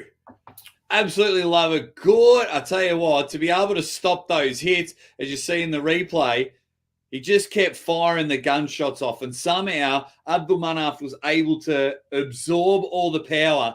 But when you're pulling someone like David Samushia, there's only so many hits you can take. Yeah. And in the end, wore him down. Bang. We're on. We're on 2-1. Will Samushia defend his title or the Kazakh get the job done? Let's wait and see. Loving it. Loving it, John. Good stuff. A lot of energy, a lot of emotion going into it. You got to like this. I think they're also doing a little bit better with their angles, the camera angles in this one. Good shots. They got the free roam. They got the floater. And everyone, I just want to say thank you. My record for having the most people in a live stream was 4,800. During the pre-show, we went well over 5,000. So just want to say a big congratulations to all of you sticking around now and hanging out with us that we got over 5,000. Very, very happy. Very happy that arm wrestling is in a very strong spot. Yes. Here we go. Round number 3. Samushia looking to get it done. What was that called? A fail or a warning? I think it was a warning. I don't know, but also good on the refs. Refs seem to be doing a very good job. I have not seen any massive errors either way. Very tight and very well done so far. Yeah, here we go. Round number 4. Oh, they can't get it going.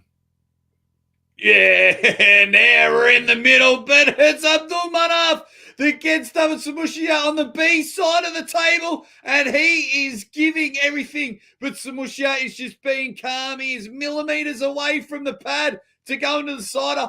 John, did you see the turn of the hand for Samushia before he did it? Yep. Just those millimeters into magic. David Samushia, defending champion. And that's why he is the champion. He is able to take a loss early on and adjust and make the change. And there's a lot of respect. You can see the respect between those two guys right here and right now. They know that they pushed each other to the limits. Good on Samushia. Boom. I think that's another one correct for what we predicted, buddy. So we are 3-2. 3-2 so far. All right. All right. We got David, we got Thea, and we got Ivan, and we got Matt and Sasho wrong. Yeah. All right. All right. Super chat from Ryzen.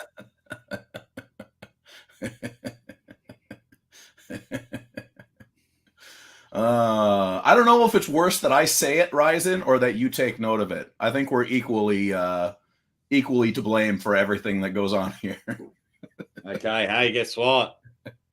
Rustam Oh, Day. baby. Rustam. And while that, because they're going to pull the 5 rounds, so one more round to go. But Okay. Rustam and Irakli Sarakashvili is next on the card. So Marcio reckons Viral from Romania or Engen. I would assume Engen will heal up and he'll be back. Autumn, it goes Rustam, Irakli, then Sarah and Egla. They're the next 2. All right, so round number 5. So this will be the last one. We're pulling all the way because this is a championship match. Samushia is the champ. So Samushia has it in the bag. It's 3-1, but they will pull this final match, which in this case, I think these 2 guys are warriors. Maybe we'll see them try something wildly different. And they don't have matches coming up later in the card. So I'm happier to see this one than I would be with Sasho versus Tainov. Yeah. Here we go. Thank you all for joining us here. East versus West team commentary. You got the best commentary team in the business. Round number 5, 3-1 Samushia. Mate, Samushia, why are you arguing about the grip? You've won. Bloody hell. I don't know. Who cares what this round is? is? He's the champ. False start. Abdul Manaf.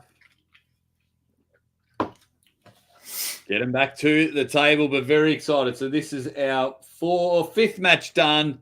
6 matches to go. So after the next match with Rustam and Irakli, we are Bon Jovi. Whoa, we're halfway there. Oh, Devon and Dennis, take my hand and turn it inside. Whoa, Devon and Dennis.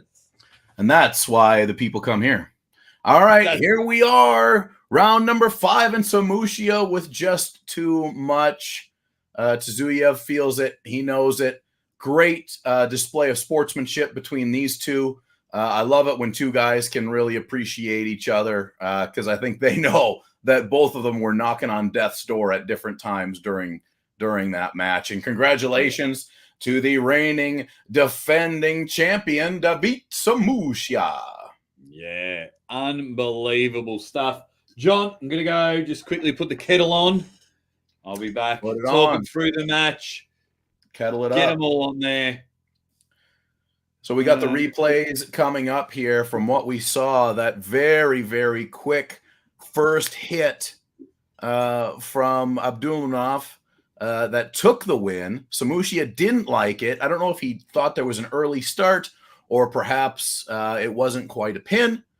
But alas, it was the only win that Tzuyev would get in this matchup. Samushia would find his groove, was able to funnel Tzuyev into that hook position. And once you are inside there with Samushia, it is a tough battle. And Tzuyev, to his credit, he left it all right there on the table. There was none more harder to go. He was at 11, and that's how it went. Good on Tzuyev, and congrats to Samushia. There we go. Yeah, brilliant. While the kettle's boiling, Rustam versus Irakli, Sarah versus Egla, Georgie versus Zayor, Todd versus Omgat, John versus Sasho, and then the match that we all bloody want. Let me give you an update, John. Because so much traffic is going, it's going to take a little bit of to update. We have, at the moment, I'm just waiting for it to update. It's still going. We're over 42,000 votes. Nice. Over 3,000 likes, 42,000 votes, and still 1,500 legends. Wow, incredible. As Night Mister becomes a member, you can check out my thank you for becoming a banger, and you get to check out Marlon's on stage. I love Marlon. She's a superstar. My 4 super matches. I had 4 super matches during the week. But Marlon is on stage. Roman, he doesn't need you to hold the microphone, buddy. I love Roman. Mr. 10%, I call him. Love him. Oh, yeah. Love him. Thank you once again. I think we got to 5,300 live at once, John, for us. Incredible. Brilliant. Incredible.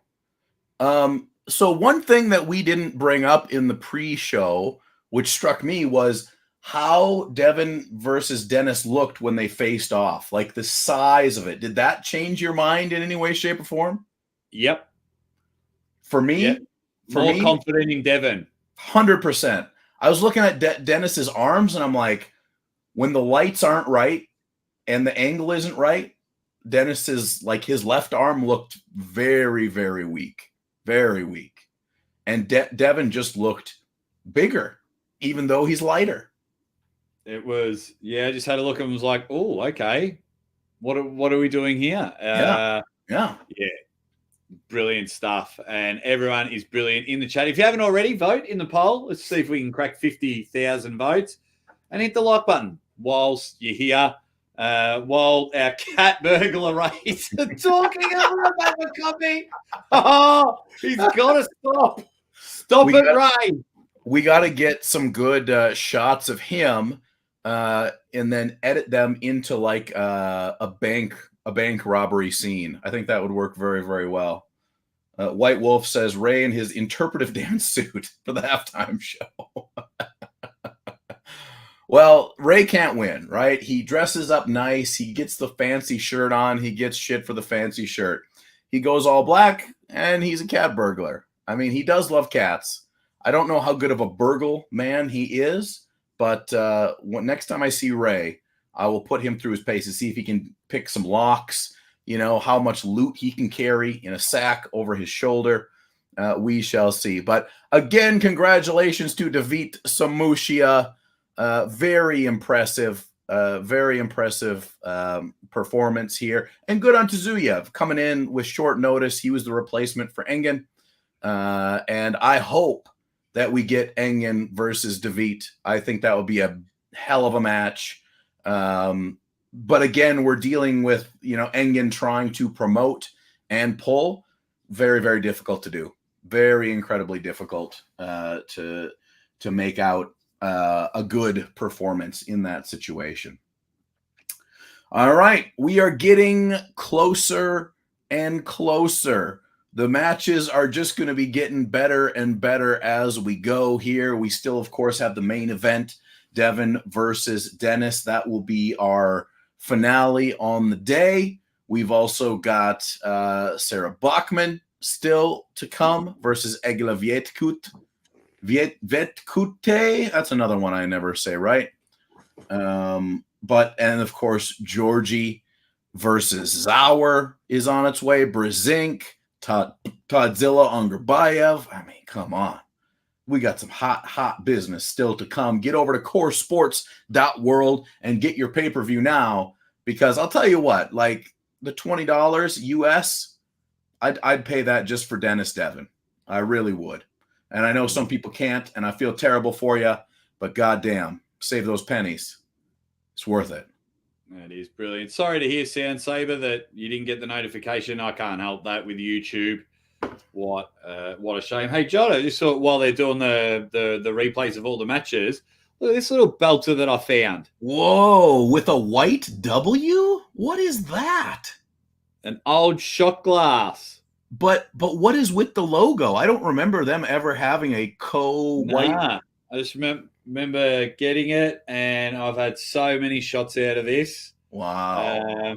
That I might have one at the end of this stream. But yeah, got to show my buddy about it. But side note, I did watch Bash at the Beach just yesterday, where Hogan turned and started the New World Organization, brother.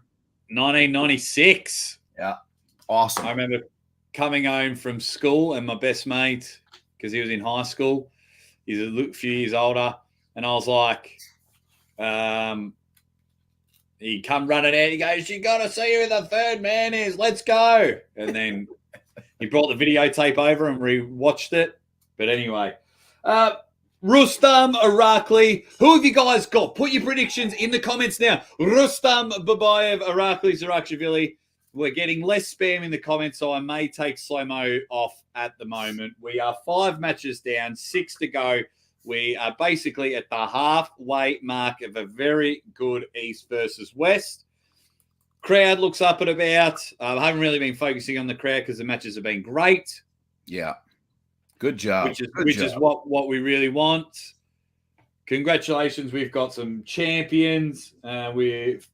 So Fia won, Frank Lamparelli won, Adam Tynov won, Ivan Matyashenko won, and David Samushia won. Ajax, what's going on? What's going on? Hope you're doing. So please get your predictions. Who's going to win? And do you predict that we'll get over 50,000 votes before the Devon versus Denis match? Oh, it's happening. Vote twice if you can. Can you? I don't know. I don't But know. no, we're very lucky to be at 43,000 votes. 3,000 likes. If you haven't already, hit that like button, you Dead Set Legends. Thank you for everything. Hope you've all subscribed to both of our channels because we are going to be very busy in 2024. Oh, John's my already goodness. got 2 trips. I've got you've got something January, February, March as well, haven't you? Yeah, so January will be Vegas. February will be here in Minnesota versus Dave. March will be Ireland.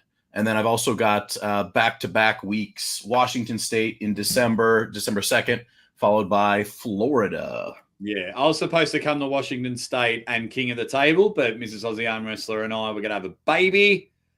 Yeah, great planning. Great planning, Jake. And then, but I've got Knuckles Up in January.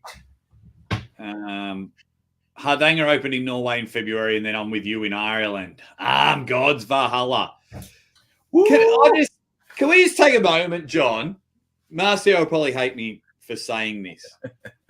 4 years ago, John, as little as 4 years ago, I would sit on my couch when I was not bored, but like, I want to watch some arm wrestling. Yeah. And I'd chuck on the WAL. And I'd chuck on some Marcio Barboza highlights. And I'm like, incredible. Hang on, has your stream just got, ad break. Brilliant. Perfect time for some stories. And I'm watching, I'm like, man, Marcio Barboza is a bad dude. Like a bad dude. As in a really good arm wrestler, goes at it. Yeah. And then 4 years later, Marcio Barboza is watching my live stream until he buys the pay-per-view. Insane, right? Like, just ridiculous. Like, yeah. Marcio could be watching any other live stream in the world. Like, I got to spend time with him and his family at Knuckles Up. Yeah. But he may or may not be a part of Maximum Bang. Ooh, you don't say. We can drop that hammer. Marcio, I'm dropping it, John. Marcio Barboza is officially a part of Maximum Bang Series 2 trading cards. Yes. So early next year, you'll get a Marcio Barboza trading card in the next packet. Welcome, beautiful. Marcio. Our first athlete announced, and what an athlete to announce. Love it. And then if we get him printed quick enough, I'll bring him to Knuckles Up. I'll bring him Knuckles Up.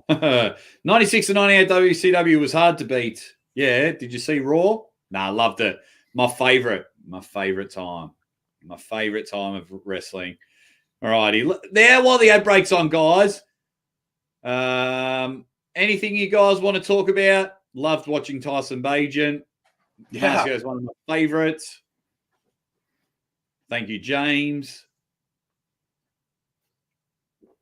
Cuddle prod the audience. What do you want to talk about, John, while the ad's on? Well, I'll give another big shout out to Vitacell Biologics, who is also a sponsor of East versus West 10. I saw there's some of their branding. I got the opportunity 2 weeks ago to go and get a couple injections in my back. If you guys don't know, I've got massive back problems. And Dr. Mark took real good care of me.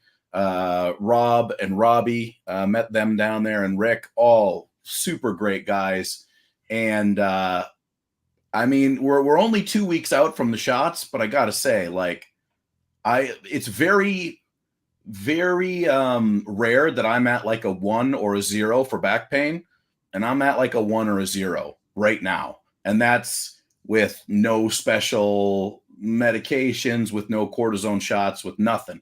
So I gotta say a huge thank you to VitaCell Biologics. We will have some content coming out about that as well. Watch for that on the Arm Wars channel too, because I was down there with Neil and James. We filmed a whole bunch of stuff, and then I'll be back for some more work to be done with VitaCell in January. So coming in hot, boys. Armenian, what's going on? Your emails. Oh yeah, I did get one. I did get one from him. Oh, brilliant. So I did respond to you, Armenian. Let me know if you got that last one or not, and let me know what we can do to help facilitate. Yeah, awesome. Good to hear, because Armenian's a good dude. Roy's happy that you're paying free. Thank you for. Oh, right. Let us know from where around the world you are. Let us know from where around the world you are. We're absolutely loving it. I'm from Melbourne, Australia. John, where are you right now? I am in the great state of Minnesota in a little place called St. Paul. Yeah, brilliant. We're 5 matches down, 6 to go. So we're basically the halfway mark. The next 2 matches you'll have is Rustam Babayev, Irakli Zarakshvili, and Sarah Backman Egla are going to dominate. It is brilliant. Nova Scotia in the house. Moscow in the house. Wow. South Jersey. Oh, I'm loving this. Look at this. Denmark. Beautiful. India. Florida. Maine. Let's get a few more up here. Eternia. Joe the Hammer Valentine. Cool dude. Joe's in my neighborhood now, just across the river. Yeah. Hey, I'll throw a big shout out to all the guys I've been pulling with in Minnesota as well. I've had 3 practices since I moved here, and they've all been bangers. Like, I'm leaving in significant pain, and I can go there for 2-3 hours and like be at the table the whole time, and those guys just keep coming and coming and coming. Beautiful. Good. I've 3 out of 4 weeks I've been able to train in my left arm. No one wants it, John, not even you. Oh, buddy. Here we go. There we go. Brazil's in the house. Caribbean. Man. So many people from around the world. That also blows my mind, that everyone from around the world. Oh, Mrs. Nathan McLemore here. Watching. Nathan always jumps in and says, I'm watching with my wife. Now his wife jumped in. Very nice. Very Superstar. nice. Hello, Morrigan. I hope I've said your name right. Mad Morrigan? That's the only time I've seen that name is in Willow. But it makes sense. She's from Scotland, right? New York's in. What's the best way to become a pro arm wrestler? Get strong. Wildly. Number 1, get strong. Number 2, wildly overestimate your ability and let people know. There you go. Oh. Rinse, repeat. Ukraine's in the house. Canada, South Africa, John. Yes. The whole world is here. Canada, Sweden. Blows my mind. Some more Indias. Mississippi. Jersey. Wales. Santa Claus. There you go. Mm-hmm. Thank you, everyone.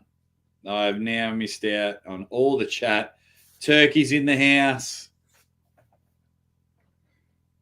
Yeah, brilliant, guys. So here we go. Neil's getting ready to introduce the next one. Yeah, boy.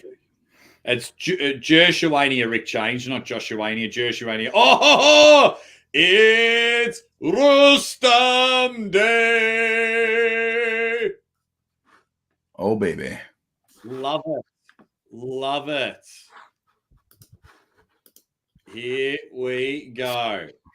All righty, everyone just telling us where we're from. Sorry if I've got to scroll down Man, I'm in a submarine, says ZZ. Legend. Oh, scroll down. Thank you, everyone. Sorry if I've missed all your comments. Love you all for joining us. Brilliant stuff. Brilliant stuff. All right, Neil. Get Irakli to the table. Don't tell me where I'm from, Jake. There we go. Love myself some daff. 1,700 people in the chat. Thank you very much. We're getting close to 50,000 votes. It's just how big arm wrestling is getting. Thank you so much. Hope you've subscribed to both of our channels.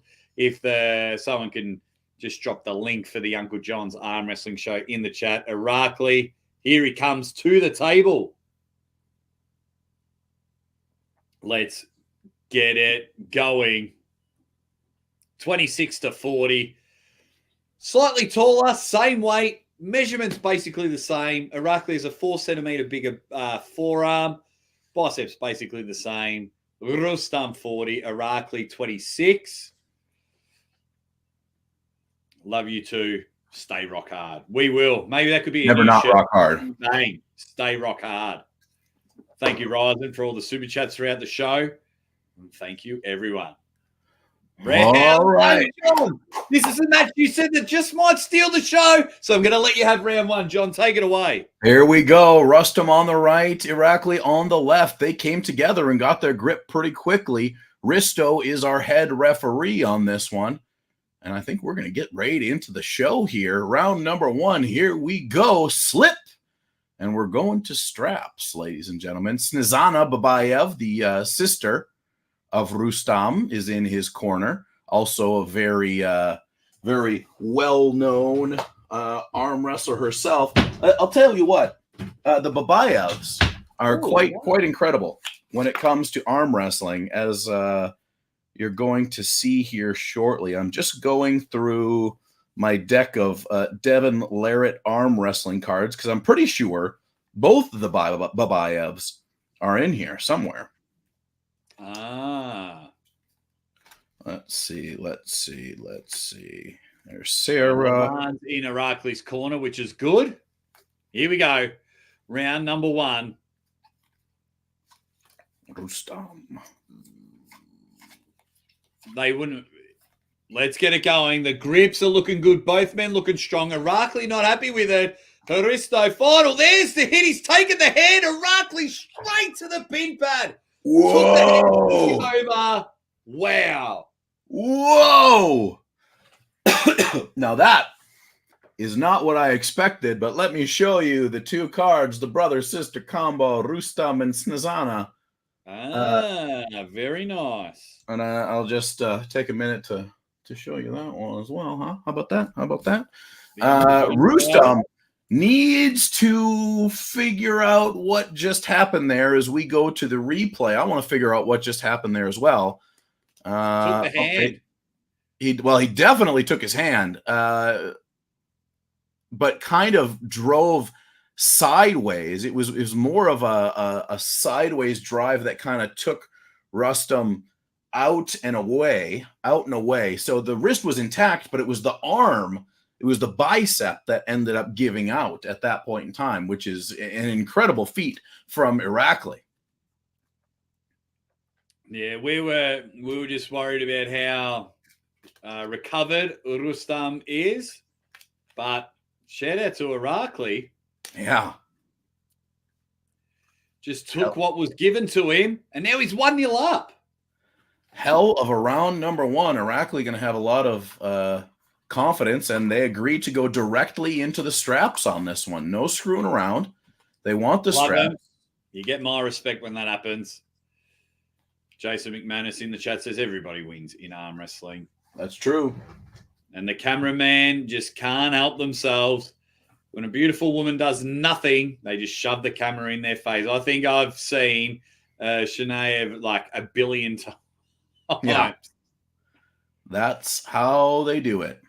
Now, let's see if Rustam shows us something different here. I don't know if Irakli was just too fast and Rustam was not able to engage quick enough, but very impressive from Irakli. Rustam going to have a hard day if he can't put a stop to that right now. Oh! Jump. Elbow fair. Oh, But my he feels God. it. Whoa!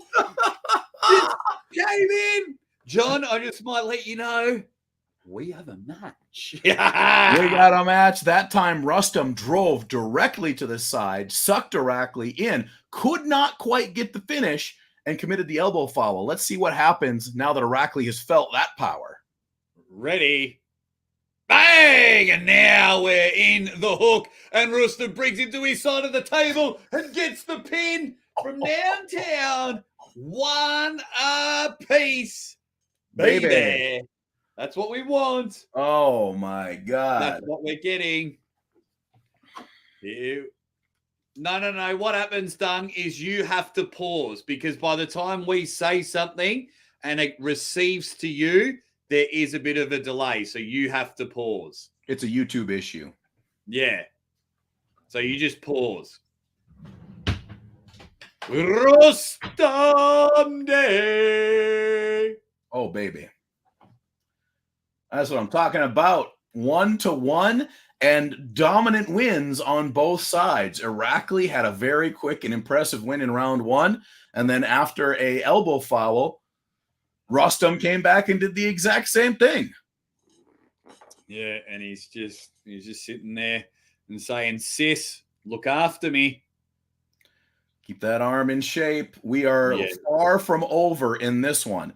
These are high-level guys, right? Like, really, I know people are probably more familiar with Irakli due to the fact that we haven't seen Rustam as much in the kind of modern era.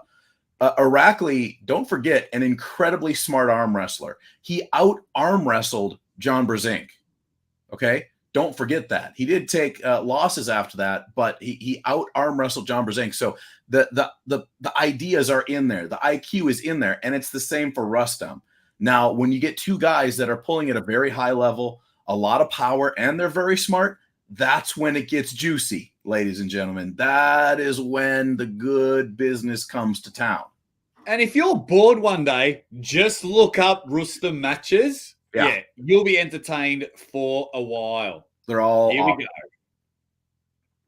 They're going straight to the straps. Plenty of respect when people do that. John, we still have over 1,600 people just hanging out with us. Amazing. Just what a way arm wrestling has evolved. Here we go. Round 3. Hand versus hook. Irakli gets the hand in this one and takes him over. So hand versus hook. Irakli with a higher start takes it. Oh, my God. To his side of the table. And remember when I was talking earlier about how you judge an arm wrestler and how smart they are on the table? They give you different looks. They experience something that doesn't work and they immediately change it up. Guess what? Irakli just did it. He just did it, and that's why I got so much respect for Irakli, because he's got just tons of tools. The question is, can Rustam answer back to that? And that is a big question. Rustam knew as soon as that secondary drive kicked in, he knew he wasn't going to be able to hold it. And I think a lot of it has to do with the fact that these guys are beating each other off the start back and forth. Yeah, so let's see what Rustam does to bounce back. I'll start back in the straps, which is good. Here we go. Strap side matters, says the Drew 24. Anthony T from Florida hanging out with us. What up? Does the strap side matter? Well, that's a conversation for 18 hours on another day. Ha! Rustam versus Devon at 85 kilos. Book it. That's what we love. This is why we love doing lives, because just seeing all you guys be funny in the chat. It's awesome. Just don't spam. Please don't spam. But here we go. Can Rustam Babayev bounce back? Down 2-1. Hand versus hook. Irakli's getting up and about. Here we go. back to the table, straight into the straps. Great work, gentlemen. After this, John, Sarah Backman and Edgle V-Banger. We're on. And we're just getting match by match closer to the main event. I also really like that both of these guys are not they're not using like endurance as a way to win the match in any way, shape, or form. They're like, you want to go strap? Yeah, I'll go strap. Every match is going right into strap now, and they want to beat each other with power and technique. And that, I mean, it's not necessarily the style that I use, but I appreciate it in a major way. These are two bad dudes. Bad dudes. Here we go. Rustam, round 4. Where will we go?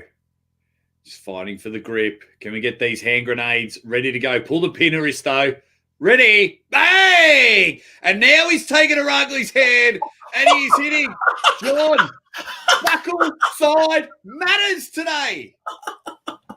He top rolled Aracli. No way Aracli was expecting that. Rustam just top rolled Aracli. It's 2-2, and we are down to the final match. I give it up. I give it up for Rustam and Aracli. I told you guys this was going to be the match to steal it, and guess what? It is doing just that.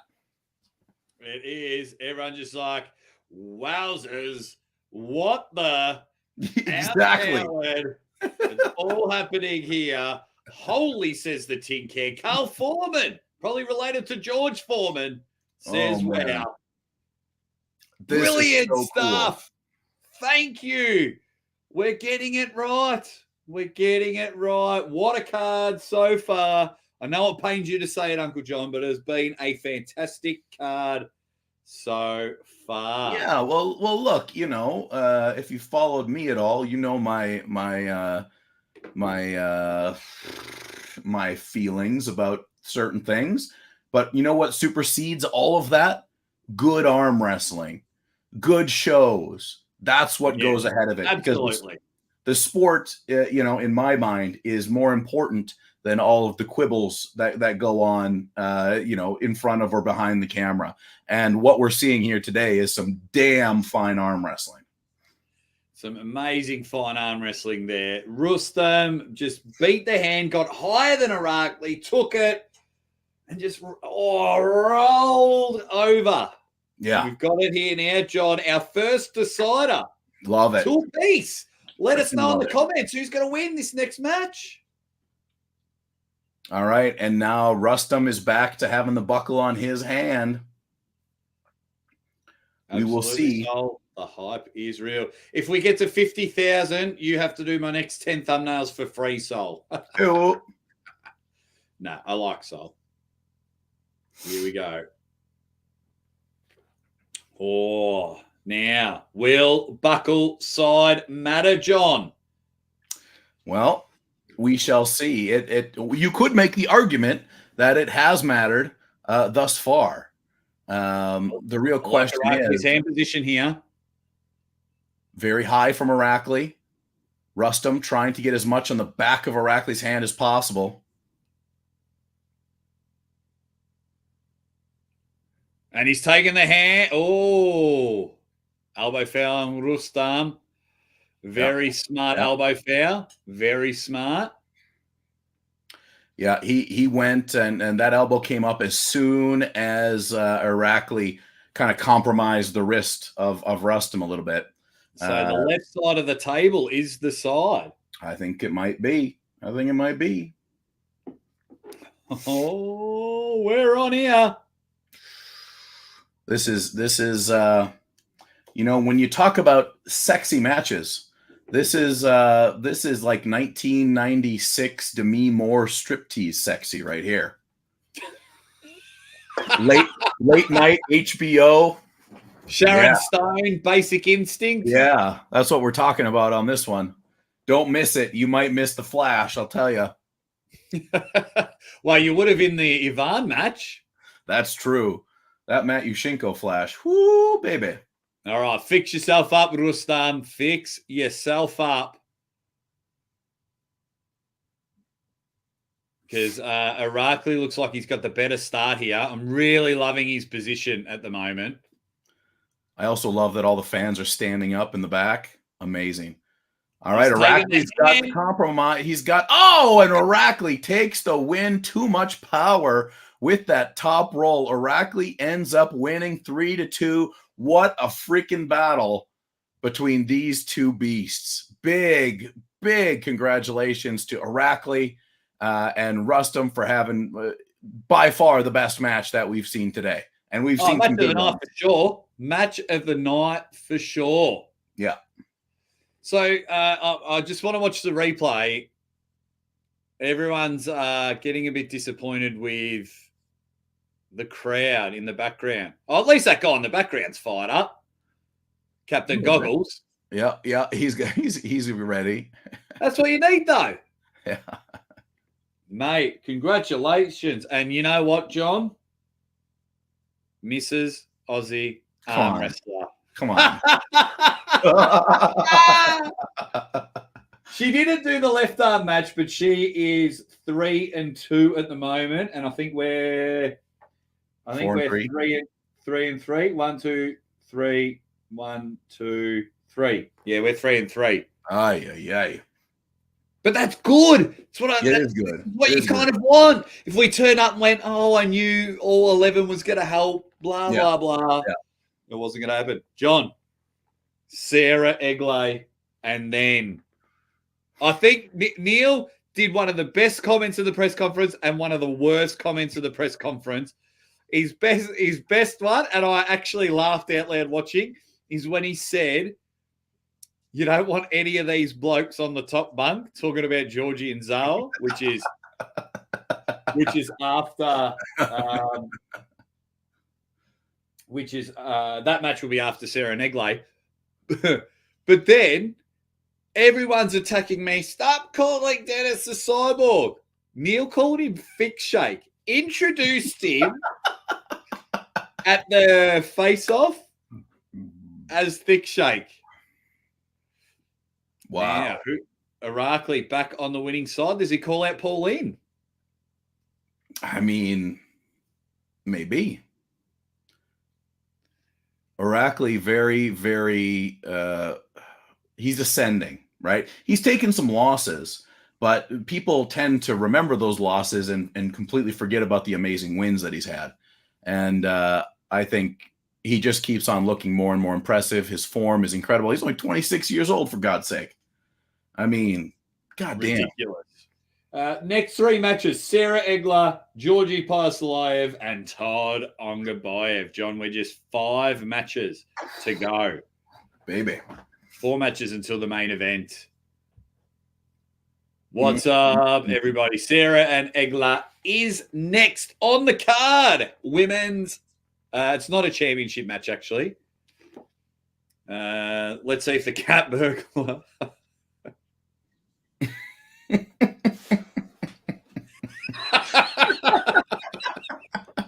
I'm just waiting for like white pearls to fall out of Ray's sleeve. Oh, Raymond. Ray looks like he's in the background of a puppet show, like a live puppet show, so you don't see him. And he's like this with the arm wrestlers. Yeah. Oh, my God. Oh, ridiculous. It's too early. I started at 2 a.m. It's now 20 past 6 in the morning. Oh, my God. Oh, okay. Race. Marcel later. Oh, anyway, how is everyone going in the chat? Have you been enjoying East versus West 10 as much as we have? Let us know. Thank you all for joining. You have been a part of the Aussie Armwrestler Uncle Jon live stream record. We just busted out over 5,000. I think it got to 5,300 live viewers, John. Incredible.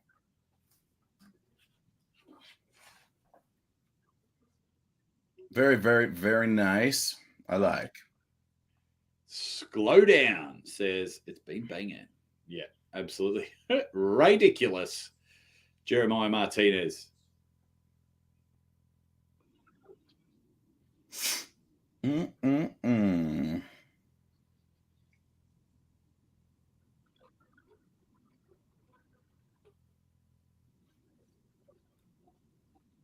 So I missed that. Was it the winner of this match? White Wolf, right? In his interpretive dance outfit. Yeah, absolutely contemporary dance. So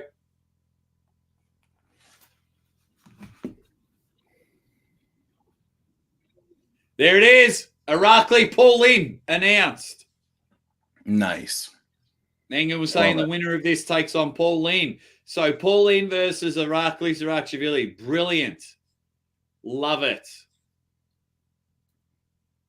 Yeah, Paulin next for Irakli. Sweet baby Ray. Yeah, we appreciate it, Dung. We really, really appreciate it. You the man, Dung. If I run out of beer, it's a good thing. There we go. So we have 4 matches to go, and then the main event. Next match, Sarah and Egler. Yes. Sarah and Egler. It is happening. We are on. Love it. Love it. You're here with Uncle Jon and the Aussie Armwrestler there. They are. Who's coming first? There she is. Sarah Backman, falling in love with the sport of arm wrestling. She's had like 3 or 4 matches in the last few months. Everyone loves seeing her on the table, and a good person to boot as well.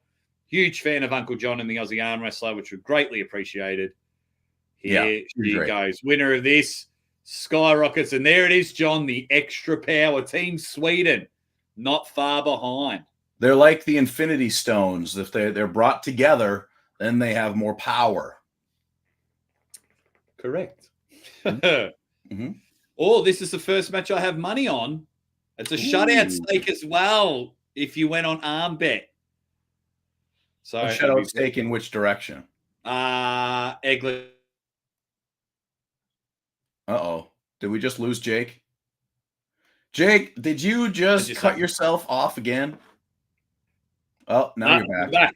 Now you're back. Are we back? There we go. So Egler just has to win one. Gotcha. Oh, that's interesting. But, I mean, Egler doesn't have the name in the modern community, right? Sarah does. Yeah, but she's a star. Both at 80 kilos. Egler with the bigger bicep. Which you would think that's crazy. Right. Oh, yeah. For those that know the quality of Egler, you will be bloody pumped for this matchup, as John and I are. Round 1. Last time we saw Egler, she took the loss to Gabriella, but so is just about every single person on the planet besides Barbara. So here we go. Sarah Backman on the left.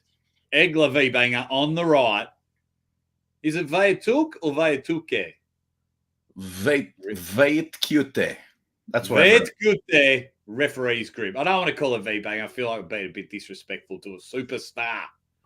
I mean, when it comes down to it, in my opinion, Egler, with the amount of things she has won, the amount of championships she has accomplished, she's up there for, you know, one of the greatest women arm wrestlers of all time. I mean, you'd be mentioning her in your top 5 for sure.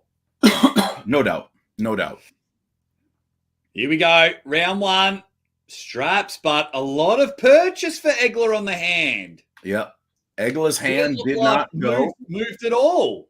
Yep. A lot of static pressure there. Sarah certainly went down and underneath to get away, but I'm sure that was the plan from the get-go, was to get into the strap. Amazing. I love it. John, we are edging closer and closer to 50,000 votes. Vote it up. We're at 48,500. Here we go. Round number 1. They're getting them in the strap. Square the shoulders. Hair up. Square up. Round one. Close those hands. Sticks of dynamites. Go bang! And Egler turns the hand in. Hook. Easy. Dominated that round. Man, that was too easy for Egela. Too easy. She just slammed it right into a hook, dragged across, and put to the pin line. And Sarah was not able to get access to any of her power in that one. We'll watch the replay here. Sarah, she hit on the go, but Egela was just way too powerful, way too strong in that angle. Wow, just turned in, took everything. Sarah went and forgot to bring her hand with her. Yeah. That was incredible power. Incredible power from Egela there. She really shut down that lane that Sarah had picked out. So now it's up to Sarah to really change things up. I would say get the hell out of the inside. Do not go anywhere near the inside with Egela. Yeah, Sarah's got a good back pressure top roll. Rick James winding me up. Was that a King's move, Jake? Yeah, I went the early crow and missed out there on a big man. I looked down like that, and I was close. King's hook. Okay, Team Sweden, not concerned. Not concerned. They know what Sarah can do. I wonder if Sarah will stay out of the strap. She's a lot higher on the knuckle here, but that may be needed for the strap. Egler looking strong. Let's see if round number 2. If Sarah gets to the strap, it's got to be back pressure. Yep, referee's grip. There you go. This is brilliant. This is the 6th match of 11 matches here at East versus West. 1,600 people still hanging and banging with us. Thank you very much. Here we go. Round number 2. There's the hit. Oh, Egler just top rolled through the hand, took it all. And I think Sarah could be in a bit of trouble here, John. Yeah, I think she's got to go outside, and we'll see. Egela might just slam her right back into the hook when the strap is on.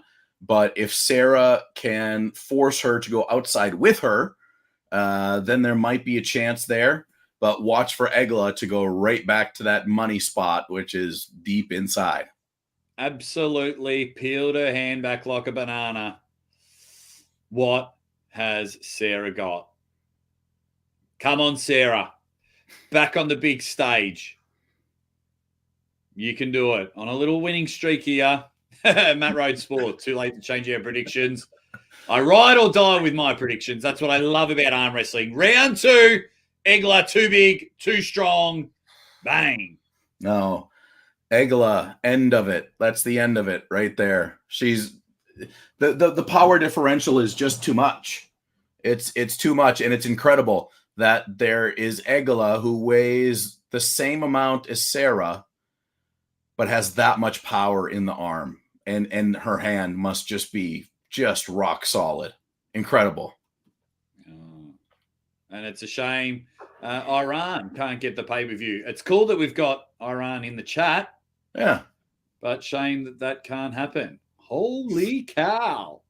Engen's forehead taco. Egler is a beast. Absolutely. I thought Sarah would take it. Absolutely. But I wasn't, just because Sarah's more popular, I was like, I just thought she had it. But, bam. Maybe we go Egela versus Gabby. Get that rematch. Yeah. I can't believe Sarah is overpowering Sarah. Oh my God. We are in Inception. All righty. Just reading some. Oh, my man. Hooray. The man that made the Devon documentaries in the house. What's up, buddy? What up, superstar? Hope you're doing well, my man. You got to resend me the trailer. I want to watch it again. Oh, yeah. Sexy, sexy stuff. Okay. Here we go. Round number 3. Has Sarah Backman got anything? Let's see. It's not looking good. Sarah going in a different direction. See the way her shoulders drove in. She might even try and top roll. She can't hook, but I think she's losing everything at this stage. And you know what it's like, John? Sometimes people are just better. Man, that is the worst feeling in the world. Like, you know, if you lose a match and it's because you just couldn't get the technique down, or if it was like really close and you just needed that little bit more power, I can live with those. But when it's in that situation where you're just powerless, it's so frustrating. So frustrating. All over. Took it easy out of the straps. It's all over. 3-0 Egler. Dominant performance. Obviously, when she lost to Gabby, just went, that's it. Everyone leave me alone. I'm going into the gym. Congratulations, Egler. Thank you, Mr. Documentary Man.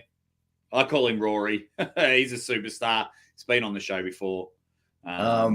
So, I mean, big props to Egler, right? Yeah, amazing, dominant performance. Let's see her and Gabby, and then we'll have the winner of that go back after Barbara. Sarah, just keep on trucking, lady. She you know, to lose here at the highest level is got to be frustrating for her. And I know she's taken some losses recently that she was not happy with. And I think that she, you know, wants to see herself in a better position. And I think she can. So it's my job. Now I'm fully focused. When I go to Florida, I will see Sarah Bachman and I will assure her that I will take my best impression of Jake Ward encouragement and I will implant it so she is ready to rip. Yeah, bit of Jake Ward motivation for you. Yeah. So it's a championship match, so they're going to go the 5 rounds. See if Sarah's got any purchase here. Here we go. So just having a bit of play around here. They might go to a referee's grip, but great work. The next 2 matches, Paisalayev and Zvetkov, Todd and Ongabayev. Boy, oh boy. We are up and about for sure. So they're going into the strap. 5 rounders. So congratulations, Egler. I think it's the 80 kilo or 85 kilo champ. Brilliant stuff there. Everyone's just up and about.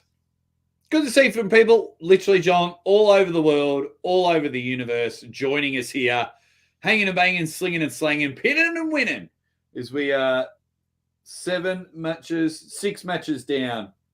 Well, they're just pulling the last couple of rounds for this one. Hope you are enjoying the commentary. Hope you're having a bit of fun wherever you are around the world. Oh, look at that post. Look at that post from Egler. That just takes everything away. Controls it from the hand. Yeah, I can't even see any sort of thumb knuckle there. Like, you're kidding yourself if you can see a thumb knuckle. Yeah, even Sarah knows. No purchase there. She somehow gets a stop. Egler's holding.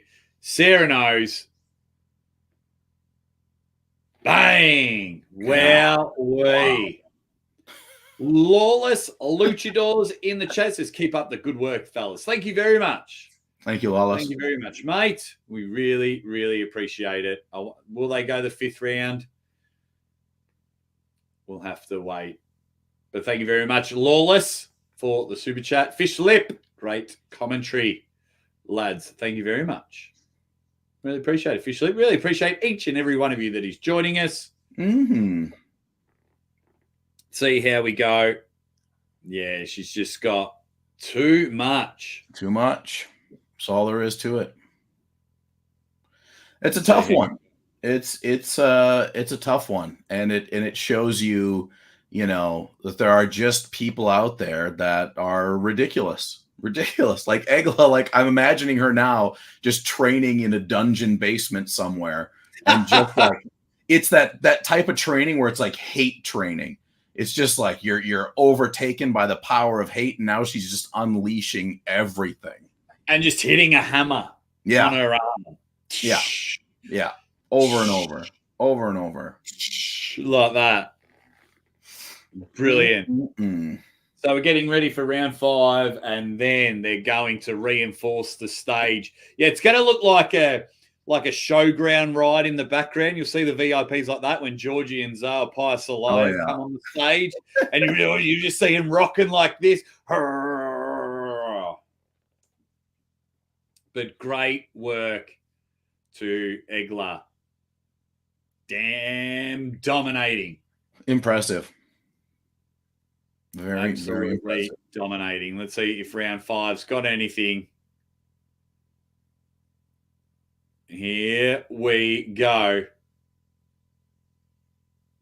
Let me get that. Straps there, John. We hit the 50,000 votes. Boom. Man, we might make 60 by the time the main event's on. Could you? I reckon we will. I reckon we will. Is tomorrow the match? Well, technically, probably, because it'd be 8 p.m. in Turkey. Mm-hmm. It's been going for 2.5 hours. So it's probably 10:30 p.m. in Turkey. Mm-hmm. So the match probably could start tomorrow. It's very true. Could start at like 1 a.m. But yeah, wait till we get closer. Let us know in the comments now. Georgie Svetkov or the dinosaur? Is it acid? Squirts lemon in his eyes and then eats 100 of them. Georgie Svetkov. As Sarah's just got nothing for Egler. Wow. She's just playing with him. 5-0 all over. Congratulations, Egler. So let us know, Zael Piasalayev or Egler. We got Impressive. Zael says Mofo 1100 is in there. Brilliant stuff. Brilliant stuff. So just a quick recap. Fia Essick beat Rosa. Frank Lamparelli beat Matt Mask. Adam Tyov, your new left arm champion, beat Sasha Andreev. Ivan Matyashenko, what a performance there against Kamil Jablonski. David Samushia, brilliant. Against Abdulmanaf. Irakli Zarakshvili, what a match that was. 3-2. And then Egler with a huge performance. I feckin' love hay training. Oh, there we go. The whitest of the wolfest. So, people saying Georgie's endurance will be a factor. Great stuff. Great stuff. Just having a look. Yeah, people talking about Egler.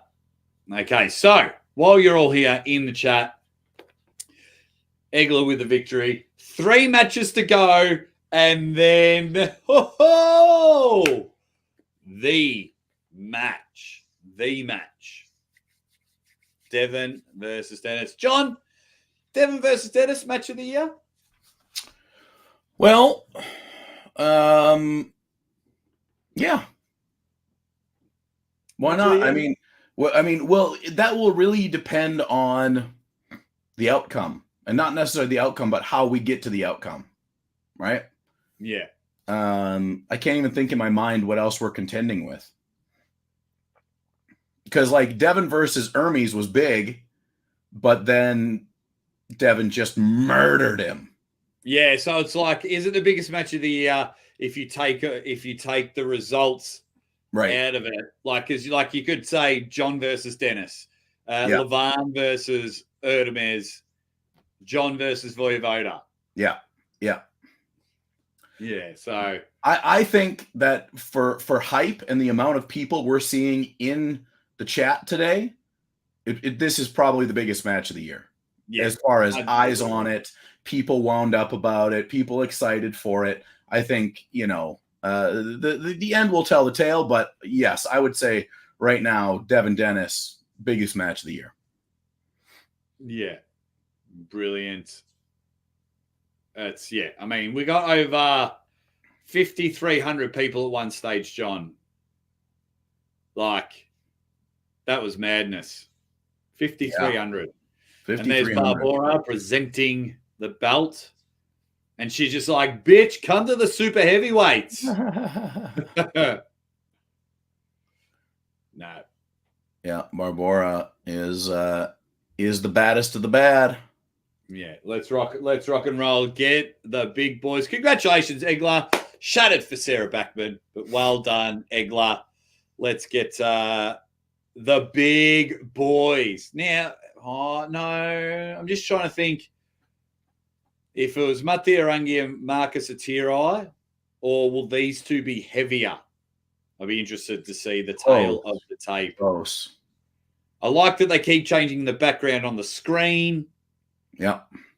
Brilliant stuff. And then they'll scream in as Neil and Coatre. Is anyone else commentating, or is it just Neil and Coatre? Did they get anyone in? I don't know. Let us know in the chat. Look at Brzenk in the middle there. I'll be right back. Okay. Here we go. Next match. Man, Georgie, Zayor Parsalayev. Thank you all for joining us here. I hope you've all been absolutely loving it. Maybe during the Devon Dennis match, I'll turn the slow mode off and we'll get it all firing. Can we get to 4,000 likes? So we've got over 51,000 votes. That's just insane. The next competitor. Here he is. Zayor Parsalayev. The big boys are in there. Will Zayor live up to the hype? He had that great AMC tournament a couple of times. This is only the second super match I've ever seen him in. So it'll be very interesting to see if Zayor can do anything there. He looks puffed out coming to the table, and the first row of the VIPs have just passed out. Brilliant stuff here. Brilliant stuff. How many matches left, Aussie, says Skater? So we've got this one. John versus Kitagali and Todd's after this. John versus Sasho. Devon versus Dennis. Is it the heaviest match of all time? I'm not too sure. Thanks for everyone for joining us here. Can we get to 4,000 likes, you dead set legends? Let's break all kinds of records. Okay. The big boys, tail of the tape. Same height, 100, same weight, 167, 165 kilos. Where we? Georgie with a 3 centimeter bigger forearm. 320 plus kilos on the table. The big boys are ready to go. Parsalayev will start on the left of the screen. Georgie Svetkov on the right. Georgie's been on a tear. He beat Archer and Morozov. Almost beat Jerry Cataret. This is brilliant. As everyone is up and about, ready to go. Everyone's on the feet with the VIPs. That's what you want. They want to see the big boys go at it. Georgie Svetkov will go with the top roll. Can he take Parsalayev's hand? Does Parsalayev bicep hold up the dinosaur or acid? Here we go. Imagine having to clean the toilet after these two for fish lip. Ref's grip. Parsalayev. Here we go. The internet.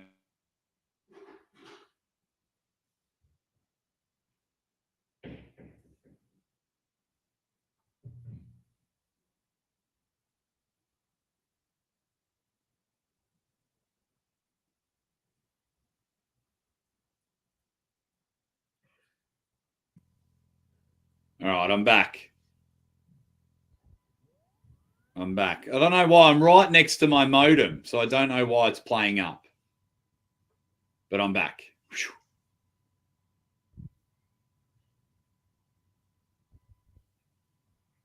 So hopefully my internet fixes itself.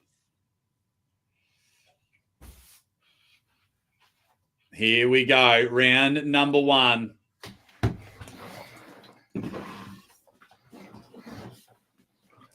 It's really weird. I'm right next to my modem and the internet kept playing up. But we're still in round number 1. Referee's grip. Parsalayev's hand is closed. Georgie's hand No, they've opened it back up. It is closed now. And an easy slip. Slip. Yeah, I think you fell behind.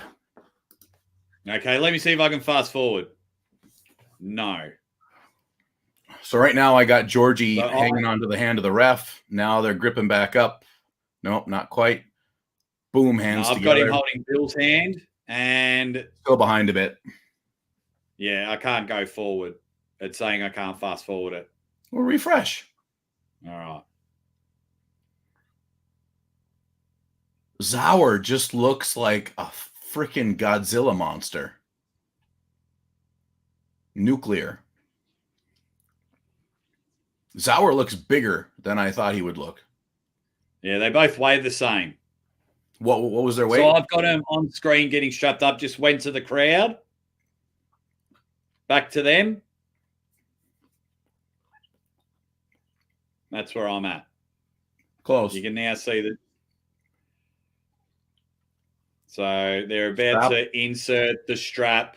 Hang on, they've pulled the strap and inserting it now. Pulling down? I don't know. I've just changed angles. All right, we're close. Yeah. Okay.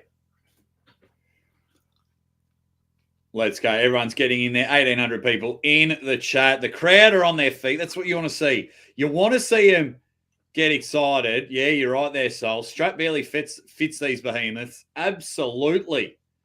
They have been struggling. Here we go. Let's see where this goes. Very interested. Will Pislav live up to the hype? Georgie, top roll. Here it comes. All righty.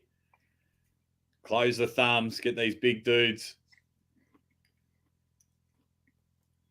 Georgie's hand is closing. One warning. Oh, fair enough. Movement in the referees. I don't know if that's a warning or a foul. I think a warning. I don't know, actually. Here we go. Close these big boys up. Yeah, I'm with you, RJ Harold. Okay. These guys are going to be out of breath before the first round's over. Yeah, they're sucking in that much wind. The first row has passed out. So now they're giving a warning to Zauer for movement in the referee's grip. Yeah. Let's go. Fire up. All right, we're finally getting those big thumbs that look like hands closed. Georgie's hands closed. You just can't move. Put it back to the guys right before the start of the match. Ready. Bang! Pislav takes it, but Georgie holds. Oh, in the middle of the table, we got one elbow foul. Oh, this is going to be good. So Zauer got the hit, got it over to his winning side of the table, but Georgie took that wrist. He got that wrist to click back just a little bit. And when Georgie started moving back this way, the elbow of Zauer popped up, which is exactly what I thought was going to happen. Oh, let's don't end this on elbow fouls. I want to see if the Pislav hype is real, or because you're the number one ticket holder on the Cyplenkov train, you're a Georgie guy. So I want to see if it's worth it. So here we go. We're still in the round one. One foul on Pislav. Good angle here. Zayor's hands closed. Georgie's hands closed. There's the hit. He's taking the hand, but Georgie now dumping everything. And this is where he's going to wear Pislav out. Second elbow foul. Fuck. Winner, Georgie Cyplenkov. So Georgie being the dominant one in the match, but we're not getting a true finish to this match just yet. Zauer with two elbow fouls there.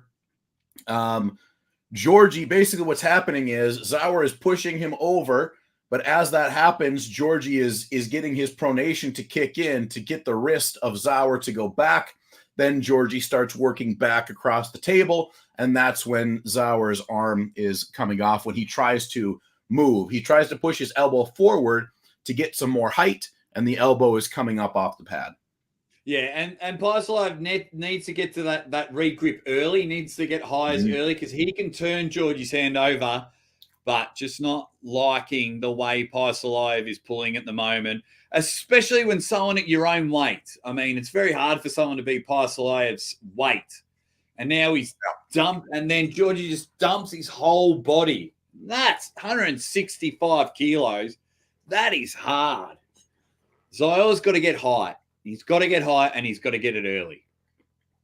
I mean, it is interesting, though, that you're probably going to have to go to Target. It is looking like that. I actually think that's it. I think it's going to be 3-0 for Georgie now. Okay. I do not see early call. You know, I love an early crow. I love it. I think that now that we've seen and Georgie has felt that he can control the wrist and he can control the top game, I don't think that Sauer is going to have enough. So I don't think Sauer can put Georgie into a hook. And I don't think his top roll is good enough to make a comeback from that. I don't think he has a press.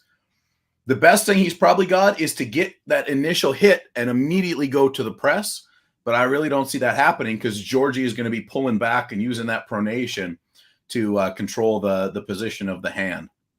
Yeah, and let's hope that then during afterwards doesn't make sense. Let's hope after the match Zio isn't like my arm wasn't fully recovered yet. Right. No excuses. No excuses. Zio, get yourself some height, and you might be, and then you dump all of that body. You dump all of that body weight first. But there's our first bum crack shot of Cyplenkov. Yeah. That's one. Yep. That's it. That's one. Counts on one. How many will we get? Vegas in the house. What up, Mr. Dukas? Referee's grip called right away. Thank you very much. I don't think Todd Hutchinson's booked for this event. But Todd Hutchings is next, Dougie. Hope you're doing well, Doug. Yeah, Todd Hutchings is next after this match. Here we go. Georgie Cyplenkov on the left. Paisalov on the right. Oh, now they've bloody mirrored it for me. Made me look silly. There we go. Middle of the table. Georgie on the left. Zio on the right. He's not happy. He's even touching Georgie's wrist. Yeah. He's trying to figure out where to go. So they're giving him I think they just gave him a warning for movement in the referee's grip, which is valid since he tried to move Georgie's hand. Yeah, Georgie in a real good position here. He's getting all of that top roll. Bang! Straight into the straps. Just starting the straps, boys. Yeah. Just starting the straps. They need a longer strap. Yeah, well, this is the same issue that I run into with Jeff Dabe, right? When I strap up with Jeff Dabe, there's very little strap left after it because, I mean, Dabe's hand and wrist is significantly larger than these guys. I mean, my hand and wrist is not as large and thick as those guys, but Jeff's is ridiculous. You'll have to we'll have to do a live show with you and Jeff talking about for sure. Yep. That will be it for sure. You have to help me out, get him on. No problemo. He's like I said to Matt earlier, he's such a good human that it will be, do not expect the Uncle Jon character for this lead up because I can't do it. I just can't do it to the guy. He's just, he's too much. We're probably going to do some crazy, donation thing or something because that's what he really likes is giving money to kids in need and all that kind of stuff. So, okay, cool. Well, then we might make that show a fundraiser then. Yeah, that would be nice. That'd be nice. All right, so the strap has now been applied. We're still in the referee's grip, and Georgi Svetkov is up 1-0 over Zaur Paisalev after winning on fouls in round 1, although he was dominating the match in the hand game when they were in the straps. And now we're going to see what happens in round number 2. Paisalev's hand is closed. Georgie's hand is closed. He's got all the purchase there. Georgie's got height. And there's the hit. Absorbs the hit. Paisalev can't get around it. The wrist has been cracked back. And Paisalev is in all sorts of trouble here as Georgie's just letting him regrip. Georgie dominates that one. King Kong Bundy goes bang. Easy day for Georgi Svetkov. Paisalev didn't have anything. It was just allowing like a no-handed Zaur try to regrip. Yeah. Georgie, calm, cool, collected. He knows what he's got to do. I think he knows that he's got this one in the bag as long as nothing super crazy happens. Just too strong in the hand, too much pronation. Zaur grabbing the arm after that one. We're going to hear about the injury for sure. Yeah. And he just gave up. Georgi Svetkov will end up winning this one 3-0. Absolutely. And then we've got 2 matches to go. Hey, Kittigali and Todd next, John. Kittigali and Todd. Yep. Ooh. Brilliant. Good one. Graves is saying, how did Zaur go from beating Denis in practice easily to losing to chumps? Well, there's a couple things. One, Georgie, no chump. 2, either never think about practice pulls, never worry about practice pulls, or it shows you that Denis is not very good. We'll find out later tonight.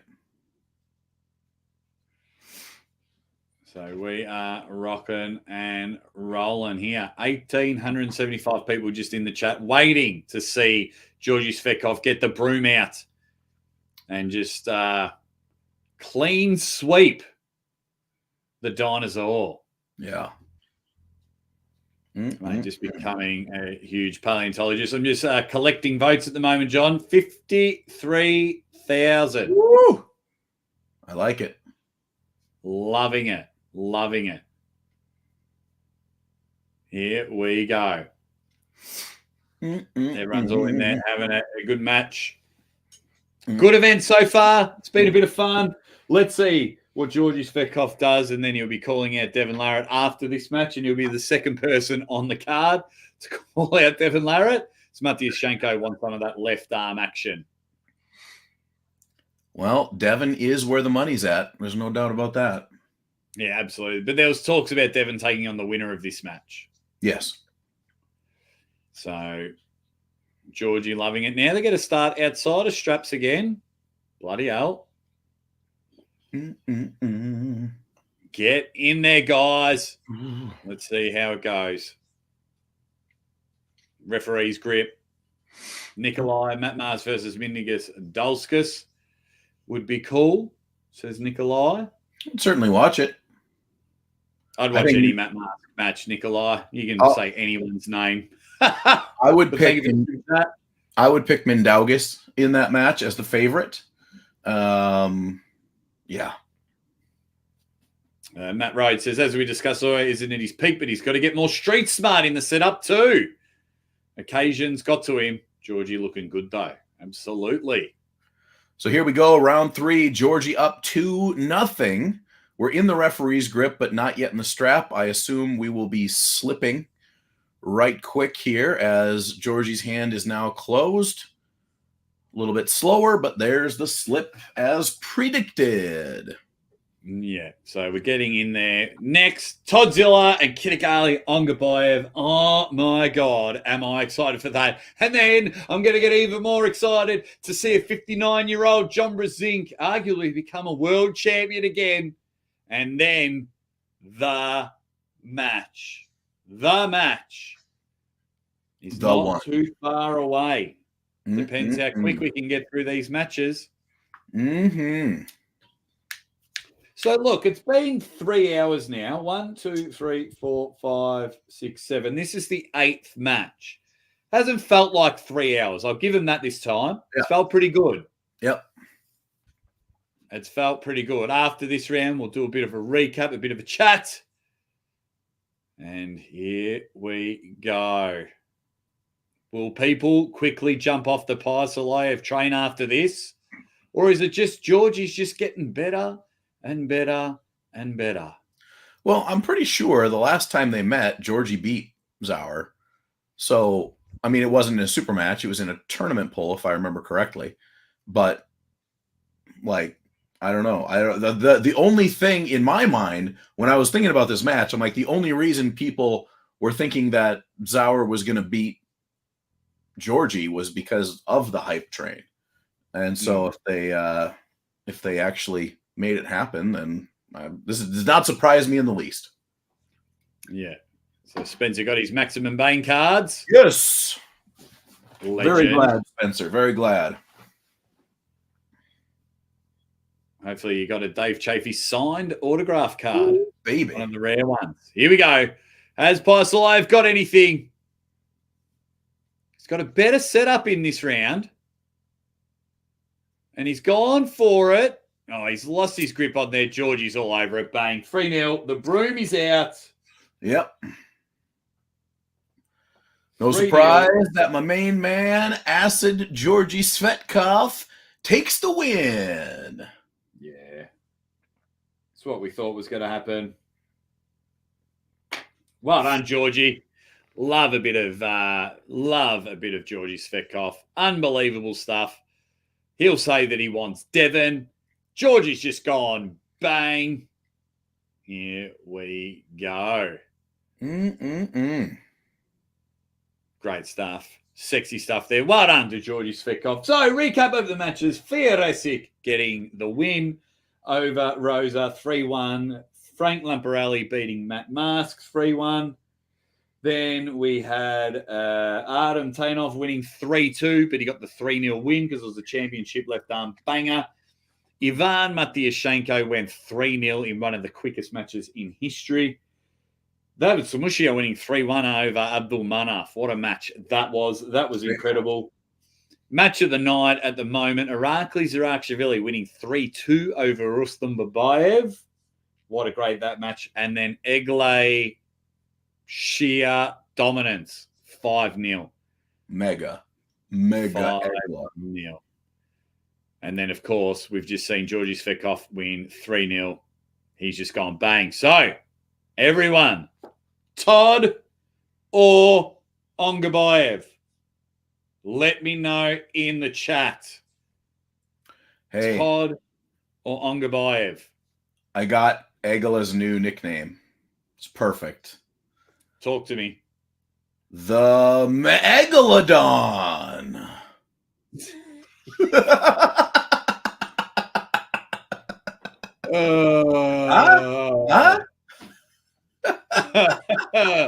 The Megalodon. I love it. I think it's amazing. Ongabayev. Onga. Rufus 6-3-2 to Todd. Todd is in there. I do like it. All right, I'll give it to you. The Eglodon. Yeah. God Hutchings will win. So, yeah. So, we've got 2 matches to go.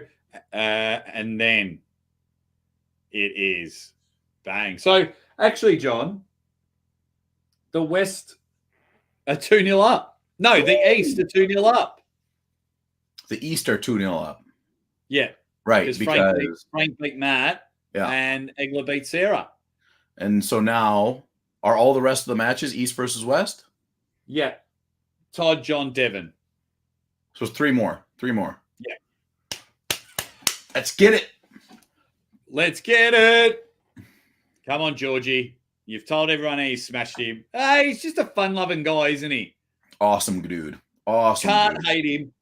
Can't hate him. Have you met him, John, in person? I have not. I really want to go to Arm Wars where he's at, just to hang out with him because he sounds like an awesome dude.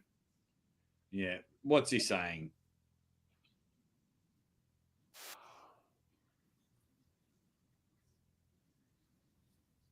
There you go. Georgie wants it all. He wants it all. Be number one in the world. He wants the hammers. He wants the world titles. Good dude. Good dude. Yeah. Beautiful. And now, John, what do people say? The most technical versus the worst technical arm wrestler in the world. Is it brilliant strength? Stuff here. Strength over technique? Oh, man, I'm excited. Toddzilla, Kitagali, Ungabayev. What's Neil saying? Because his eyes are darting everywhere. Yeah, I thought he was going to an ad break or something. We're here. We are here. 105 championship match. Todd Hutchings, Kitagali, Ungabayev. Get your predictions in the comments. We're both on team Todd Hutchings. He's been on a tear lately.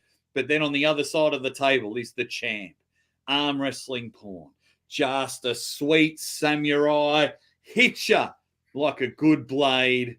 I'll tell you, this is a match. Now, to be exactly clear, we both want Toddzilla to win, but I have Ungabayev picked. Oh, you do too. Apologies. Yeah. Apologies. Look, no, I would don't love care who wins. Toddzilla win.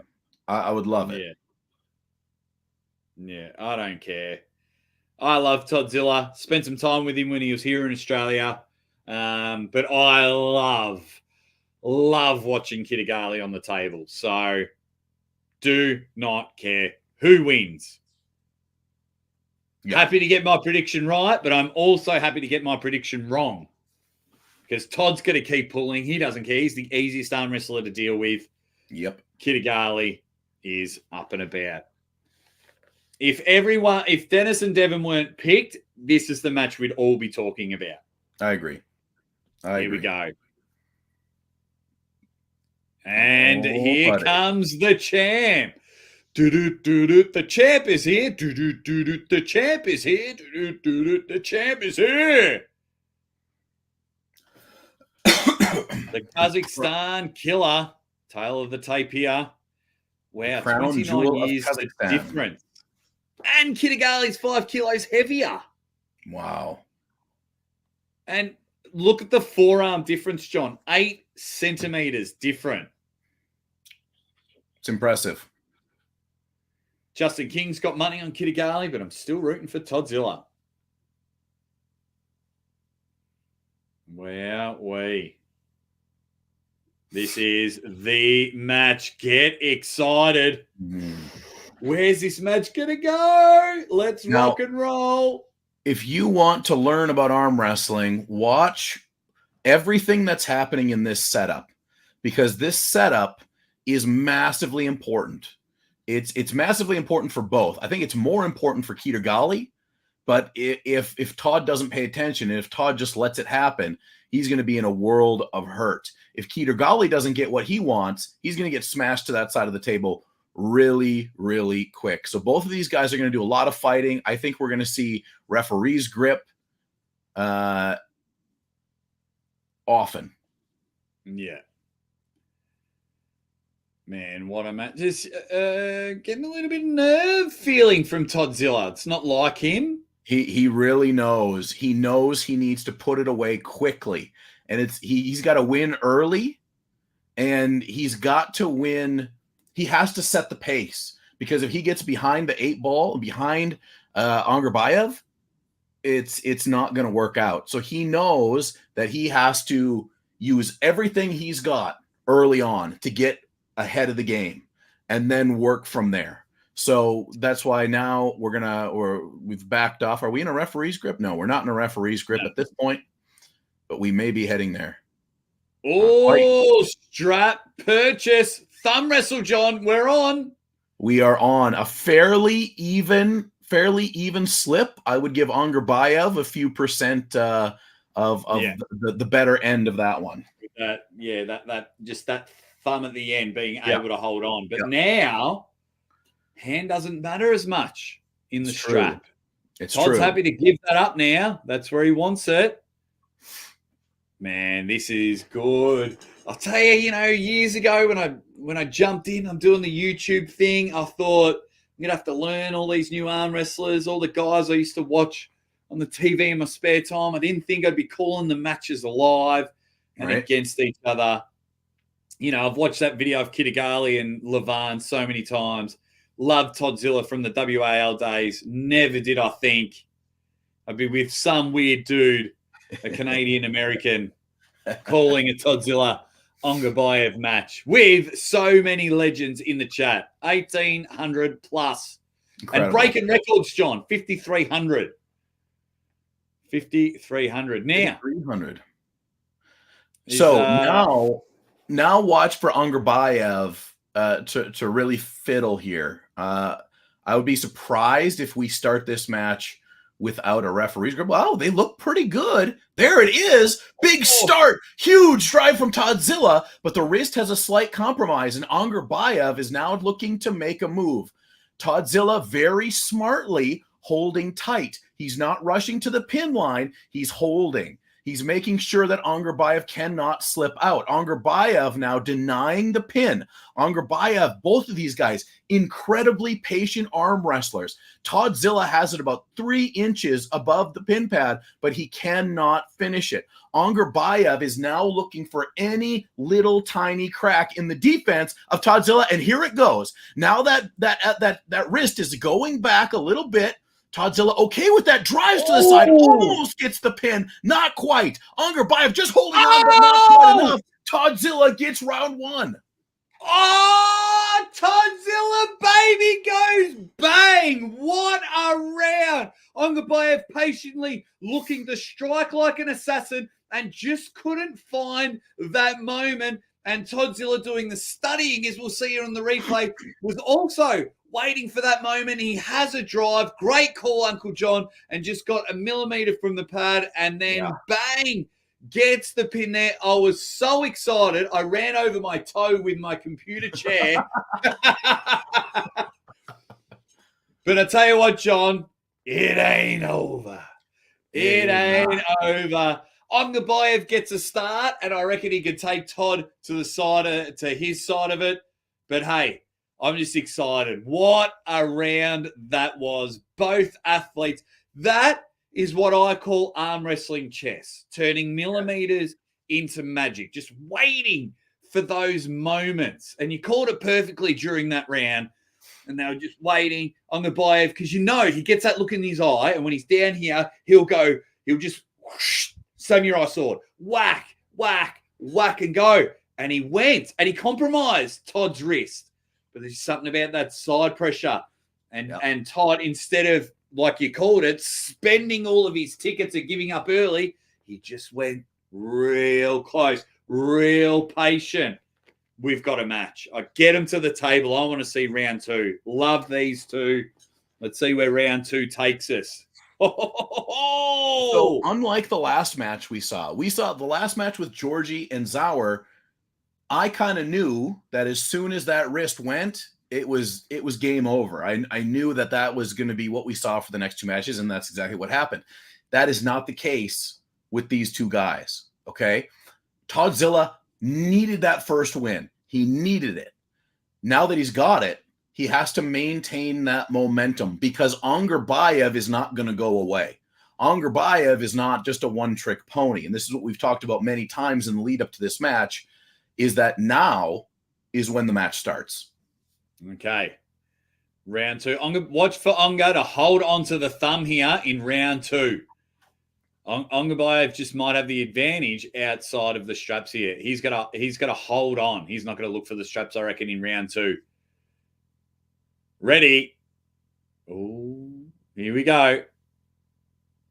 Bang! Oh, into the straps. Turn the hand over. Mm-hmm. Here we go. So, mate, after this, John, it's John Brzenk, Sasha Andreev, and then it's Devon versus Denis. And this round has already lived up to the hype of how excited I am for it. Incredible set of matches here. look at Todd. Todd clearly already has a blown up arm. His arm is already blown. Okay. Now, does that mean it's over for Todd? Absolutely not.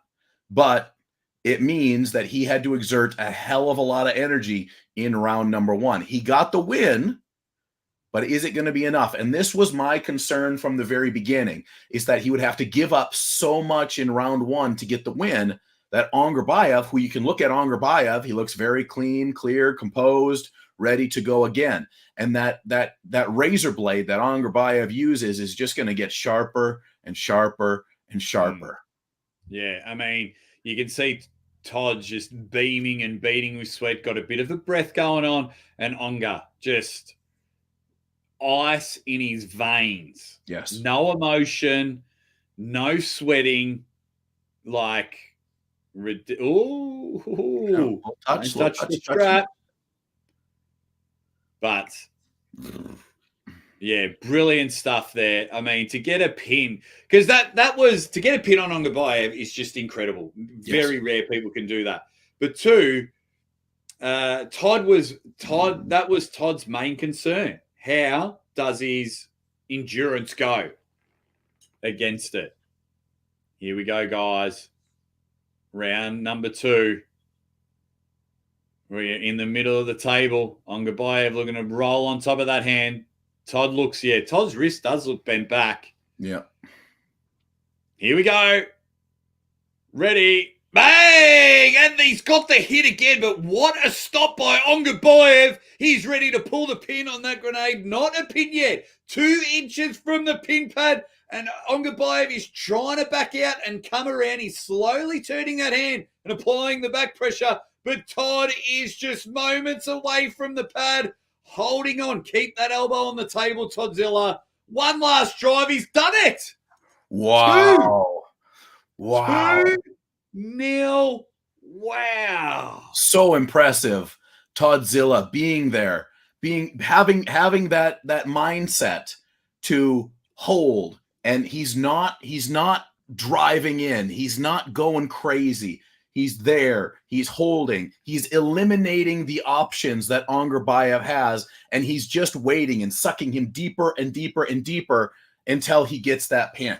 Incredible work from Todd Hutchings. Incredible. Wow, just everyone in the chat is up and about. Absolutely.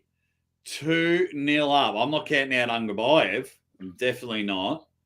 No, that's remember how much insane pressure that is that Toddzilla is exerting in order to make that happen. Okay, Toddzilla clearly running low.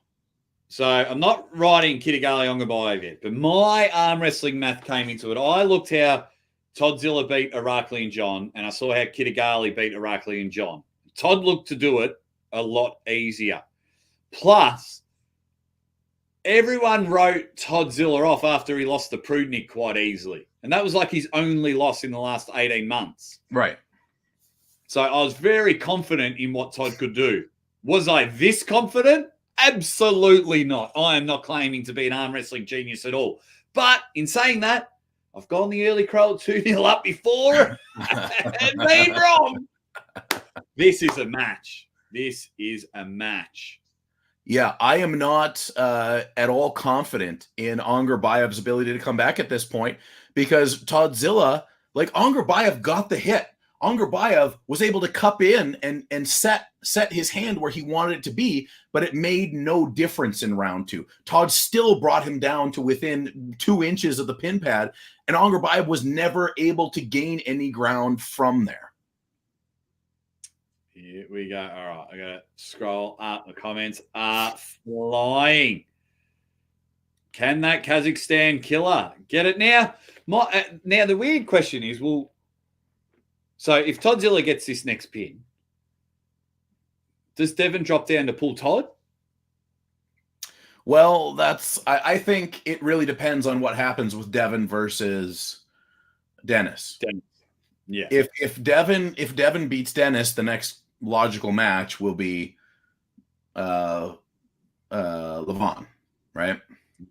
So, and that's the big money. That's the big money match. But I don't know when Levon is really going to be ready to come back either. So here we go. Round number 3, referee's grip, no straps yet. This time, Angarbayev tries to hold on a bit more, but can't do it. We're going to straps. Yeah, you can see him. He wanted the top roll out of him. He was like, damn. Yep. Oh, thank you all. 2,300 plus in the chat, mate. John, at one stage, over 55,000 people. 5,500? No, at one stage, 55,000 people have come to this channel and voted. Votes. You know what I mean? Over the course of it all. Incredible. Let's see how many votes we're up to. Have we hit 55,000? I'll do a bit of a refresh. Yep. 56,000. Damn. Like, that's, filling up stadiums. Don't forget to subscribe. I mean, if all 50,000 subscribed, that'd be pretty nice for us. That'd be pretty legendary. But I'll have a look at the end, how many, because I know a lot of people subscribe and then in the next 48 hours they unsubscribe. But anyway, round 3, here we go. Oh, the gunshot just happened. Just a quick draw from Angarbayev. Just quickly pulled it out too quickly. Stick it back in the holster, Angarbayev. Let's go. If I'm Angarbayev, that's what I would like to see him do throughout round number 2 as well, as those false starts. He needs to get more on the go right here. Yeah, and he does. He's got a lot more. Oh, side pressure, but now Angarbayev's in control. They are seesawing back and forth. Can Angarbayev get that hit? He's dragged Todd to his side of the table. They are going back and forth. The hits are coming. This is a boxing match. Can Todd get it? They've both been an inch or two from the pad. Angarbayev with another final hit. He's loaded up. But now Todd being patient. He's put that wall up. The side pressure king. Oh, now he's... All right, so that's a stoppage. Foul on Angarbayev. Foul on Angarbayev for pushing Todd's elbow. Oh, he's done it! They gave him the win. So I think they're going to double check if it was 2 fouls. Wow. That was an incredible round of arm wrestling, guys. That was insane. I thought that Todd was dead 2 times in that match. Yeah. Incredible. So let's see what side of the table Todd goes, because it is a championship match. Right. So I wonder what the call is. Now, if they've made the wrong call, that's a big adrenaline dump for Toddzilla. Right. Like, if that's only 1 foul on Angarbayev, that's a huge adrenaline dump because he thinks he's won. All right. Very important call to be made right here. And we'll see what the final decision is. It looks like there's some discussion going on. So I do wonder if it's like an illegal foul, trying to push him off the table. Right. Well, certainly it should be, at the very least, it should be a foul on Angarbayev, because it was very clearly an intentional push. But I don't know what the exact rules are. Okay, they've got the strap out. They're going to restart the match. Okay, so 1 foul on Angarbayev. Yeah, because I didn't think it was 2 fouls on Angarbayev. Right, because Angarbayev had 1 warning. He had 1 warning. Yeah. Yes. So then there you go. So what do we got? David says, should be a win. Angarbayev was in a losing position. Look, a part of me doesn't care, David. We're getting this round again. It depends. If they're using just WAF rules, then the losing position that you would actually lose from that would have to be, I believe it's 3/4 of the way to the pin pad, which I don't believe he was 3/4. It's not just losing side, it's losing position, which is worded differently. But again, I don't know the exact ruling of how they're working it. But clearly they're determining it as a foul and not a loss. Yeah, and I am worried for Toddzilla because he, thought he'd won, And now he's got to do it all again. Here we go. Oh, huge hit. Look at that drive. He's got him an inch from the pad. Can Ongabayev hold on? He's slowly getting away from the B-side. But I think Todd's just going to sit there and wait. Ongabayev on death row here. Trying to get his shot in there. Oh, engages the side pressure. Can he get there? Todd is just millimeters away from the pad. Onga making the drives. Todd getting the shoulder in there. Onga outside of his shoulder. Look for one last dive from Ongabayev. The hits keep coming. Toddzilla trying to dump. How is Ongabayev holding on? What's the call? Elbow foul. Foul. Oh my God.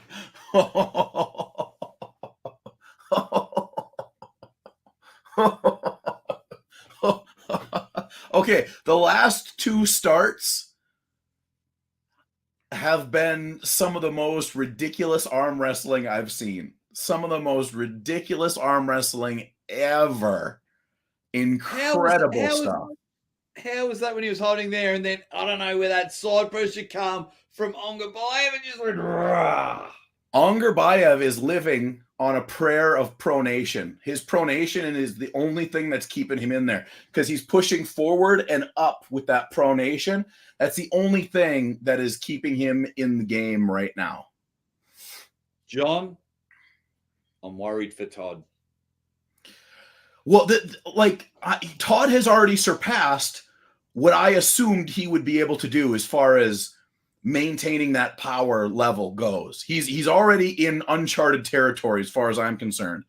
What an amazing performance by Toddzilla. If he puts this away 3-0, there's nothing the guy can't do. Nothing the guy can't do. And I'll even put it out there. If Toddzilla wins 3-0, this will be the greatest 3-0 match in the history of arm wrestling. This has been all kinds of incredible. Thank you, everyone, for joining us. Hope you're doing well. Oh, let's see how this goes. 2-0, round 5, 1 foul each. Back into the straps because it was an elbow foul. So advantage to Todd. Here we go. People aren't happy with the reffing. Look, to be fair, we're into our 9th match, and this is the first time we've talked about the reffing in the comment section. Not a bad day. Yeah. But here we go. Buckle side Todd. He doesn't care. He thinks it's stupid that you talk about that. But then the Irakli match showed us if you're on Ongabayev's side, you win. It is true. Here we go. So referee's grip and strap. We got 1 foul apiece. Todd Hutchings currently winning 2-0. Yeah, take it away, John. This is going to be a round for the ages. Here we go. We've seen Toddzilla be dominant with the side pressure. The thumbs are closed, and Ongabayev's hands now first. Very quick. Oh, my God. We got a warning on Toddzilla. I thought it was going to be a foul for a second. A warning to Toddzilla for movement in the referee's grip, but it's just a warning. So that's 1 foul and 1 warning on Todd Hutchings. 1 foul to Ongabayev. Todzilla's hand is closed. Now Ongabayev's fingers are closed. There it is. Another huge stride from Toddzilla within a centimeter. Oh, my God. I can't believe that wasn't it. What's the call? What's the call? No call yet. Winner, Toddzilla. Wow. Toddzilla, world champion, swept Kitagali Ongabayev. Are you kidding? What a dude. What a dude. Toddzilla, nothing he can't do. Nothing he can't do at this point. Put him against Levon. Oh, my God. Incredible performance. Incredible. Trying to get to some of your... Wow. Trying to get some of the comments. Wow. Unbelievable. Unbelievable. I mean, Toddzilla clearly is in a different land right now. He's clearly the strongest he's ever been. He has found ways to utilize that side pressure, but also add in other defensive things that are completely disallowing his opponent to play their game. We saw it against Jon, and we just saw it against arguably the most technically sound arm wrestler on the planet, Kitagali Angarbayev. So tell me now, what's more important, power or technique, baby? Because Toddzilla is making a goddamn good case for power. This was ridiculous. Toddzilla, world champion. Don't worry, when he gets back to America, we'll get him on the show. We'll let him celebrate for a bit. Todd Hutchings goes bang. Can really incredible. 105 touch Todd. Oh, thank you, everyone. The comments are flying. I mean, maybe Devon will want it. Maybe Devon will want it. Mate. Just incredible, Toddzilla. My hat off to that guy, because goddamn. Toddzilla, you incredible son of a bitch, mate. Congratulations, you world champion. We got 2,300 people here losing our shit. You are the man. Can't wait to have a beer with you to celebrate this. Uncle Jon and I are losing our shit. You're the man. I predicted that you'd win. You are a fucking star, mate. Love ya. I'll speak to you soon. I had to leave him a message. Love it. Love it. Love it. Oh. Now, look, I'm sure a lot of people in the chat will be sad that we don't get to see Devon and Angarbayev. Mm-hmm. But what a match. I love Kitagali Angarbayev. Beautiful. I love Kitagali Angarbayev. He's still one of my favorite arm wrestlers. That was just ridiculous. Look at him. Oh! Todd's going to be tired for a week. Oh my God. I am so impressed with Toddzilla. I cannot tell you how impressive that performance was. And to anybody outside of arm wrestling, they're not going to get it, right? They're not going to get it. It's just one guy that beat another guy. But what Toddzilla just did was special. Very special. Very impressive. Incredible. Incredible. Yeah. Just unbelievable. Unbelievable. 3-0, John.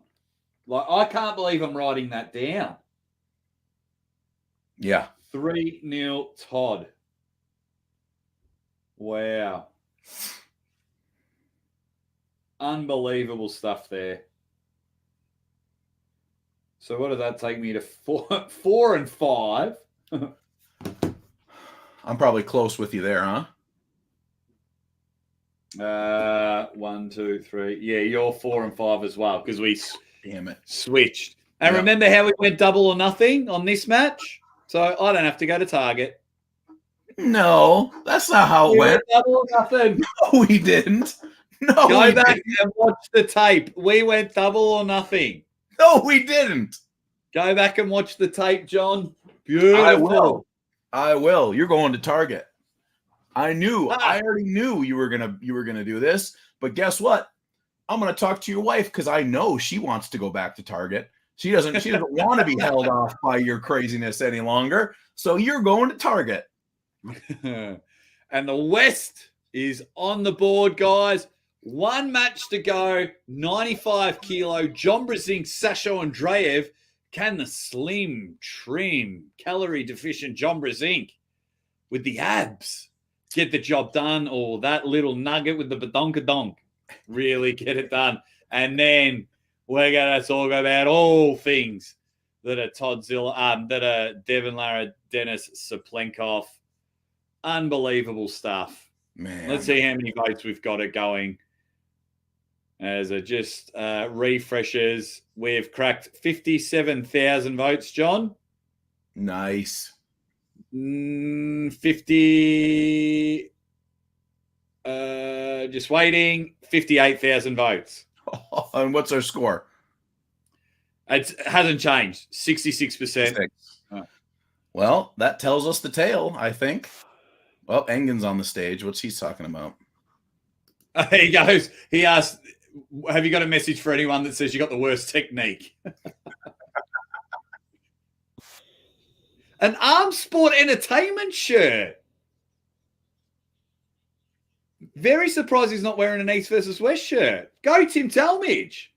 Tim Talmadge, I will be at Arm Sports Entertainment, Washington State, coming up at the beginning of December against Gage Jordan. Boom. There we go. I'm just still in a bit of shock. I am still in a bit of shock. What do you guys think? Definitely in a bit of a shock. I don't know what Neil and Engen are saying, but Todd's the champ and he hasn't spoken in 3.5 minutes. Yeah. Toddzilla. Goddamn. What can you say? What can For you the say? record, I predicted Todd. I wasn't really confident, but I was like, I could not believe that he is so strong that he limited the most technically sound arm wrestler to nothing. Nothing. Like, Angerbayev was not able to do a single different thing in the entire match. It was the same match 3 times. It just took a little longer. Incredible. So they're still talking. Oh, just ridiculous.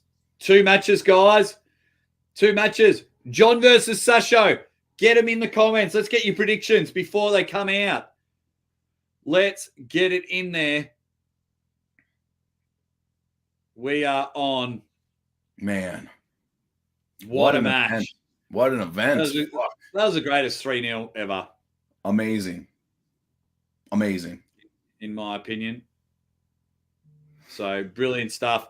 As we roll on, get your predictions in. Jon Brzenk, Sasho Andreev.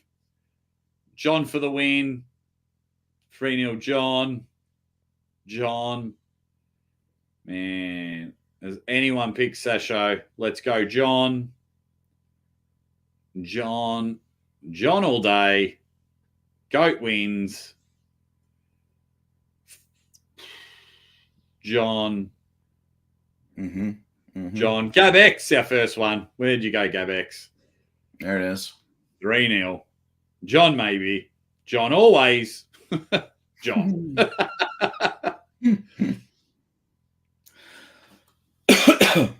And yeah, so they're all coming in. Goat, goat, goat. Sup, boys? Let's go, JB. Jon from Canal. Oh, here we go. Oh, Jon Brzenk, Sasho Andreev, 95 kilo world championship. And here he comes, the greatest arm wrestler of all time, in the middle of the table. Can Jon Brzenk become a world champion at 59 years old?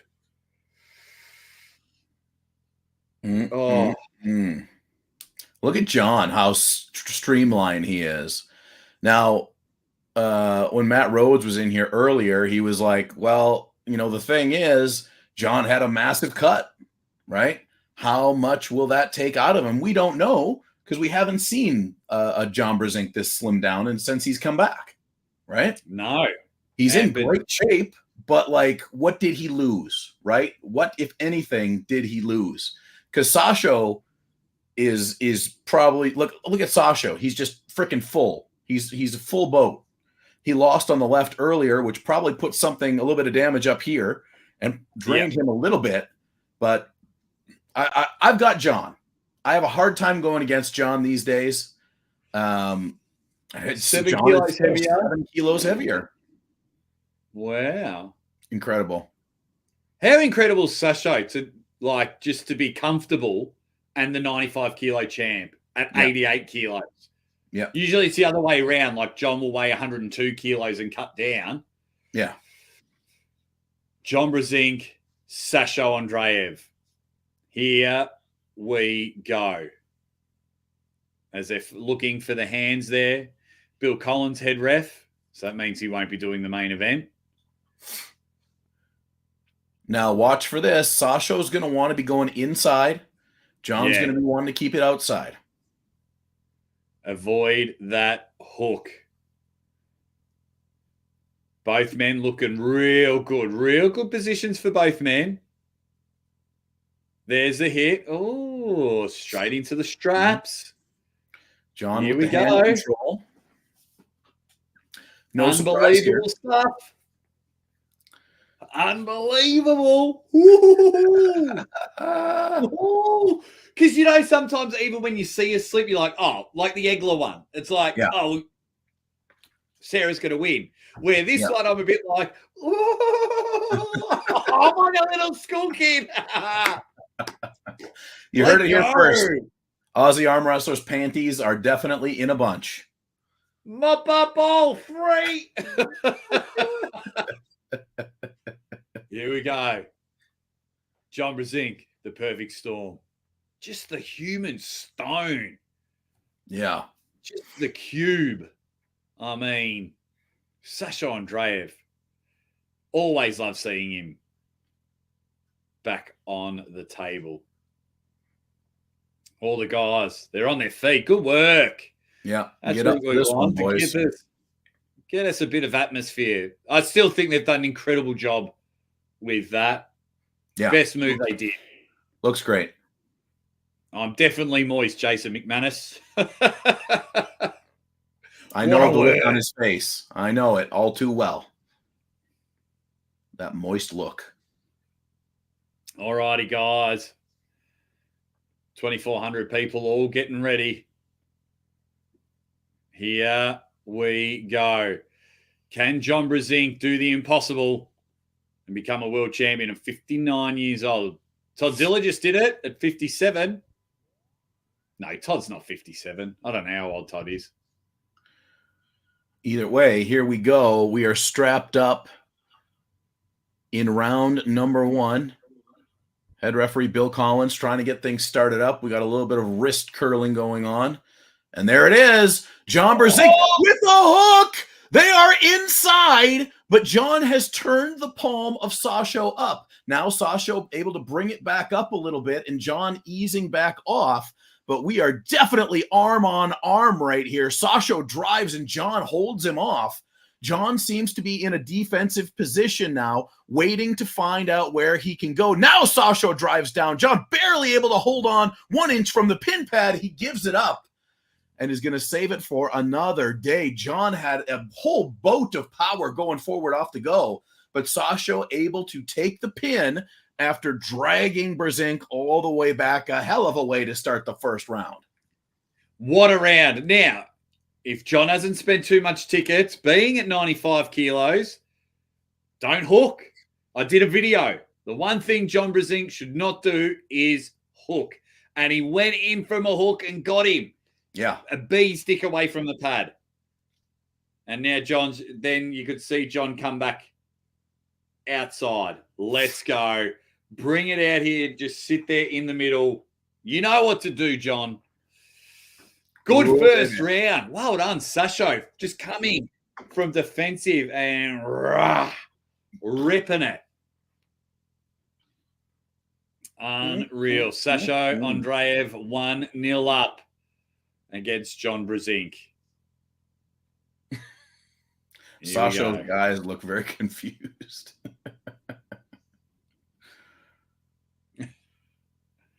All right. There you go, Bill and Hursto running the show there. It is surprising that John went right there, right? He went right there. And you got to wonder if that was a way to send a message to Sasha that he's not safe anywhere. Because there is a difference between the hook that Sasha wants and then the hook that John gave him. Because he was in a bad position in that hook. John had the full control here while Sasha was turned up like this, fully on the bicep. Still worked out for Sasha, showing you just how strong he is in that position. But it may have done a little psychological trickery there. Come on, Slim Johnny. Win it for us old guys. Both men looking good. Let's see where round number 2 goes. Straight to the straps. Let's go. Beautiful. Here we go. Guys, we are only a few rounds away from Devon versus Denis. Ooh. Unbelievable.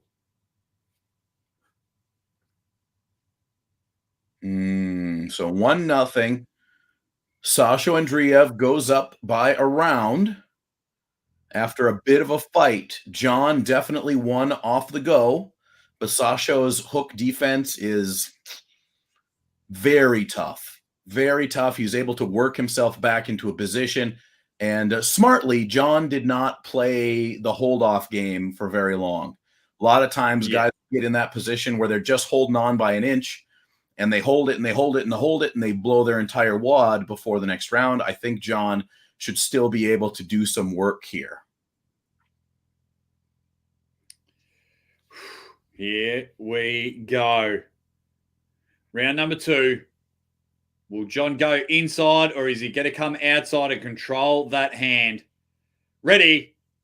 Bang! And Sasho's turned him into a hook, but Jon's got that top roll. His pronator is all flexing, but the calm demeanor from Sasha Andreev is taking full control of this match. They're inside the middle of the table. Sasha inside of his shoulder, and Jon Brzenk outside, but he's curling in. Has Jon got anything for the Bulgarian brute as they're both trying to turn in? Sasha, side pressure drive. Bang. 2-0. Sasha Andreev. Wow. That little pocket rocket goes bang. Oh. Incredible. Really incredible. Sasha showing that his power anywhere close to the hook. You know, what Jon tried to do there was bone line him. So Sasha had to come down right on that wrist. That's where Sasha was going into. And a lot of times you can get that to go. You can use that bone line to drive across, but Sasha just so freaking strong that Jon wasn't quite able to get it all the way connected and in. Wow. Incredible stuff. Now, I think Jon's just getting turned into a hook. I like seeing Jon outside. You saw him there with the pronator. Yeah. Has the weight cut become too much? Even Devon's coming over right before his match. That's how much respect Jon has in this world. Wow. Yep. I'm going to get to some of your comments with the big match, main event coming up. We can finally stop talking about it and finally seeing it in a moment. Oh. Incredible power from Sasha Andreev. And, you know, Jon, he'll let us know how he felt after the whole situation. Yeah. Thank you all. If you can all hit the like button while you're here in between rounds, that would be great. We've got over 4,000 likes, 60,000 votes, Jon. Amazing. Like, that fills a stadium here in Australia, one of our smaller football stadiums. So throughout this whole 5 hours and 20 minutes, 60,000 people have chimed in, see we're not illegally streaming, voted for their guy, and left. Love it. And still have 2,500 Dead Set Legends hanging and banging with us. There it is. Okay. Or as I like to say, the real fans. The real fans. Not the enemies of the sport. What a term. So we are into round number 3.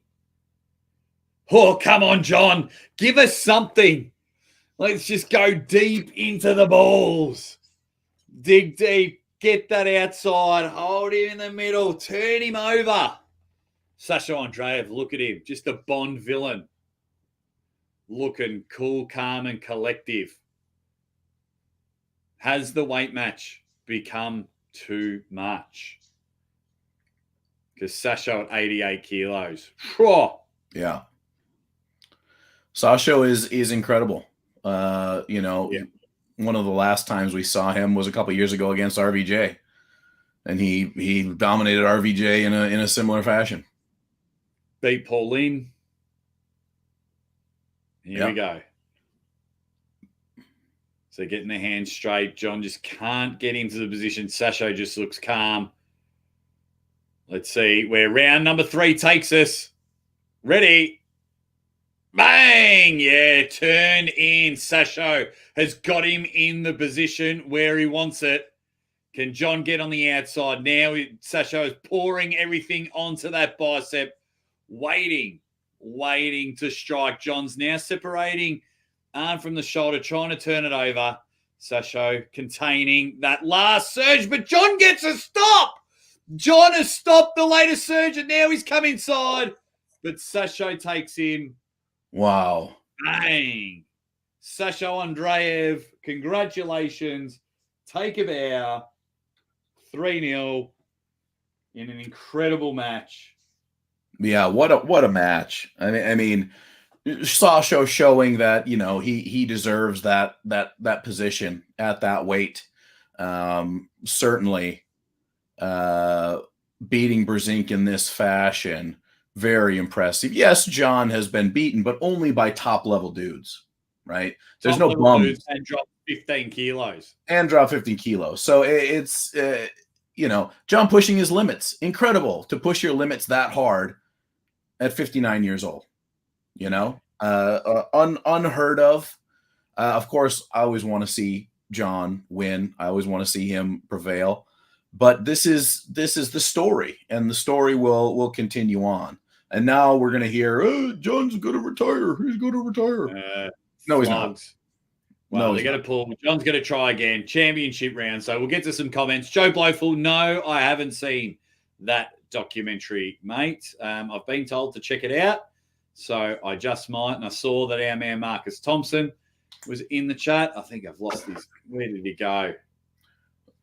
Marcus. There he is. What up, Marcus? How you going, buddy? Have all the shops closed? You've just in time for the main event. Now they're hooking outside of the strap. Nice stop, but Sasha is just too strong. Incredible power. Incredible power.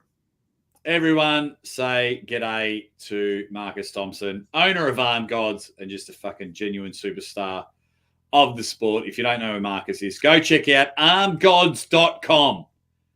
Armgods.com. Do it. Valhalla 3, Ryan Boland versus Ron Barth, RVJ versus James Wall, just to name a few, and a thumbtack match between Uncle Jon and the man.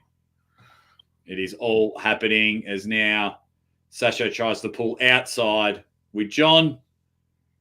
And they're going again. He just slowly takes him respectfully. Guys, we've had over 60,000 votes. The time has come. While they mess around and present with Sasha Andreev, Jon Brzenk, you're the fucking man. Just quietly but very loud in front of 2,500 people. The man. The time is now. Devon Larratt, Denis Cyplenkov, super heavyweight title. The votes are coming in. Everyone, get your predictions in as Jon gets a standing ovation. Get your predictions in and let us know from where around the world you are. Over 4,000 likes, over 61,000 votes. And once the match starts, I'll end the poll. Unbelievable. 61,000 votes. Go buy some Maximum Bang cards at maximumbang.com. And then make sure you go to armgods.com and check that out for a $5. And you just get some exciting matches there, especially at the last Valhalla in Canada when we were there. Sasha Andreev, right, let's quickly go through it while everyone's getting their predictions in. Fair Esic beat Rosa. Frank Lamparelli beat Matt Mask. Artem Tynov left arm super heavyweight left arm 95 kilo champion, beat Sasho. Ivan Matyashenko went bang. Got it done. David Samushia retains his title. Irakli wins 3-2 over Rustam Babayev. Eglay 5-0. Georgi Svetkov 3-0. Toddzilla 3-0. And then we just had Sasha Andreev get the job done there. Main event time, John. Main event. I'm getting jazzed up now, boys. Now, for everyone, I can finally answer the 70,000 comments. The match is now. The match is now. Devon versus Dennis is now. Get up and about. I'm about to die. Rapid heart rate. What else have we got? Let me look at the comments. The man from the frozen north. Devon from Michigan. Everyone is definitely excited. Man, it's going to be brilliant.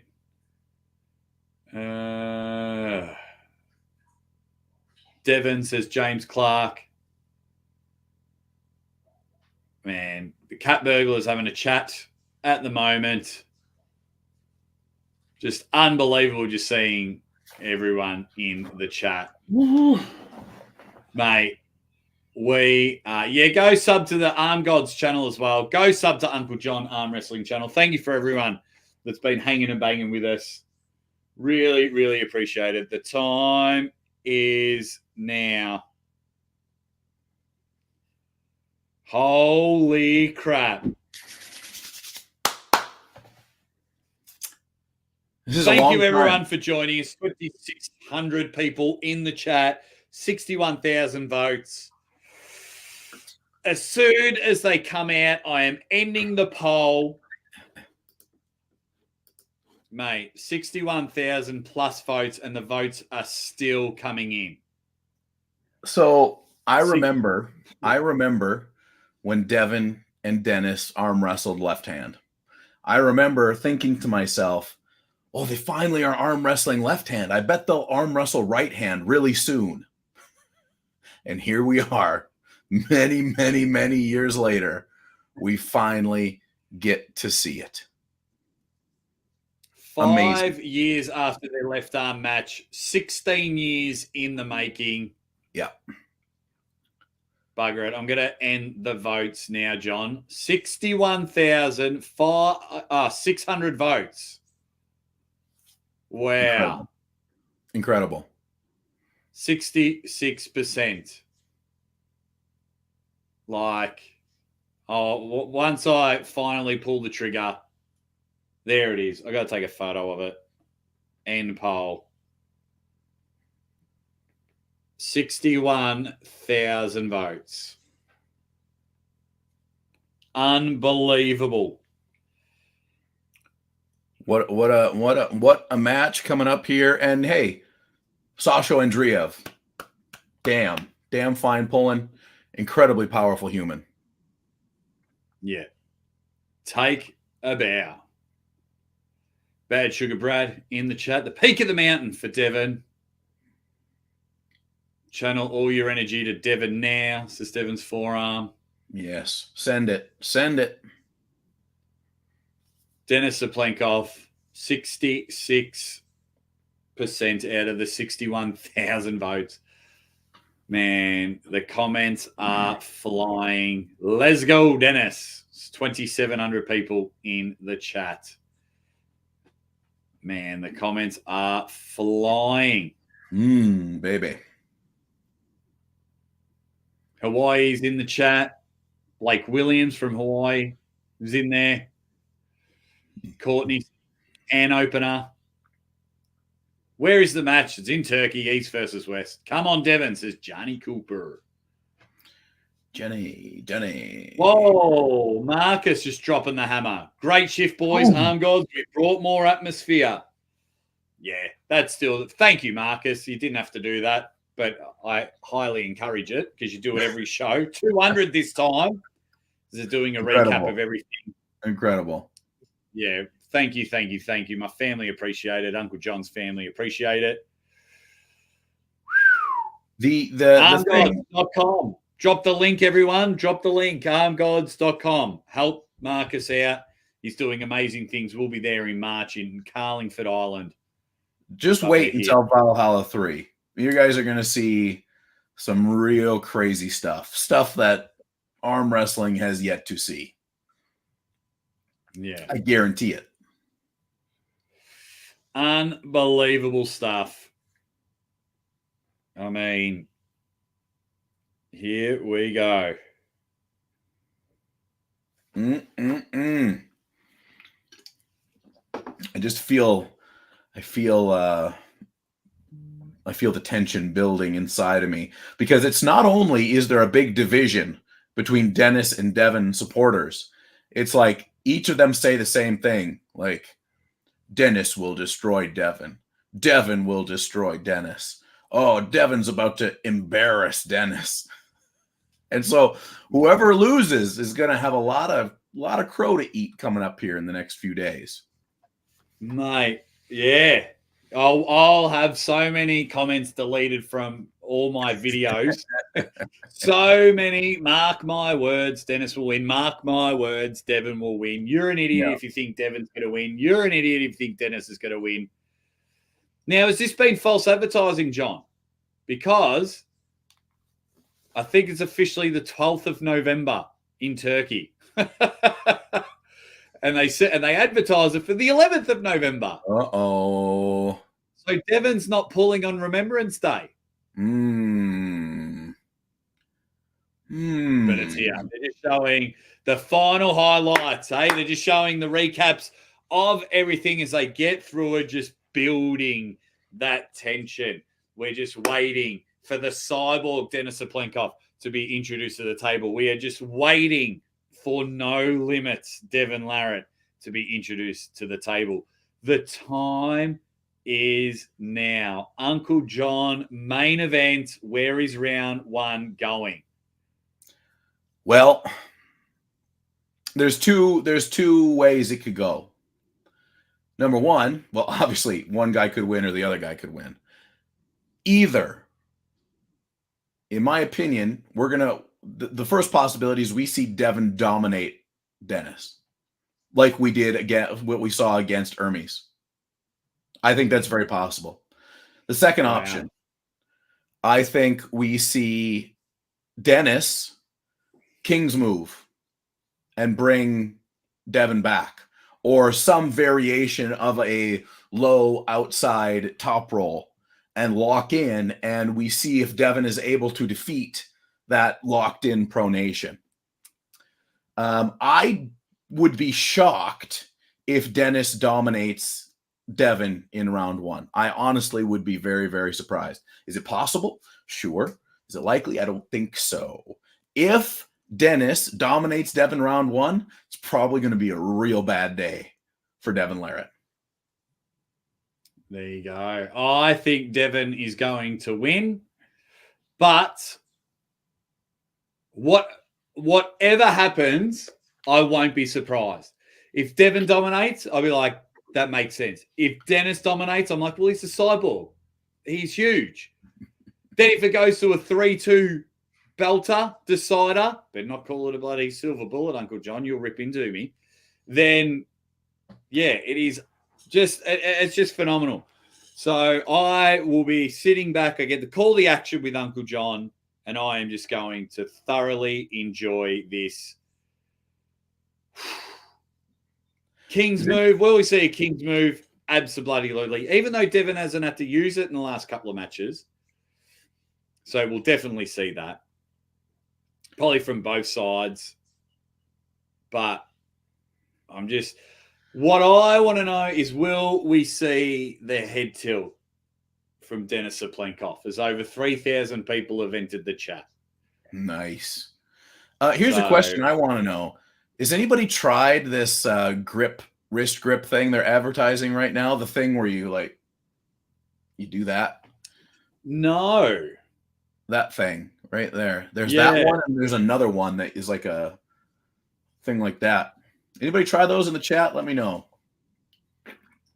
Let's have a look. And now they're advertising King of the Table because that's next, man. Hermes Vitali. Oh, no, they're advertising Core Sports. They got the strongman. They got the boxing. They got the arm wrestling. Just gets me excited seeing all this. Everyone's getting their predictions in. Like Dennis champion. What else have we got? Didn't prepare to Dennis. Marcus, once again, everyone go support Marcus. He dropped fucking big super chat all the time. Thank you, Marcus. Like, go to armgods.com. Can someone please? Oh, thank you. Can someone please drop the Arm Gods link? Please, please, please. And can everyone go sign up? White Wolf, I need to have some of that grilled cheese. Someone's thank you, Devon's forearm. Arm Gods. Oh, where was it? Oh, Spermies has done it as well. And so has Devon's forearm. When does Devon Dennis start? Any minute now, mate. They're just going through all. Thank you for the super chat. They're just going through all the advertisements now. Match of the night so far, John. I'm stuck between two. Yeah, so either it's got to be Irakli versus Rustam. Yeah. For me, Todd and Ongabayev. That was the other one I was going to say, but like it was amazing for what Todd did, but it was 3-0 at the end of the day. So I would still go with Irakli versus Rustam.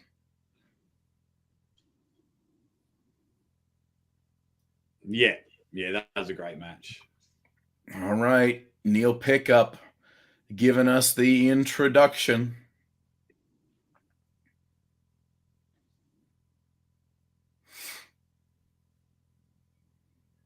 Oh, no.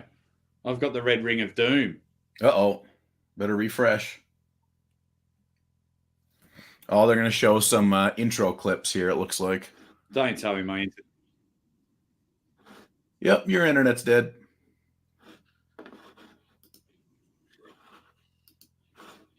So right now we've got Devon Larratt. So I'm full bars here. Well, now I can see you. Now you're good. Okay. Maybe I just won't move. No kicking. Control your legs and your arms throughout the entire match. It's a good way to start. There you go.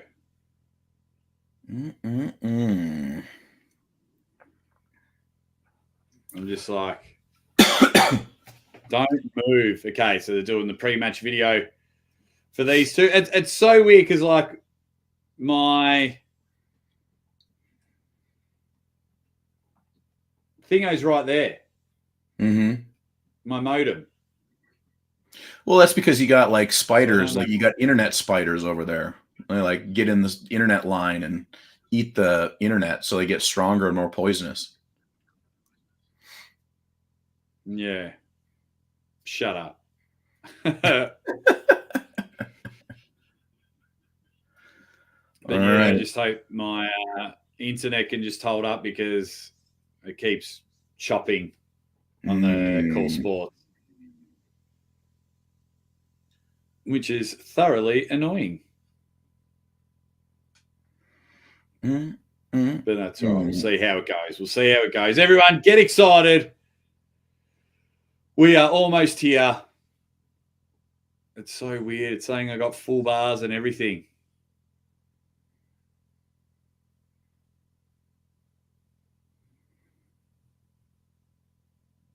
Yeah. Oh, bloody hell. I'm definitely, I'll turn in. I don't know what's going on. But I am pumped. I am absolutely pumped for this match. I cannot wait. I'm so excited. Here Here we go. Here we go. We're back to the stage. Neil Pickup about to introduce both of our competitors. We got Denis Cyplenkov versus Devon Larratt in what we have decided is the match of the year, the most hyped match of the year. It's been hot and heavy coming into this. There's been fights all around the place. We got so much. I want to know if can someone let me know what Neil introduces John as? John? Introduces Denis as? I'll see if he calls him the thick shake.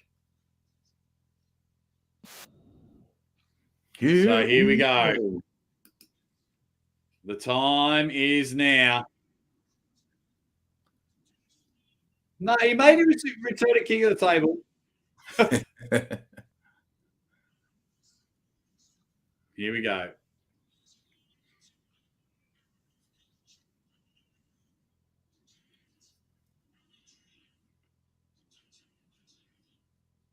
Let's see. We're about to introduce Denis Cyplenkov. Thick shake. He's called him thick shake. Yeah. Awesome. Awesome. Here we go. Thick shake there he is coming. I mean, he is indeed a thick shake. There is no doubt about that. Yeah, look at this guy. Cyplenkov. He's holding a 4-liter bottle of water in his left hand. That's how big his mittens are. Guys, minutes away. Denis has come out alone. He's come out alone, and then there's another guy behind him, but I don't think that's Babkin. Oh, there's Babkin. No, I don't think Babkin would be allowed to be in the corner. He's right there. I just saw him. Oh, did you? Yeah. Is it the same guy from earlier in the Artem Tarnov match?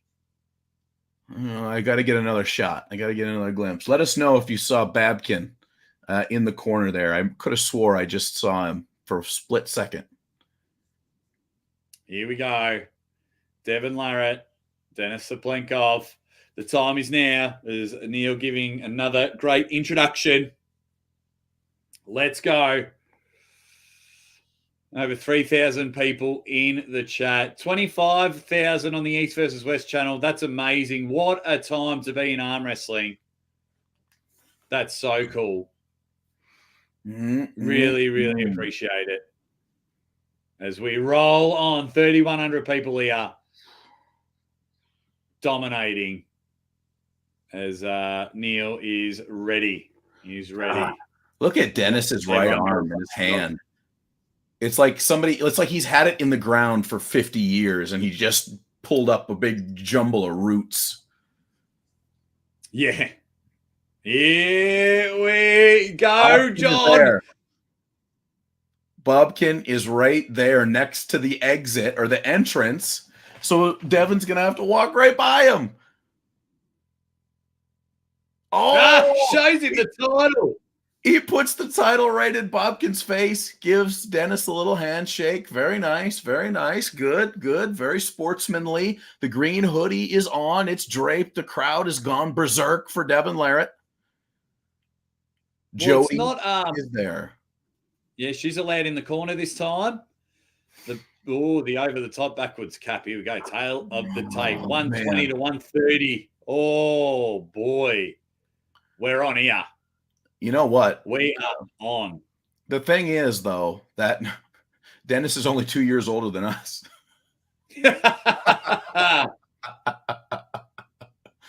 Oh, God. John, it's happening. Let's go, ladies and gentlemen. Denis versus Devon. Here's the coin flip. Devon wins the coin flip, so he is taking the non-buckle side to start. That's a good start for Devon Larratt.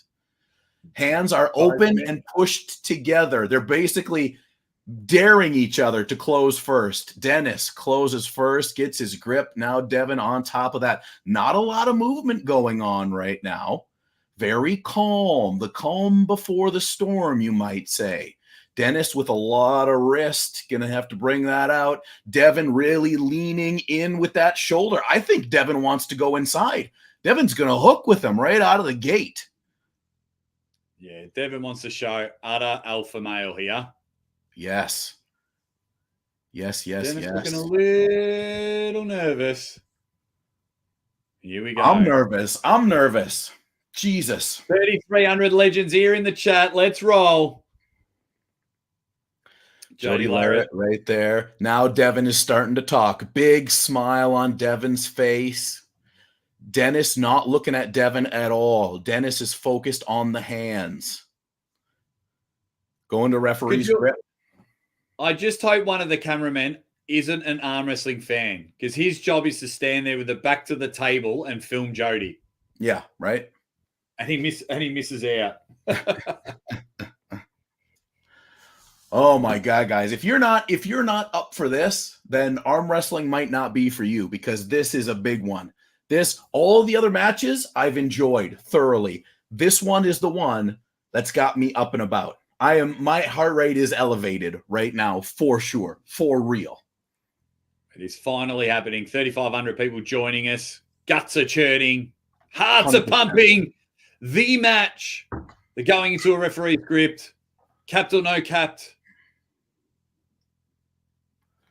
Let's go.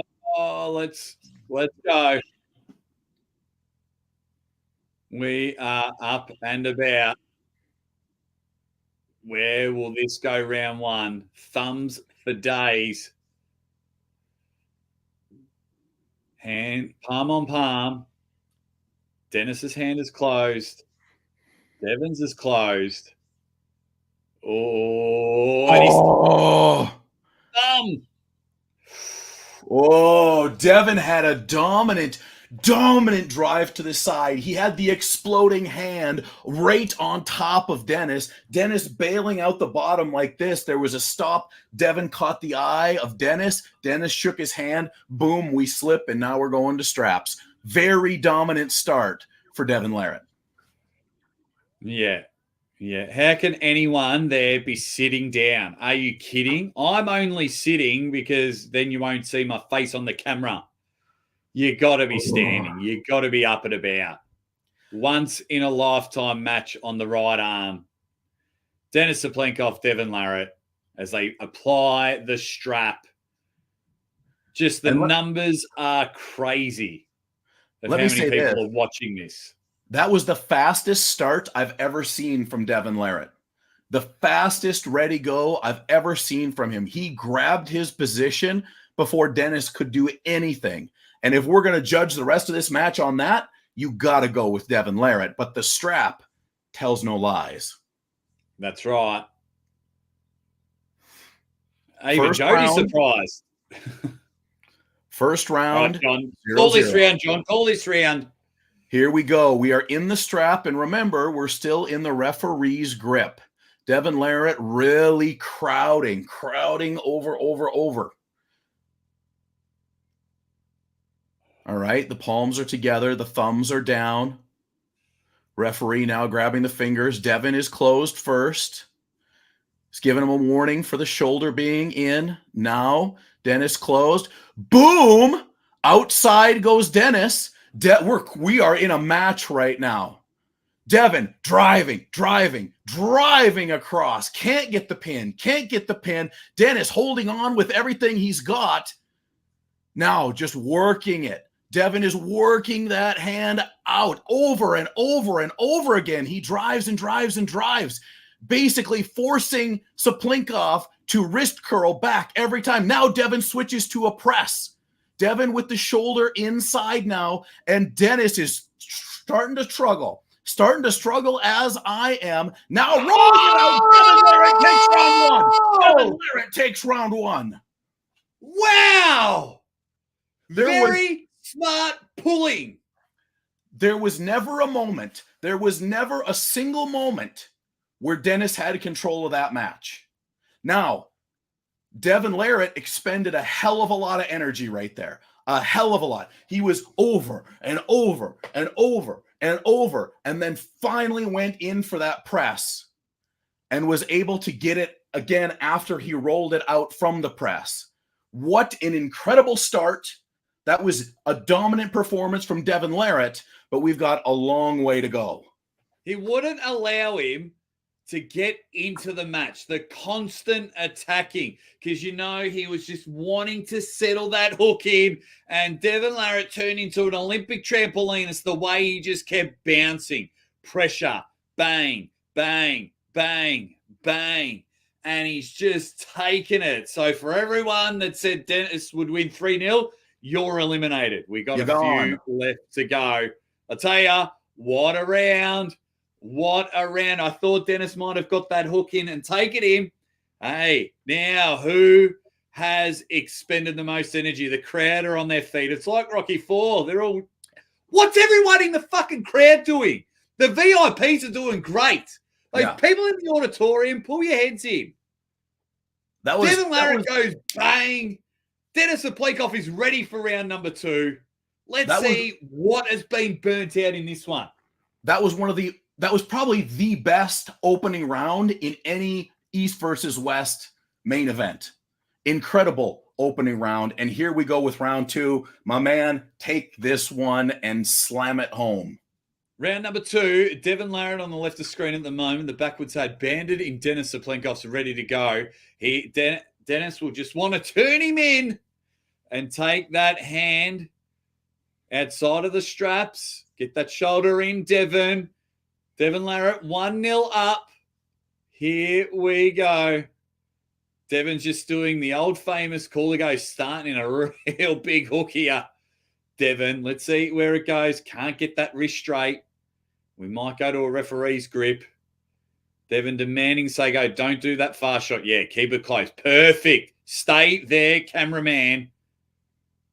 There's the hit. Hook! Bang! Flash!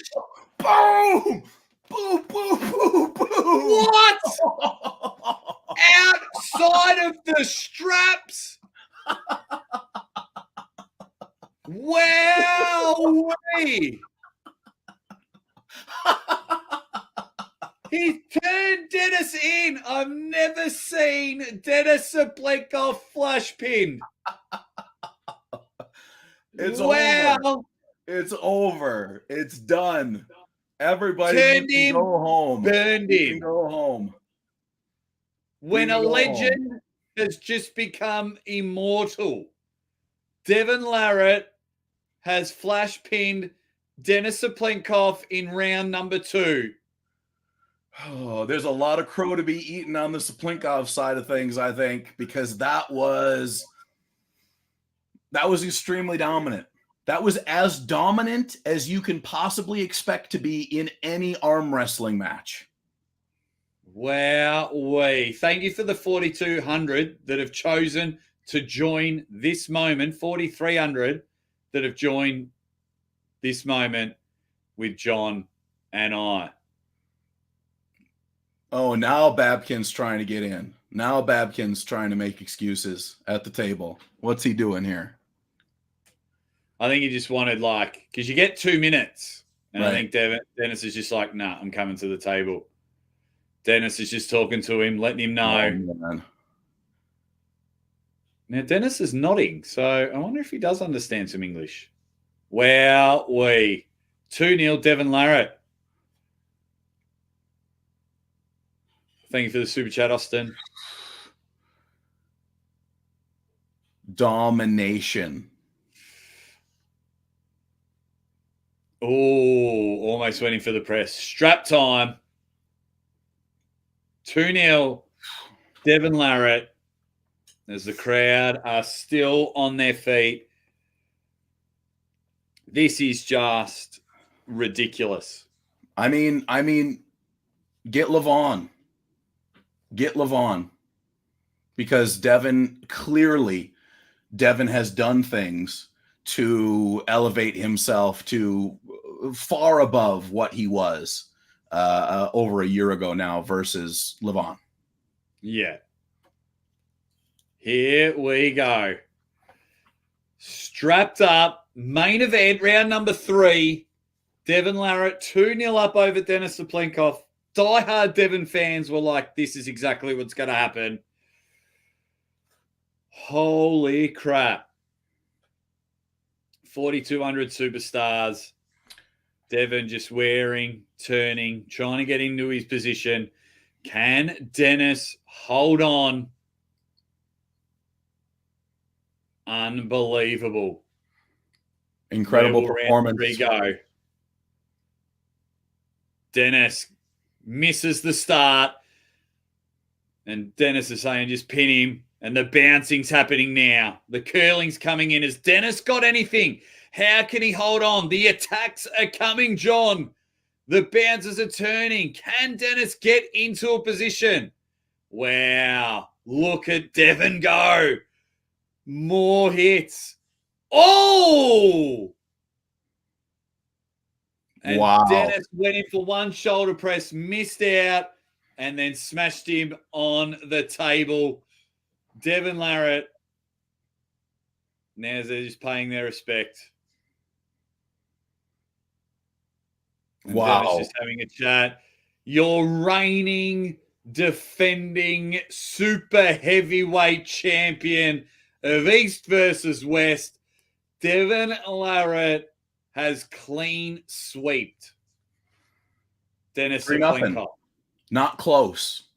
Not close. There was not one moment in any of the first 3 rounds where Denis was in control. Not one moment. Wowee. Devon, please go straight for Levan. I mean, come on. Come on. Unbelievable.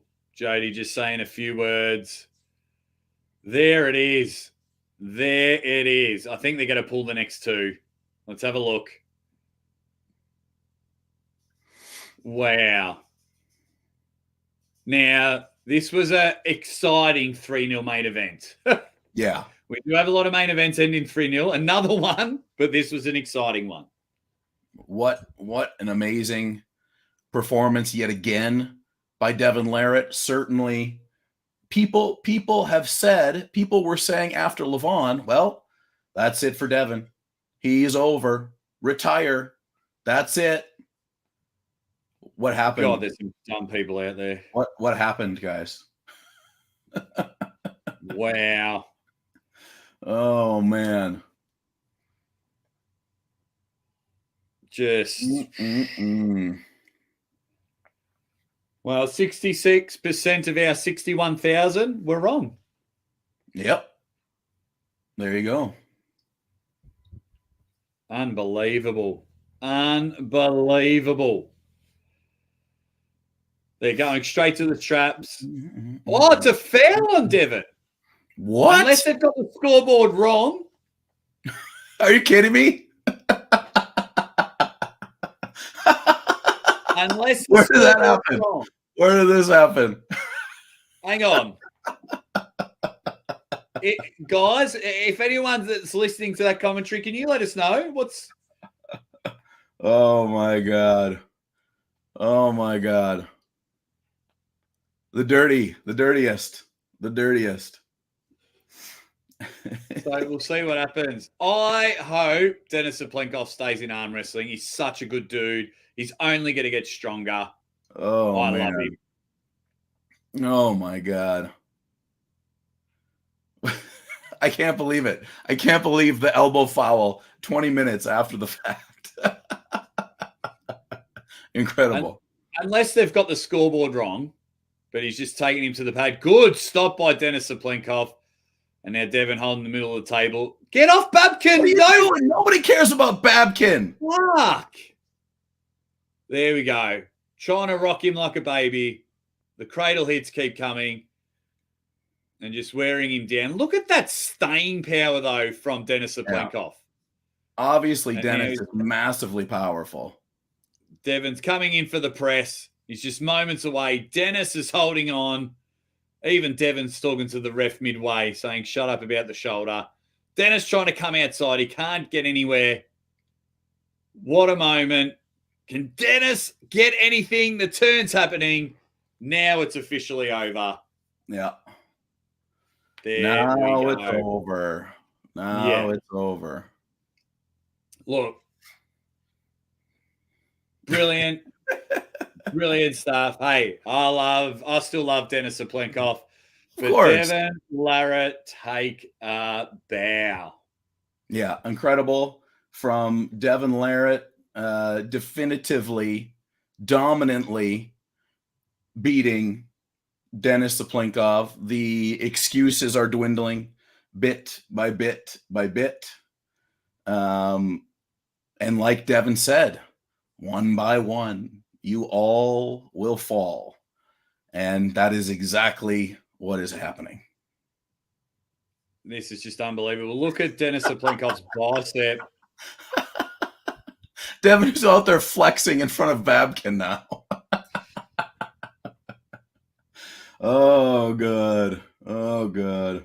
Unbelievable. You know what, John? I was wrong. I said I wouldn't be surprised what the result was of the match. But I tell you, I'm surprised at that domination. Smart pulling from Devon. Just that constant pressure, constant hitting didn't allow Denis to get any sort of purchase on the hook and hold him in there. I think Denis has called it. I think he says that'll do. And Bubkin and Denis have shook hands. So hopefully that's all sorted. Jody and Bubkin have shook hands. That's what we want at the end of the day.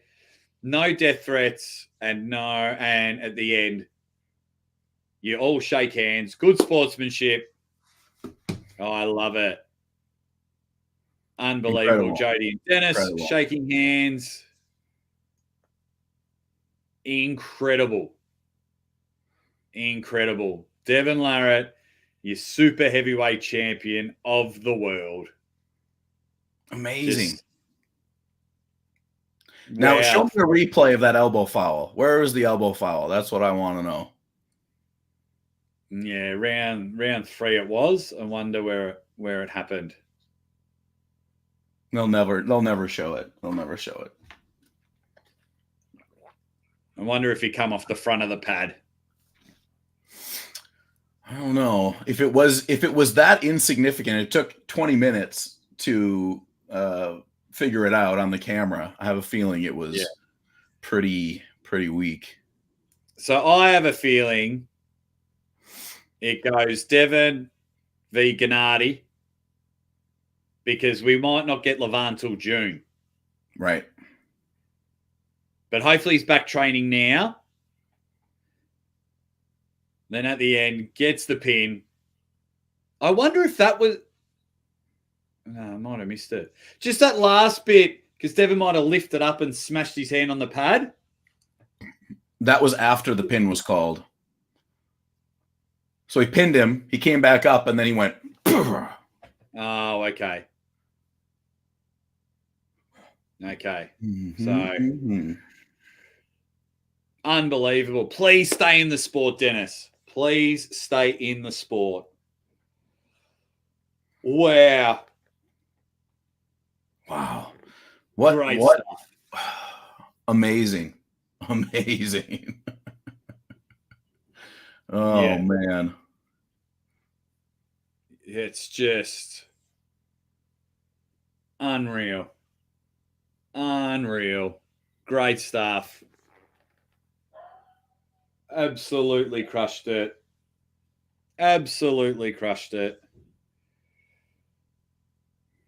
Man, I can't wait to spend all day reading comments. Because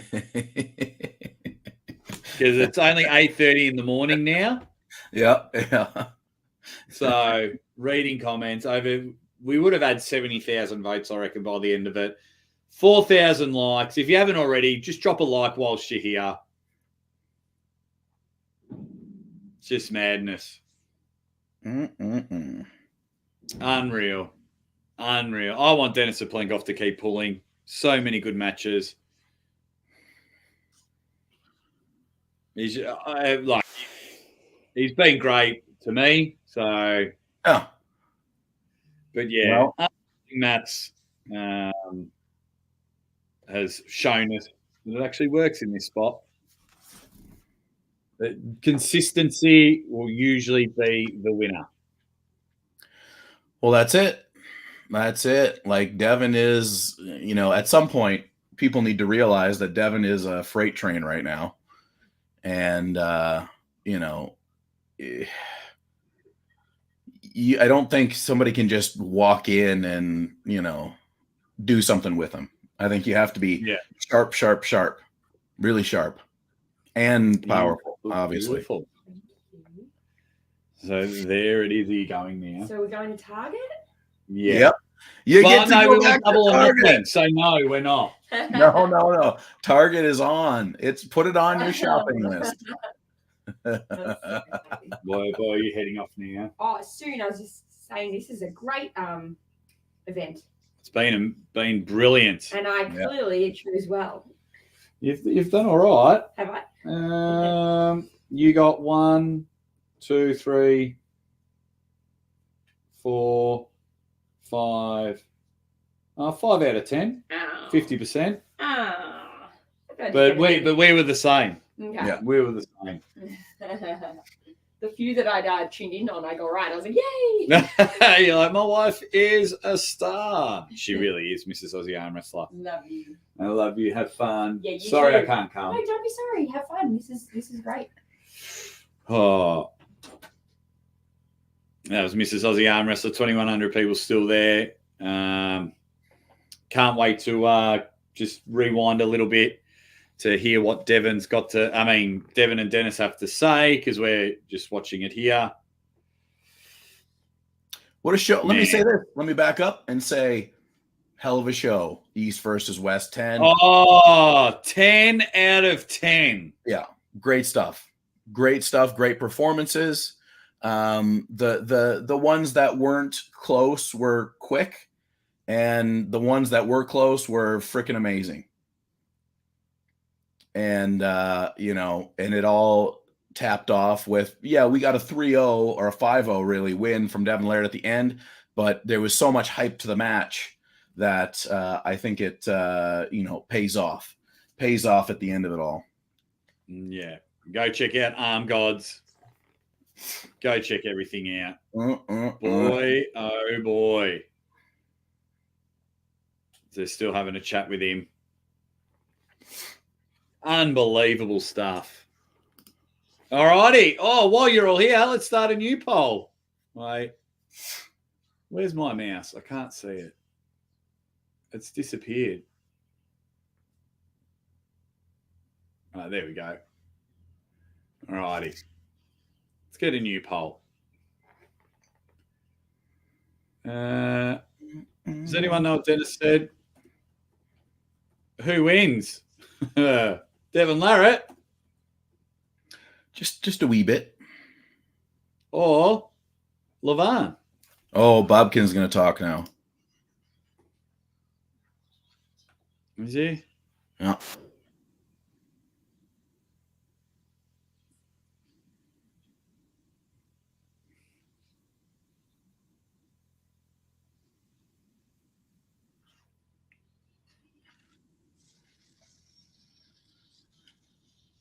Bobkin just accepted the fight. He accepted the fight.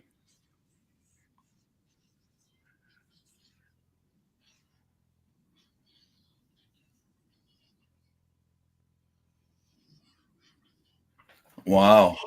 Devon versus Babkin. Fight is on. So, Devon said he was going to have one big match before the end of the year. He didn't say it was an arm wrestling match.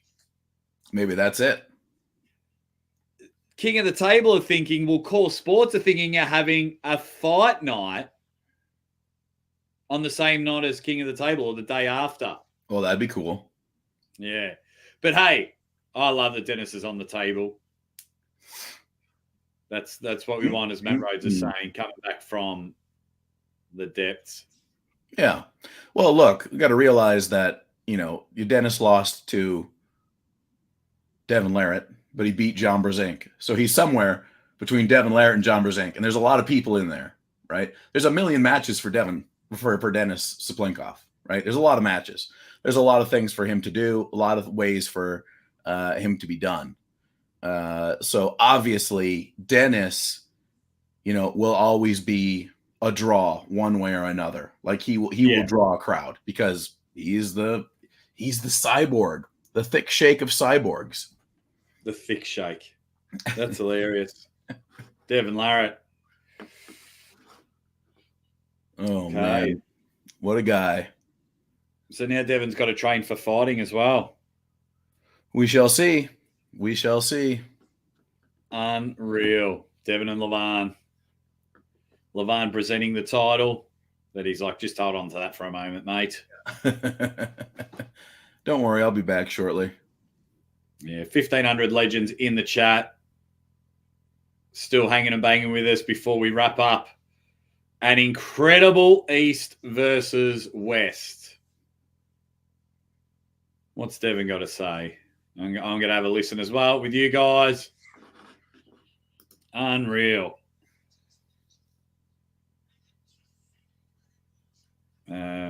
Just got to wait for Neil to finish his question.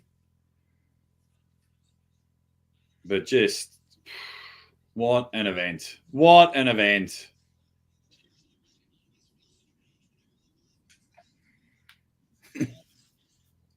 Yeah.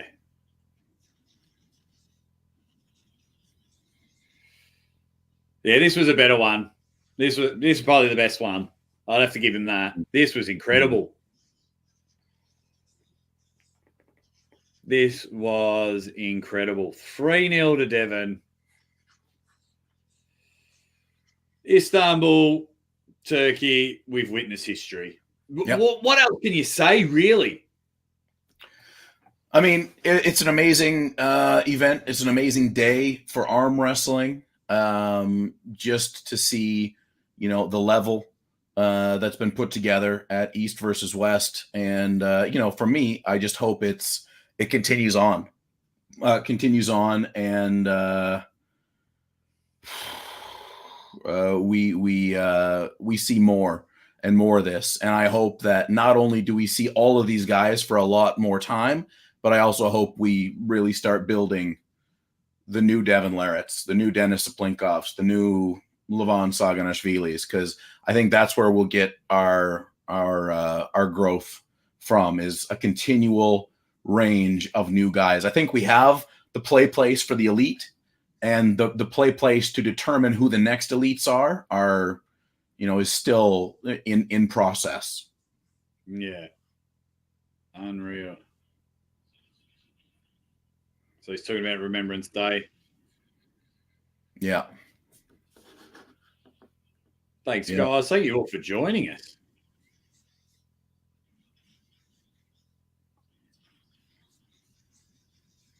Vital, beauty, rebuilding. I wonder if he thanks us, John, because we're at his house telling him he was going to win. Yeah. We told him. We had a large part to do in that. Yeah. For sure. So yeah, he's talking about everyone he's just wanting to thank. So unbelievable. What a day in arm wrestling. 25,000 people watching on the East versus West channel. We had over 5,000 watching here. We got over 4,000, John, during the main event. 4,000 people.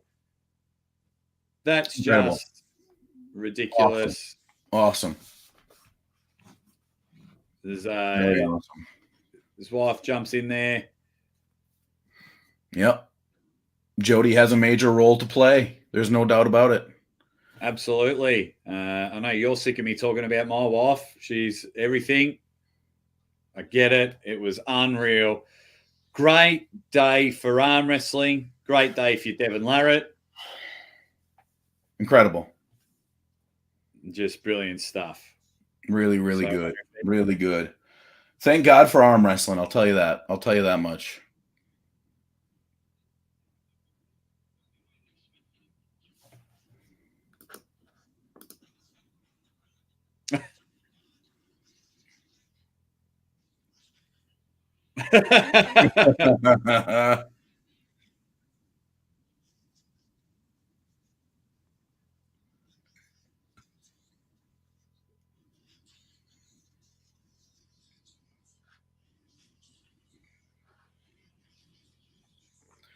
So And Levon Sasha. is next.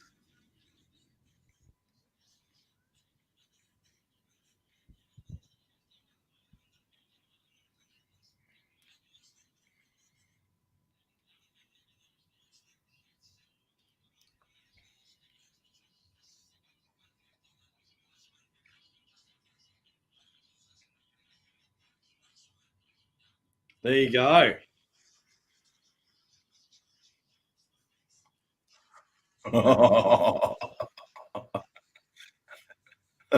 This is why Devon sells. Yeah. He's like, yeah, Levon, you're next. But Georgie, if you want some in 4 weeks, I'll be ready for you. And this is why people need to realize that Devon is the one who makes the money for the sport right now. Because before he doesn't even enjoy the win, and he has got the next thing set up. He's ready to go. He's already. He says right now. He says right now. Look, they're getting on the table right now. What? Impromptu match. Oh my God. Engen is going to be the referee. Are you kidding? Devon's the man. You can't say a bad word about him now. Bonus match? Bonus match. Georgie versus Devon. Devon just came off a 5-0 win against Denis Cyplenkov, of which he pulled 3. Georgie came off of a 3-0 victory against Zauer. Now, this is immediately after Devon's match. So you got to say Georgie's had more time to rest, but Devon seems pretty goddamn pumped up about it. Straight into the straps. How can you hate Georgie Cyplenkov? Oh my God, John. So let me get this right. 11 of the best matches ever, and then we get a double main event with a secret super match at the end between Devon and Georgie. And if Devon wins, well, I feel bad for Georgie. He's just missed out on a payday.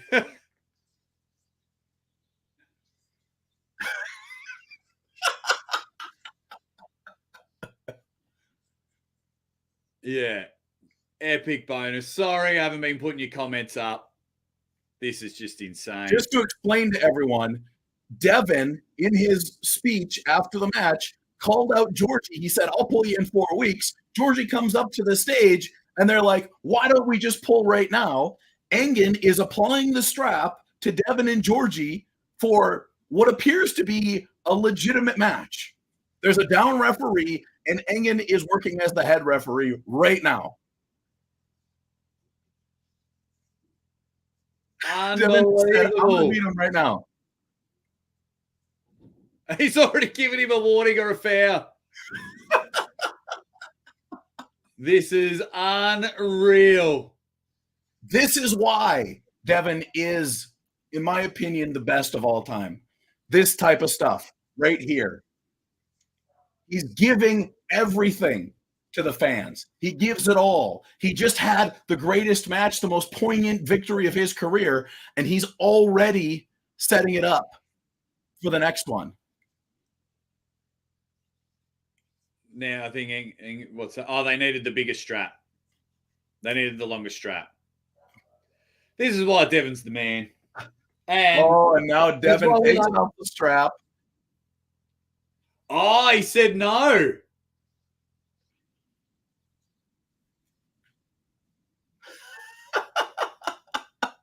Devon doesn't pull for free.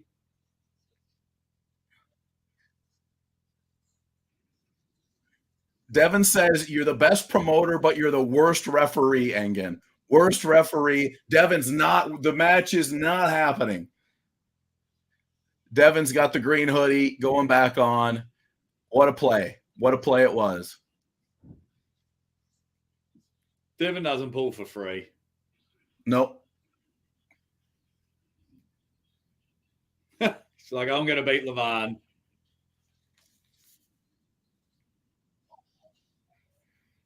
Incredible.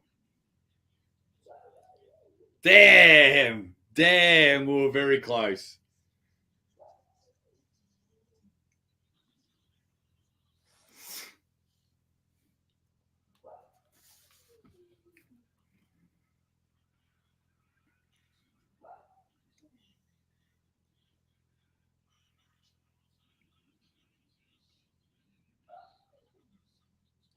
Why have they got Levana?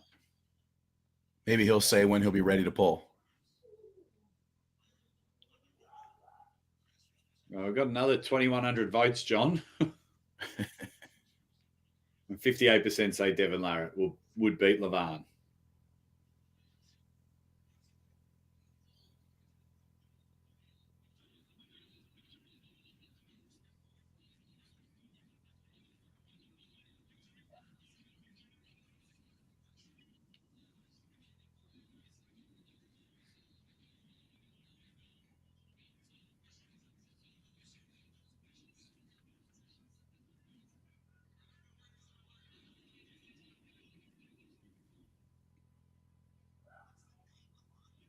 Ooh, Devon says, what's the date? Yeah.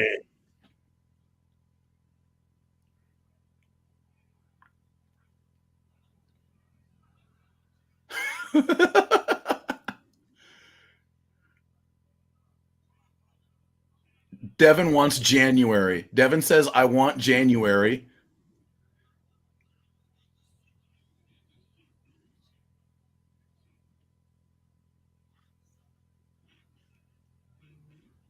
May.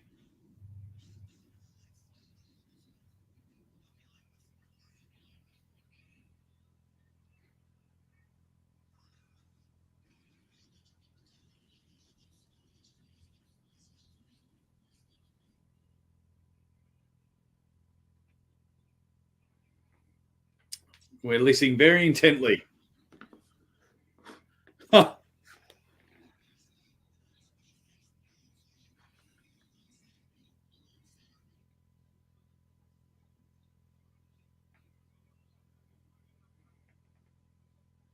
Wow. Let's see what happens.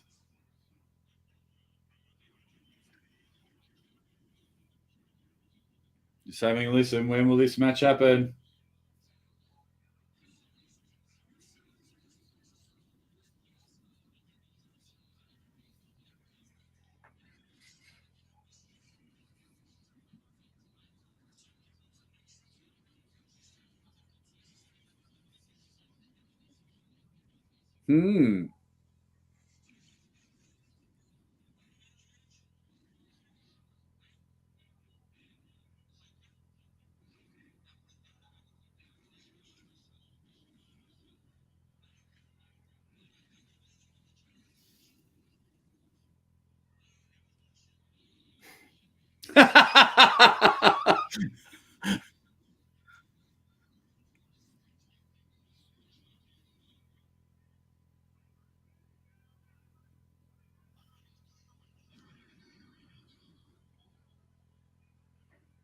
Wow. There you go. All right. So the match is on at some point in the next 6 months or so. Could be April, could be May, could be January. Who knows? Levan basically said, I want to make sure my injuries are healed fully. Devon seems to want that as well. Amazing stuff here. Amazing. Crazy. What a day. Good fun. Great work. So there it is. Let me just say one more time. Incredible event from Ingen Terzi and the East versus West / Core Sports team. Great matches. Great main event. Great hype. Guys, embrace the hype. Embrace the hype. It's the future, whether you want it to be or not. That's great. What an event. Yeah. There we go. What an event. And, mate, we are knackered. Woo. Time to wrap up. Thank each and every one of you Dead Set Legends for hanging out with us. We've had an incredible journey, 6.5 hours with the best 90-minute pre-show ever. Thank you all so much for hanging and banging with us. Any last moments? This is Uncle Jon. I'm the Aussie Armwrestler. Subscribe to both of our channels. I will be live in under 24 hours. What an event. What an event. Have they wrapped up? Awesome. Mate. Awesome event. Awesome. All right, guys, we're out of here. Thank you all so much. Love you all, and we will see you very, very soon. I'll see you in under 24 hours. Let's talk about the aftermath.